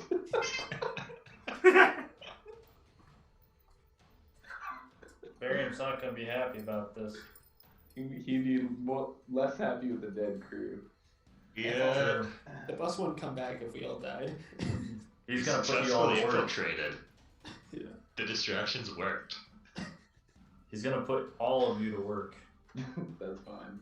Alright, what am I rolling for this wonderful feat? This would be a pilot check on your part. It is gonna be fuck me. That's a non-check. Gotta roll 69. I'm wrestling with strength versus dex. I'm gonna go with dexterity for fitting this fucking bus through that tiny space. And I'm gonna look for a Somebody get an inspiration ready. shit. A 15 or better. Alright. Oh, 16 or better. I want a 16 or better. This is it. Now this is a dexterity check is what I'm doing? This is a dexterity check is what you're doing. As you're holding it steady, which is easy, you're making these tight little corrections as you head through. Oh, yeah. 12. I inspire you. Great driving, lads. Bring it in. Get us home. Yeah, it's even worse. 10. Oh, shit. We're hitting. I'm Valkor truly has forsaken you. Yep. You have a choice, sir. Yep. Would you like to fuck up on the rock side or the companion's side? Now, if you fuck up on the companion's side, you'll run over Lagrache and possibly Bjorn, but many of the Draygors. Fucking do it. Yeah. Sorry, Bjorn, you distracted me. I'm heading your All direction, good. buddy. Legrash is never gonna work with us again. Hey, he's in the best If he shape survives, right now, so- you know, that's a good thing, sort of. If he dies, I mean, what do you have to worry about, right? If he Hey, dies, he used uncanny dodge. Coming in hot. Well, the truth is, everyone's gonna be rolling dodge here. So, Legrash, you can throw me a dex save. Bjorn, you can throw me a dex save. And Orion, I mean to say, you can also roll me a dex save. You know, You're the surprise victim in this. 9. that's okay. I got Actually, it. why My first- couldn't my driving have been based on athletics? But no, I get dexterity. I'm sorry. Yeah. As my first guy rolls a 17 and dodges the fuck out the way. Legrash, would you roll? 15. Sorry. Did I set the goal on this? No. You didn't it's- on this one. It's 14 or better to survive this shit. As my guy dives out of the way, and you rolled a 15. Can't you make it as well? Oh no, we already inspired Alex to me. Shit. And sorry, who else there? Bjorn? What about yourself? 9. 9? Yeah, the bus is Sorry? going right into me. I could actually probably inspire you if I'm out of consciousness, or if I'm not unconscious anymore. You did get healing word, didn't you? Yeah. Yeah, so you are conscious. We could try. I'll allow it. Sure. Hit It's, him up. it's a 0 though, so I got a +0, so the odds aren't great. Alright. Your god watches you, Tin Man. Ooh, 17. Oh, There it is. literally. Well on. So the one guy right there in the front of the bus, he fails the save. The guy to the side of the bus, he succeeded, and the next guy, he makes it as well. Croman just makes it as well, and the last guy, he also gets hit. So of them, this guy jumps to the side. This guy jumps to the side. This guy jumps to the side. It's Bjorn. Orion, did you make your save? Yeah, I rolled 23. Okay, you managed to not get landed on by this guy who jumps to the side. Legrash, I believe you made your save as well. No, wait, Bjorn, you got hit. Yeah. That's right. No, the inspiration saved me. Oh, that's right. You did make it. That's right. Thank you. Point being, this guy though, oh my god, he turns into a fucking shot can of soup. If you can imagine the visual, as the whole of him just. Actually, it'd be more like. Sorry, hang on. It'd be more like. There it is. As you smash through him, he goes under the wheels as his top half explodes inside of his armor, as the front of the bus just careens through him. As I'm assuming you slam the brakes, yeah, at some point here or what? Yeah. All right, Yeah. Cool. As you slam the brakes and come to a halt, this last guy gets bumped over, smacked against for not deadly force. We'll count it for fucking. Laz, you better be raging. We'll say it's 4d6 at this speed, so go ahead and roll it, Laz. At you. Just roll d6. You said 4d6? Yes, sir. 4d6. 15. Very nice. That guy takes 15 points. Puts him on his ass there. As he's blasted backwards and prone. The rabble of your companions off to the side of the bus are shown as the camera pans in and overhead, where Laz is situated behind the wheel of the bus. Inside you sit, just having held the unit from smashing into the rock too hard. It totally mashes into the rock and stops. Someone's gonna have to buff that shit out. But as you come careening in towards into a full stop, in rather epic fashion, I suppose it should be something like. Is that... What the fuck was that? It didn't even... Show that again. What? No.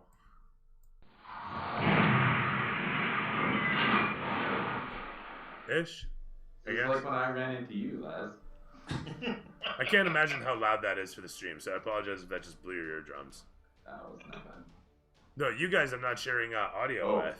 I'm actually not even sharing audio with you guys. I should be, but totally neglected. Regardless,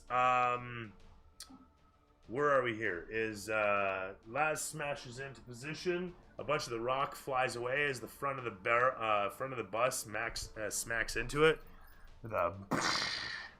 Laz, you come to a halt. You don't even have to make a check because your head is harder than the dash. You're fine. From there, though, did you want to do anything now that you come to a halt?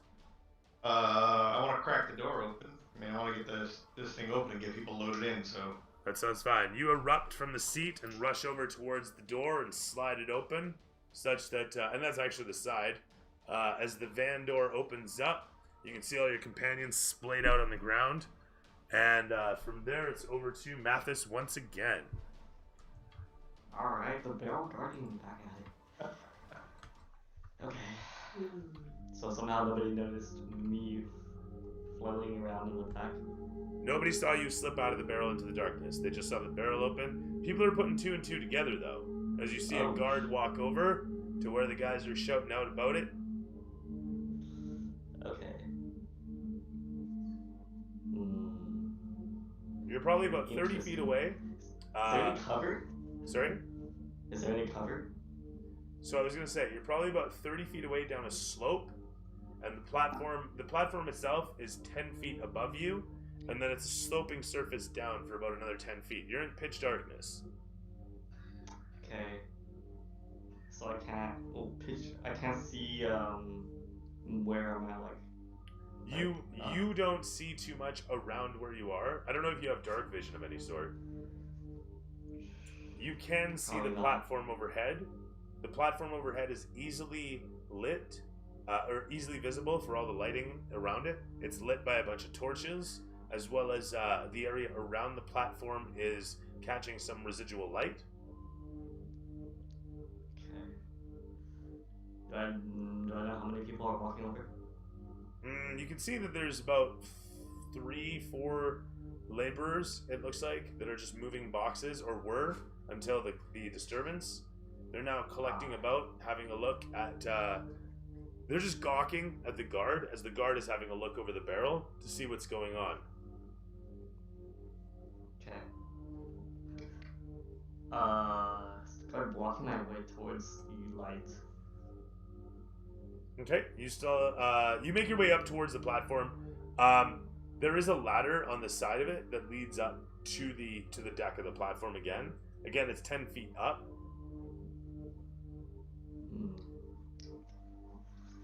Man, athletics climbing, I don't have that much athletics. It doesn't take anything to climb a ladder. Oh, it's ladder? Yeah. Alright then. Nobody's around? I'll climb over and peek my head out and see. There's a guard and 4 laborers up on the deck. There are people up there. You can achieve cover, though, as there is still cargo around on the deck. So you can climb onto the platform and hide amidst the boxes that are there. Okay.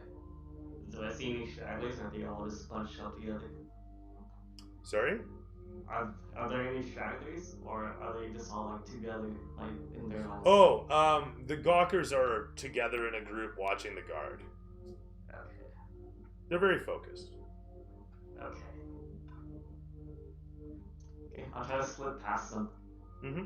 Roll me stealth. Come on, don't fail me again. Let's go, 23.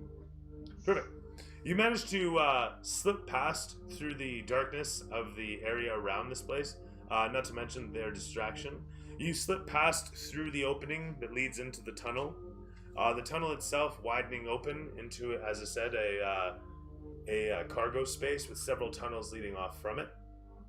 This place looks to be a bit of a maze as you stand amidst several large boxes, and in the distance you can see several guards That is to say, actually, you can see a pair of guards at the far end of the chamber that you're situated in. It looks like they're in a bit of a makeshift guards area, like a makeshift rest area, if you will. It's like a carpet thrown down over some dirt, and they've got a card table set up. Nothing too fancy. A bunch of chairs laden around. None of those chairs match. Can I check what's inside the cargos, or is it like locked up pretty tight? So the cargoes around here are a mishmash of various things. You see, you see piles of steel. You see barrels. You see crates of various sizes. You can see coils of rope, coils of hose. You can see You see just a range of different things. Okay. So, floor is stone, walls are stone. Are they like stacked on top of one another? The cargo in this place, in some cases, is on racks that reach up as high as 3 stories. What's it made out of? They're metal frames. Wood? Oh shit. They're metal frames to hold skills can't come in handy now. to hold several barrels, and they'll actually have stairs mounted to the sides of them. Very permanent in placement, this place. So the two guards are standing like in front of the doorway, right? No, they're kind of in the corner of this chamber, and there's tunnels leading off to additional areas. Okay. So I could try to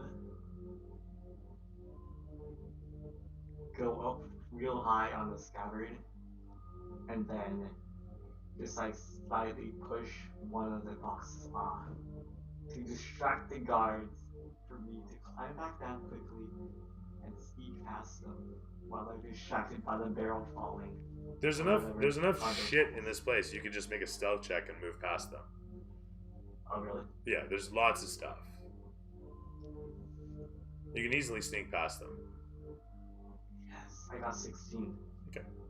Sticking to the darkness and flitting between the various boxes and barrels and whatnot, you manage to easily cross the chamber, heading towards one of the tunnels. Are you heading to the left one or the kind of northerly one ahead of you?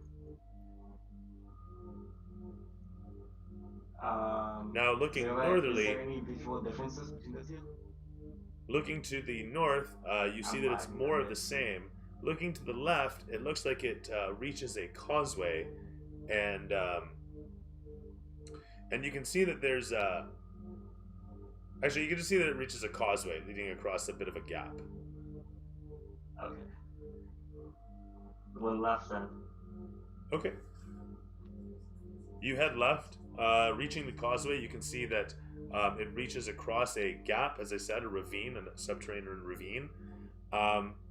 It's about 15 feet across. It's graded with metal railings and is pitch dark all around. There's a singular torch that is somewhat suspended in a hook overhead the whole of the bridge. And it just, like I say, it reaches right across to a doorway on the other side.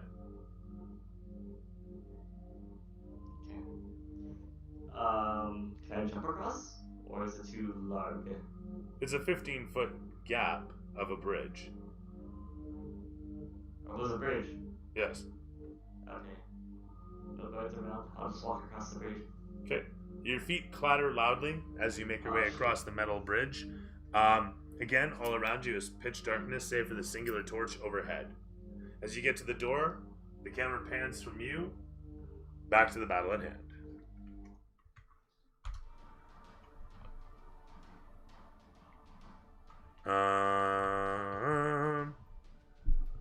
Where are we here?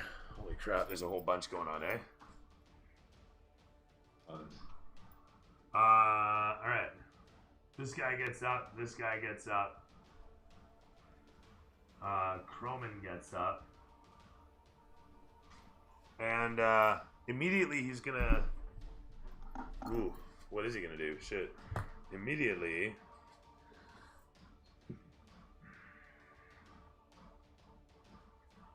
Let's see.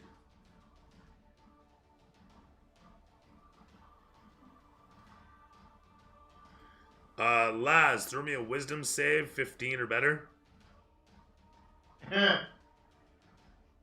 Laz the wise. A 10.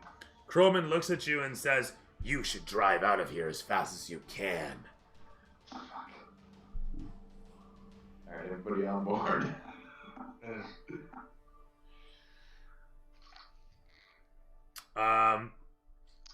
As this happens, and your mind is overtaken by the force of the suggestion, you watch as the fellow looks towards his crew and with a smug smile stares as the first of them rises up and lays into the halfling. First strike being an 11 total, second one being a 22 against your AC. Orion is forced to endure a 7-point strike as the fellow bludgeons down into you with the haft of his blade and then carves against you, dragging it back for 7 points against you. The second guy on the other side there, he's going to step around, pincering on the opposite from Orion. He's going to roll at advantage a 17 and a nat 20. He rolls again at advantage, this time with a 17 plus bonus, a nat 20 and a hit. As he rolls 9 and 10 for 19 plus 3 for 22 points of damage, and then rolls once more for an additional 11 points of damage, plus 3 for 14 plus 19 for 33 points of damage. As he comes in upon and places the blade directly... Actually, first he comes in and he golf swings against you. As it smashes into you, he then angles it in and plunges it forth, severing through your spine as he does so. No, I'm kidding. Nearly severing through your spine as the blade plunges out the other side of you, and he pulls it out a second later. I'm assuming you're dropping. Yeah, no. Okay, just making sure. As you come off of his blade and simply fall over to the side, he purees around, throwing the blood off of it, and brings it back into a defensive posture. This guy right here, he rushes forward as he jumps through the air and brings the blade down with advantage upon Bjorn. 15 and 19. 15 and a 19 plus bonus each. That's at advantage, like I was saying, so it's a 19 plus bonus. And then it's going to be 4 and a 13, but the 13 plus 6, 19 against your AC again. As he brings about a 4 plus 3 for 7 points, and 7 plus 3 for another 10 for 17 points of damage. The 19 wouldn't have hit. Oh, really? Yeah. Alright then. So it's just the second one, which is 10 points of damage. So he comes around, leaping through the air, bringing the blade down upon. You manage to move your head at the last second as he smashes into the ground, and as he then spins it about one more time and tries again, smacking it down into you for 10 points of damage. And taking me down. And unconscious. Back to the ocean. Indeedy duty, actually. As the camera pans against Laz, staring at his companions, but feeling like he must drive like the wind.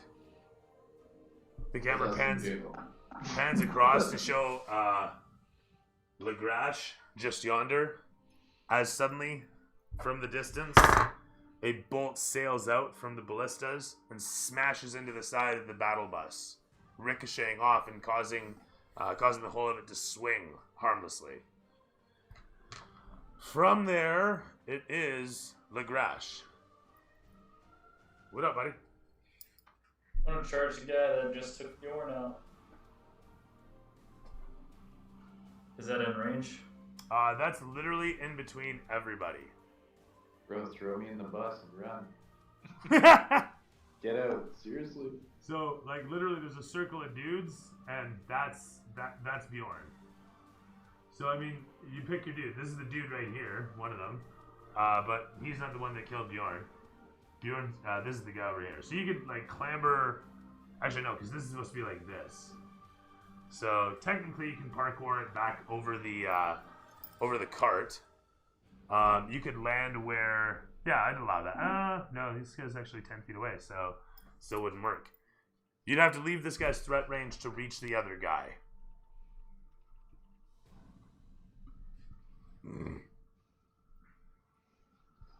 I'll be back. You gotta retreat, man. This is real last just shows up and he's like, yeah, bye everyone.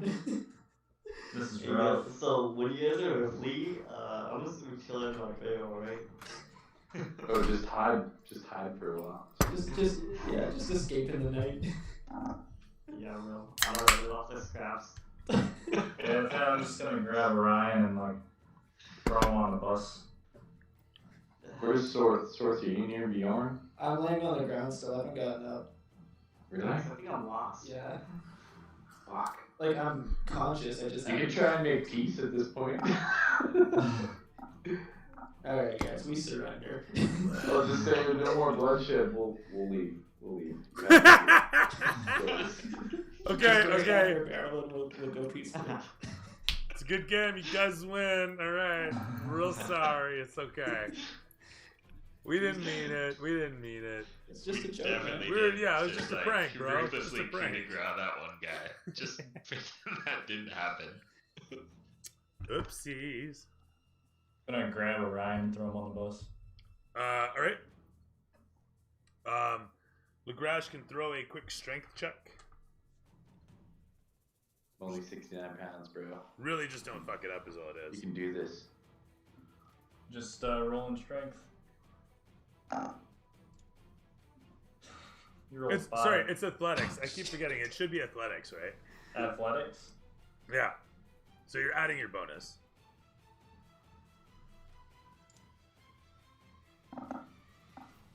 You rolled an 11. Okay. You just managed to get the little man up and throw his big attitude into the bus. And you jump aboard as well? Yeah. With a 10 plus 6 against your AC, the guy tries to take a swing. The other guy as well, with a 15 plus 6, manages to hit you. Just as you jump in, you get smicked for 5 plus 3 for 8 points of damage. Just as you clamber into the bus. As that occurs, yeah, the camera's going to swing from there to, to Orion. As the camera pans against your face, you're sailing with a smile on your face, sailing, sweat beading on your smiling little face, as your features twist and turn in strange anguish. As you're sailing over in space, flying overhead, the blackness down below, showing silhouettes of places you've seen, been, loved. You see your house from here. The one you were... No, it's gone now. As you decide to fly in closer to see it in detail, what was it? Where did it go? You find the silhouettes blasting black up around you as you roll your death save. Rolled a 14. Terrific. As you come down towards it, you see light bursting up towards you, turning the black to gray as you hurtle towards it, recognizing the smell of freedom. And the camera pans away from you to Sorth, who, laying on the ground is... no, sorry. Are you knocked out again? Yeah, No, you I'm are. actually still good. Okay, cool. Not for long, but I'm still good. Alright, cool. Yeah, you were healing worded, that's right. Yeah. I can't even run to the bus without getting swiped. Were you prone? Yeah, I'm prone. You were still on the ground. Okay, cool. So you're gonna get up and scuttle, is that it? You can disengage, yo. Yeah, I'm trying to see if I can play this. Risk reward. Bro, just quickly tie a rope to Bjorn's ankle and jump I, on the I bus? was thinking of doing something like that, but then I'd have to get in range and then get sliced out. Sorth I is thought you were what's literally beside him. Didn't you? what's your Oh, strength? still. What's Sorth's strength? His is it's only +1. No, what's your strength score? It's like 12 then, yeah? Yeah, 12. Okay. I don't know that you can actually lift Bjorn. No, William, but if I heal him, he's just gonna get shot down again. I think you have max. You can probably do it with heavy lift. I can't remember what the calculations are. Says you can push Draygor at 30 times your strength score. Okay, So so that'd be just about there. I'd allow it. Alright, I'm gonna try and grab Bjorn and see if I can make it onto the bus. Okay. Oh, yeah, do I have enough movement because I have to get up? Oh shit, that's right too. Yeah, Shitty. I don't have enough movement. I think you might. I think you might just Are fucking you have right enough. there? Yeah, you literally just have enough to end up 5 feet inside the bus. So you're gonna be, your legs gonna be like hanging out. That's No, okay. like he can get 5 feet in. So yeah, you rush past, picking up Sorth, picking up Bjorn, and jumping into the bus, where you see Largish with you see Benito with what's his pickle there? Fuck me, Orion. Cool. As you guys pile one after the next into the bus, Lazarus, the camera pans against your face. Sorry, I should say the camera pans against Bjorn's face, as once again it shows the docks panning away ahead of you as we watch you walk into frame. I head back down towards the shore. You do indeed. Walking along the docks, heading towards where your vessel should arrive. The ocean blasting against it, sending salty spray up skyward. The incredible visage is suddenly disturbed by a fish leaping out of the water. A something, you're not sure. It was white, alabaster, leaping up and then back into the water. The sound of the ocean all around you is relieving, and the salty smell cannot be, is nothing but ambrosia upon your olfactories. As you situate there, staring out across it, what was your death save? Oh, it's a fail. You see your vessel in the distance. The camera pans again to show Laz, who's got the idea in his head that he should race away from here as fast as he can drive. Alright, just on my way back inside the vehicle, where is Bjorn? He is on the floor. Of the bus? Yeah. Alright, so on my way to the steering wheel, I'm gonna whack him with a healing potion. Just one of those, like... Smash it across him? Yeah, right? I mean, you can do that. You don't get as much strength out of it, but I can do that, right? Yeah. That is my house rule, yeah. Okay. I thought I remembered that. So yeah, let's throw one on him as I get into the seat. All right. With that said, you do so, walking past him and doing the thing. You get behind the wheel, and as suggested, drive as fast as you can out of here. Make sure you hit some on the way out. You know, turn that wheel. 20-point K on them. Fish tail. We're going in reverse after having just crashed into a rock. And the windshield splattered with one of their guys. I'm pretty sure just backing out. I'm not really going to hear the beeping sound. I'm just trying to get the hell out of there. Go try it. Yeah. At this point. You reverse out as you Rockford around and peel away, disappearing from the scene. The battle bus careens off. Oh, thank God. It's quite sketchy. I mean, I'm still like on death's door, but you know, at least I'm in the bus. What kind of potion was that I got on my face there? It was a magic potion. Yeah, what class of potion did you smash on your friend, by the way? It was Laz's superior potion. All over your face. Just uncorked all over ya. Right on. Alright. Feels good, man. Holy shit, buddy. As this happens, the vessel suddenly explodes, shattering like glass ahead of you, as the visage flashes bright white, exploding away as you snap your eyes open with the magics of the fluids and the shards of glass that are being pushed out by said magics of the fluids. As you look up towards your companions, the sound of the ocean waters and surf having disappeared suddenly, all that you can hear are the sounds of the engine whirring away as the battle bus rolls through the desert back towards the town. No, that's not the right one.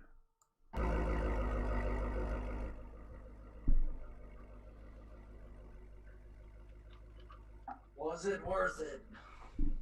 Oh, yeah. Totally worth Oh, it. totally. I mean, I still think there's more things we can kill there. You can go back. I think Laz and Yeah, I come both back need with me, a actually. nap here, man. I'm Yeah. dying.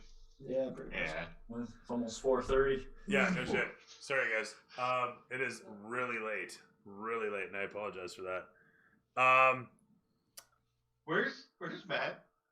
I don't know. The In camera. cave somewhere. That's next session's rescue mission. Yeah. The camera pans against the I'm scene. just the intern. I'm gonna have to do a fucking one-on-one at this rate. The camera pans against the scene to show what is it, Croman giving orders to his men, and as they clean up the scene, he immediately pulls out a small spherical stone, his thumb dancing upon its surface. He walks out of the frame. Yes. Hello. I have news. He simply says as he disappears from view. The camera pans against to show the compound in the center of the city.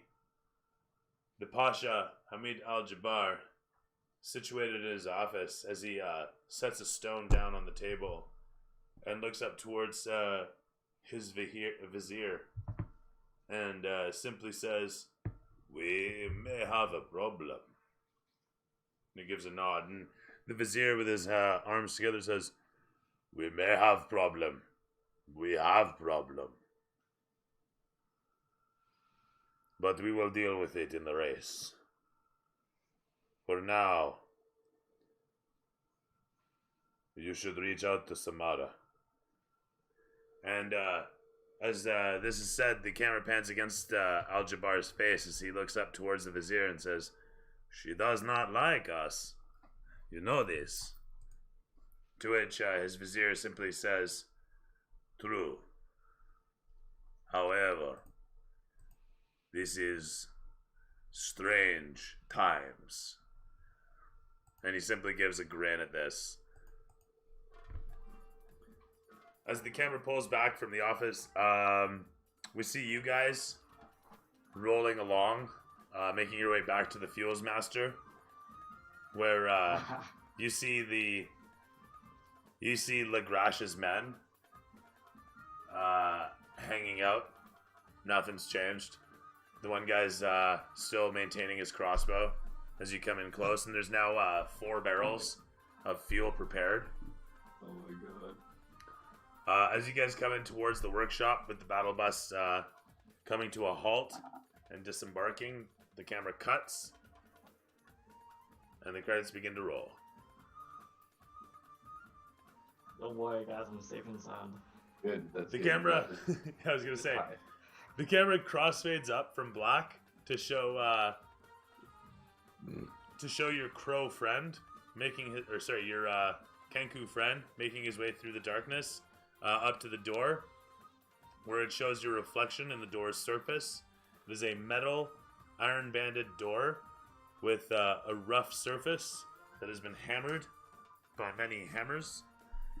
And it's the credits continue to roll as it shows you in front of it, kind of in slow motion, unsure of what to do with it at this time. Point being, though, it crossfades from there to Sean. Would you hate? What was your favorite part? Would you like the least? The repeat of last week is my enjoyment of just running in circles on the bus. And literally getting Jedi mind tricked the minute I stepped out. Like, hey, what's going on? Like, you should go home. I'm gonna go home. Hey, listen. Without that plot line, you'll all still be dead. So That's true. That's true. Let's all take it for what it's worth here. If it makes you feel better, originally when I had Croman do that, I figured it was to get their ride out of here. And then in the next 6 seconds, they all fucking jumped on the bus, and Croman's like, "What the fuck?" As it gone, right? So that was kind of dumb on my part in the end. I should have been like, Croman tells you to sit tight. We'll be with you in a moment. Well, no, I mean, like, it was funny because as I'm watching this unfold, and I know that I'm getting closer, and I'm watching shit get crowded, and I'm like, oh, fuck. Like, initially we had 3 guys standing right across the middle of the path. Drive in, hit them, back up. And then just, like, everybody got together. It was like watching my kid play hockey. Like, fucking 9 kids on a goddamn puck. Spread out. Oh, man, that's great. Yeah, right? I want to personally apologize for keeping you away for 3 fucking rounds. I expected to go faster, and I am so sorry, my man. It's all good, man. It happens. We should probably have our tankiest character so, in the front line. The first thing in the after credit scene that gets said, the Grash looks at you and says, "You need the driver." So from there, sorry. So that was what you liked the least. What'd you like the most? No, I mean it was great. I mean, this was one of those like come to Jesus moments. I think for a lot of the team and a lot of the Braggadocio here. Like don't get too big for your britches. We're about to get the shit beat out of us. Yeah, taking on the Draygors in their home turf. It's You know, it's uh-oh's time. Cool. Alex, would you hate? What was your part? What's the least? It was a fun fight being just like so overpowered, trying just to stay alive. And it felt very satisfying that we still managed to kill 2 of them and get away. Just giving them the finger as you leave. You definitely made them hurt, that's for sure. Yeah. Got some what felt like good hits, but yeah, it was fun. I think the only thing I really disliked is that we ended up split up again. It felt like we had to leave some people with the fuel, and then that kind of turned out to be a bit of a nothing, at least for this session. I don't know if that'll turn out different next time or not. But... Oh, as in you expected that something would happen to the fuel? Yeah, it's like... Yeah, fair enough. It seemed to me if we didn't have someone there, something would have gone wrong. Yeah, well, yeah. If you didn't have somebody there. But, yeah, it was fun. And then, yeah, I guess the only part I really dislike is I have a meeting at 5 tomorrow, which kind of sucks, but... Holy shit, dude. 5 in the morning? Tomorrow today. I guess that's today now. Thank you for playing. We appreciate your presence. Sorry, man. If it makes you feel any better, I mean, I gotta go back to work right after this, so you know. Yeah. Anyhow, yeah, Rick, what'd you like? What's your part? What's the least? I gotta agree with the last situation. Is like, you know, with the whole bus, it's kind of creating a bit of a predicament with him being stuck on the bus. And like the only reason that I didn't have my character do it is because the way I was envisioning the driver was that if Barium was the driver of his own bus, then how would he repair anything that went wrong? Frankly, you guys need a driver. You guys need like an actual driver. It's either that or Barium could have a couple crew members, you know, there to work on it. True. I guess it'll be different when we're actually in the race, probably. It'll be more centered on the bus. we'll be stuck together. That is very true. That is very true. But that said, you still don't want to be having to devote however many actions to the bus. True. Yeah. Where you can avoid it. I think we're learning how to play with the bus. Yep. Yeah. Right. I think she's Very much what this is about. It may seem very gradual, but it's like there's a lot of lessons to be learned on the way. But anyhow, cool. We're done. Ben, what'd you like? What'd you hate? What's your favorite? What's your least? Where are you? What the hell am I looking at? It's the tunnel. I was looking at your bowl before. Now I'm looking at the Dark tunnel. butt. It's a dark Yeah, butt. my camera died like a while ago. Probably like 2 hours ago, actually. Fair enough. As we were. So I actually loved being left behind. Like, legit, it's solo squad time. Time for me to shine. You know, you guys are carrying me all this time, real. It's time for me to do my job and blow some shit up. Kind of crazy how I managed to get away with a crit fail. It was very, very cool. I split things up a lot in that scene, and at the end of it, I was like, you know what? I'm just gonna go this way with it. So yeah, I allowed that. Yeah. Made sense to me. They know something's up, but they don't know what, and they don't know where. I should have shot the Your neighbor. patience paid off. I'm not sure how it's gonna work with me being a fucking pacifist. Damn. Just blend in, bro. Hey, if Obi-Wan Kenobi could do it, you could do it. Hello there. Yeah, that's about it. They're done. Alex, what'd you like? What'd you hate? What was your favorite? What's the least? Man, I love what a clusterfuck this one was. We went in there half-cocked with a plan that didn't make sense at all. And it still ended up living. It was a lot of tense moments where like one of us would be down and then they'd get up only to bring the next guy down and back up. It's like, oh shit, like just trying to like inch your way to freedom somewhere. It's kind of cool that Matt got split off. I think that's gonna be interesting. It's gonna play pretty cool. I'm excited to see where that goes. The only thing I didn't really like is one, not having our tank. Definitely more use on the battlefield. And two, I didn't hit a thing. Didn't you? Oh, you didn't? Oh my god. I didn't hit a thing this game. I died almost twice. Rough, dude. Yeah, I didn't do shit. Except for heal Bjorn a couple times. Which is invaluable in and of itself. Let's face it. Definitely. 100%. Survival of the fittest, right? Oh yeah. But Right up. overall, it was pretty sick. And it's kind of cool how quickly you adapted to our crazy scenario. Oh, I don't know if it was that difficult, really. One thing I will say is I'm sorry that I brought you guys right to the doorstep, although at the same time, it just made sense. But yeah, so cool. Cody, what'd you like? What'd you hate? What was your part? What's the least? I liked how we had to like bust out every little thing we had in order to just scrape out a survival scene. Although it took forever, I loved Laz's entrance and just like smashing in there. That was I was epic. hoping he'd come out with his axe swinging, but you know, that's just how the roll goes. I hate that I didn't think of suggesting that Laz should kind of like keep rolling, like not just wait in one spot, like keep rolling with us. That maybe that would have gone there quicker. I don't know. Yeah, it was a really cool turn of events. Yeah. Cool. Good session.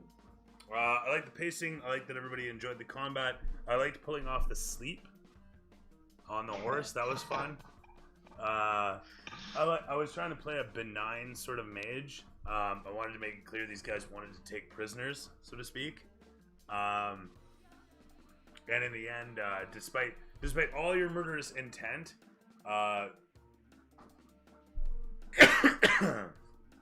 yeah, they were still trying to take prisoners, and you know, I let them let loose at the end because it was whatever, but they still weren't coup de grace. So you know, maybe next time. But yeah, I'm glad everybody had fun with it. It was it's difficult to kind of gauge the right balance for something that's going to feel like, you know, you're like I say, you're taking them on their home turf, where they have whatever fucking resources at their disposal, making it like it's going to be a really like a bitch of a combat, but at the same time survivable in one way or another, right? So it was exciting. I like the whole you guys get set up to leave with the cart, and then it breaks down, and then the battle bus shows up, and it's this last minute rescue. And I especially loved how it was legitimately this last minute rescue. That is insane, the way that played out.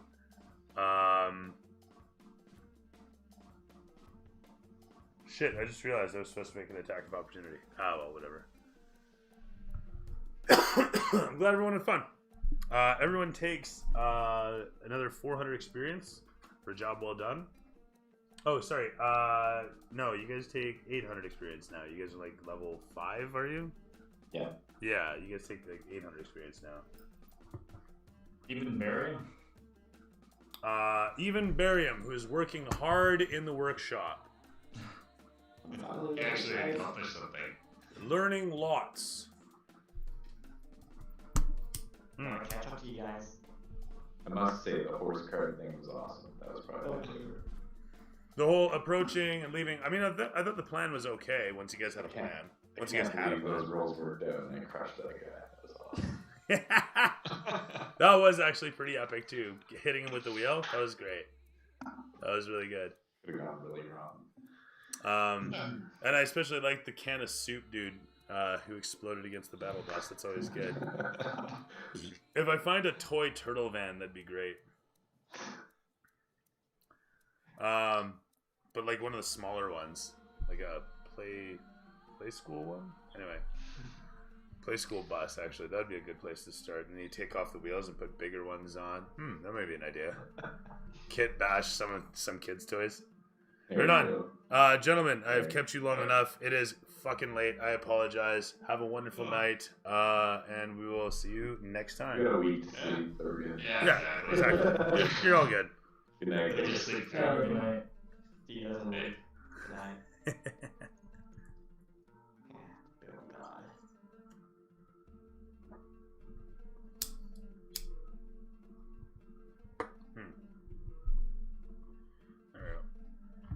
god. And if you like what you see, we stream every Monday, and sometimes other days, depending on when people buzz me to play. Due to COVID, of course, we're not doing in-person games, at least not on camera. But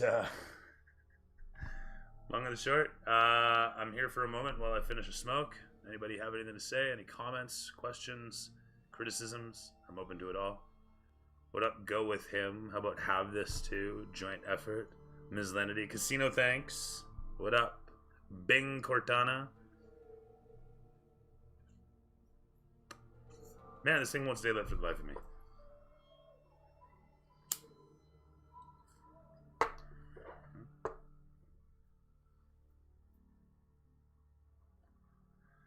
Go on, anything at all.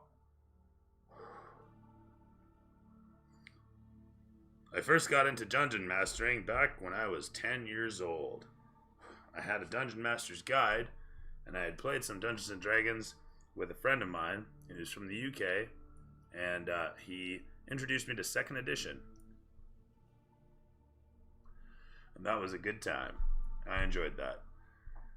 Showed me the ropes and kind of taught me a little bit about this and that in terms of how the game is played. He had his own way of dungeon mastering, and I did mine, and I wasn't very good at it at all, and he was quite good at it, as a matter of fact. And carried on doing that for a while, and always had trouble finding players, or knowing what to do when I had players, for that matter. It wasn't until later on in my years. I played on, for several years from when I was 10 on and off through to junior high. It was about 5 years later. And then I kind of fell off the wagon. I stopped playing and ended up doing whatever else I was doing at the time, video games and whatnot. I was very much into developing old game levels back in the day. Long and the short, you fast forward some, and the board games came out. If you recall the board games, the Dungeons and Dragons cooperative, they're these tactical tile games, tabletop board games that you lay out tiles of the board and explore them with your minis. It's designed to be the single-player form of Dungeons and Dragons, if you will. What's going on again?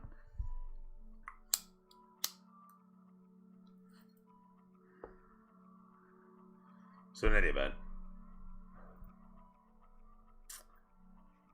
it was this game that reintroduced me to it. The idea of exploring dungeons and having fun with it. And it wasn't long after that I got into the 4th edition again. I had 3rd edition, and I had played 3rd edition way back when 3rd edition first came around, but I never played 3.5. And then I got into 4th edition again, and then I ended up playing some Pathfinder soon after that.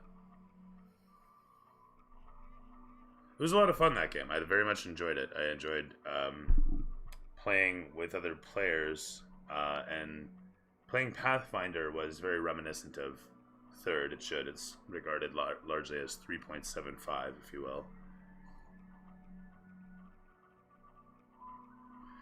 Or the true 4, if you will.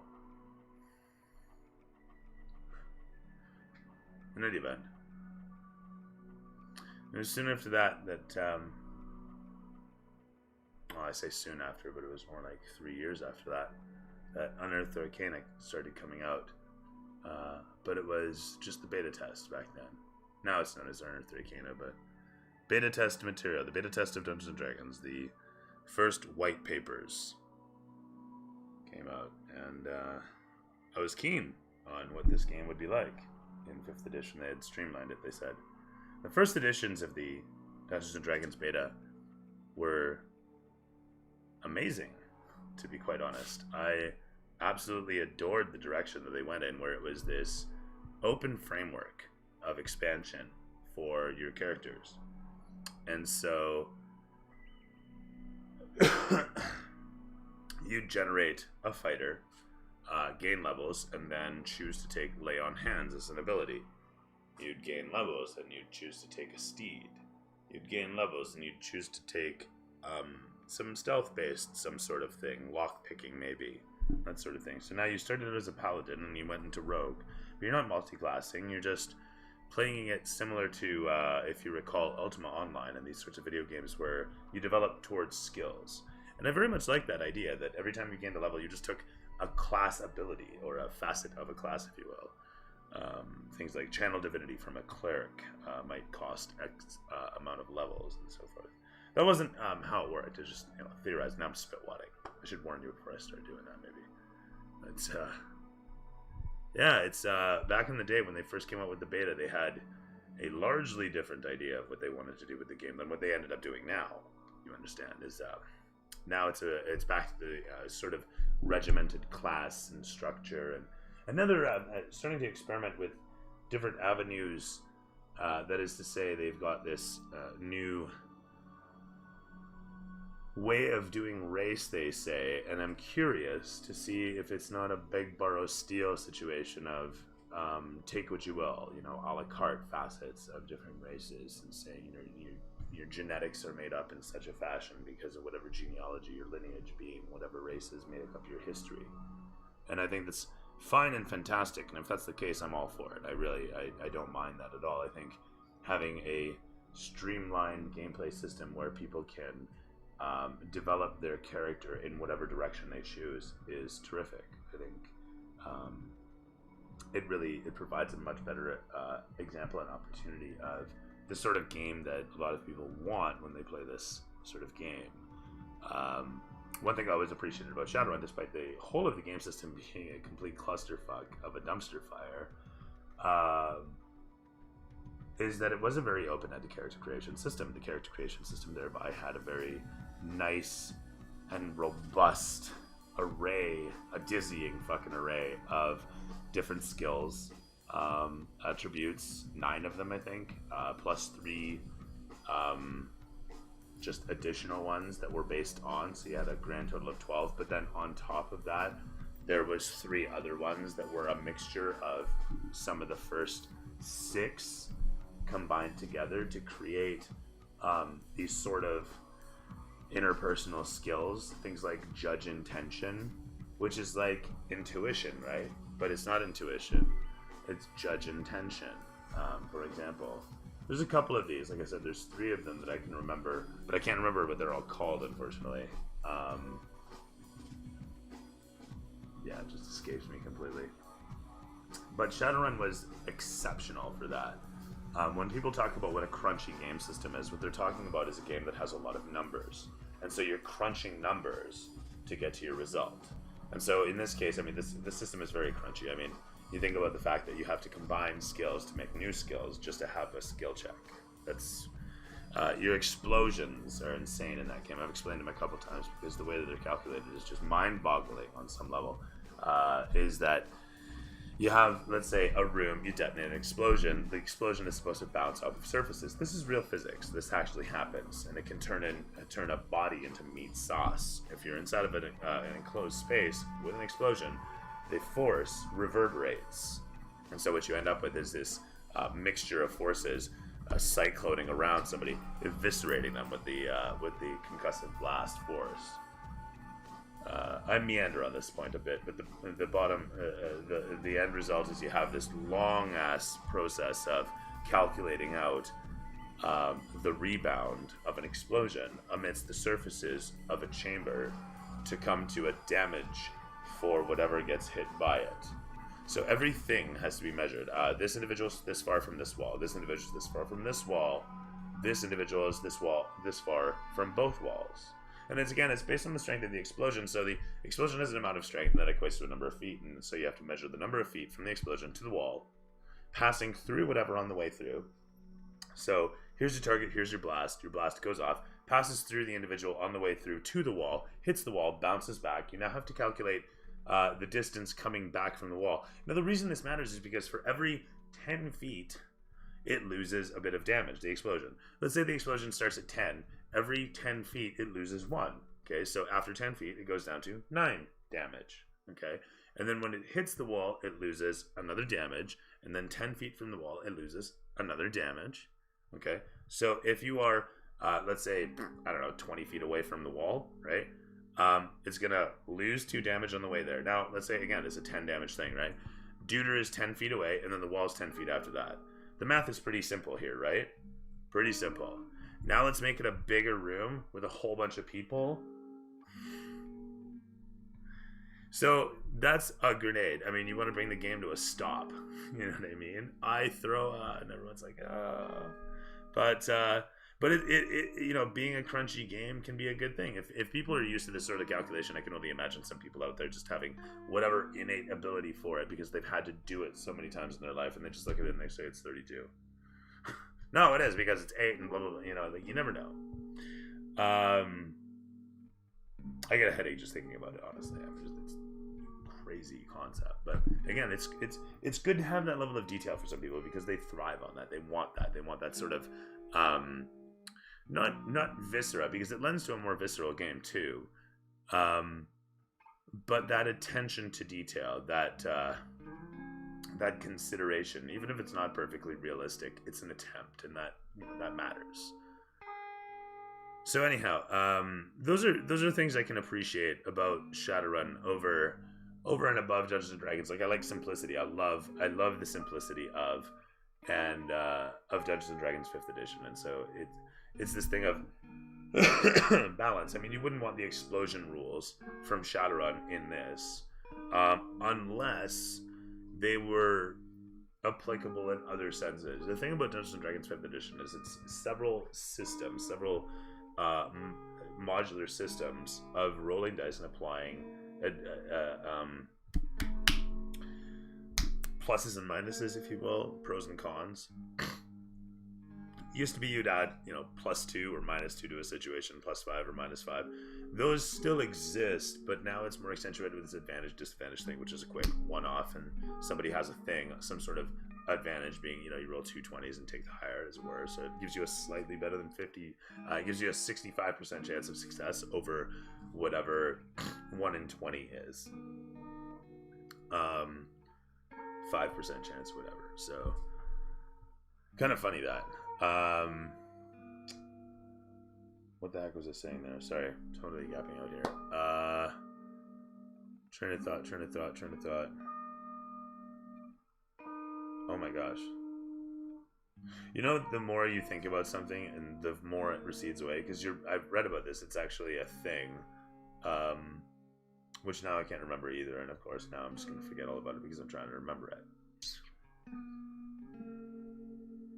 I don't do enough voices. I find that I have a couple standard voices. Total segue, I know, but I don't even remember what I was talking about before. And you know what? I mentioned that by now you might not either, so we're just going to run with it.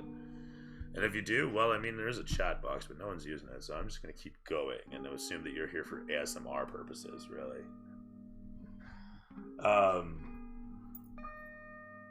No, I don't do enough voices. I don't do enough voice acting. I don't do enough of a range of stuff. I have a decent range, but I just don't practice it enough, and keeping it steady can be a bit difficult. I'm not trained enough, maybe you could say. I'm not sure.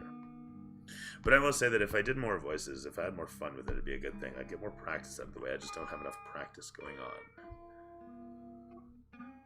Because I don't do it. Go figure that. I wonder what the fuck I did with that miniature, buddy. I have no idea. And I'm just hoping, praying, that it's not in the sand. Because that's happened, and once they get into the sand, man, and they get swished about, dug up and buried, and they just get ground, ground down. I'd hate for that to happen to a perfectly good mini. But them's the breaks when you own this thing, the sand pit. I've considered replacing it with with just a digital tabletop, one of those animated forms, so to speak, putting a TV on there. There's a bunch of different engines. You could do like those 3D ones where you set up a little 3D world, click and drag all the same. There's a variety of them, actually. Point is all sorts of solutions. I don't know, though. I like this whole thing. I very much like this whole thing. Having a big old table with all the stuff. There's just so much stuff. It really is just stuff. So much that I don't know what to do with now. And you know, the funniest part is that I don't even make this stuff. People make this stuff as they come to the table. All this stuff is made by other people. And it's all gorgeous. It's all wonderful stuff. I mean, I've made some stuff, and some stuff is littered around here, sure, but nowhere near, I'm not even a blip on the amount, the sheer amount of stuff people have made. It's crazy. And I appreciate all of it. And it's not going to go anywhere, It's not. Replace the table with another table. I'd still keep all this stuff. I'd still use this stuff where I could. The sand, though, I don't know. The sand, having this big old sand pit, big old sandbox, it's great. It's great. Works perfectly for having this stuff, and it looks so good in it. And the moment you get away from that and have that, screen, whatever it is, like, you gotta make contentions for that. You can't pour water over the screen. Mind you, you wouldn't either. You'd make the screen show water, right? And it would be this animated water, as it were. And that's fine. But you can't float a boat in that. You can't have something under the water and then jump out. And I can do that here. I don't know. There's limitations. There's possibilities too, right? Would I change it? I don't know. I like what it is, though. And maybe it could be better. That's all I mean. I think about that sometimes, but I can't rightly come up with just better. It's just different. You know what I mean? Still pros and cons.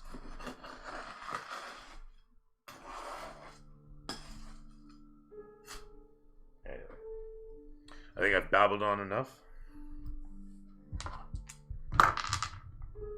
Until next time, everybody. it has been my pleasure to be your entertainer and your dungeon master with another fantastic episode of Dungeons and Dragons with my terrific plethora of players that is a palette of personalities unto themselves, with which I paint a fantastic picture, I think. And so, with you, my viewers, I thank you for watching. For whatever reason that you're here, I hope it has fulfilled your needs, and I hope to see you again next time. And until that time, may your 20s always land on 20.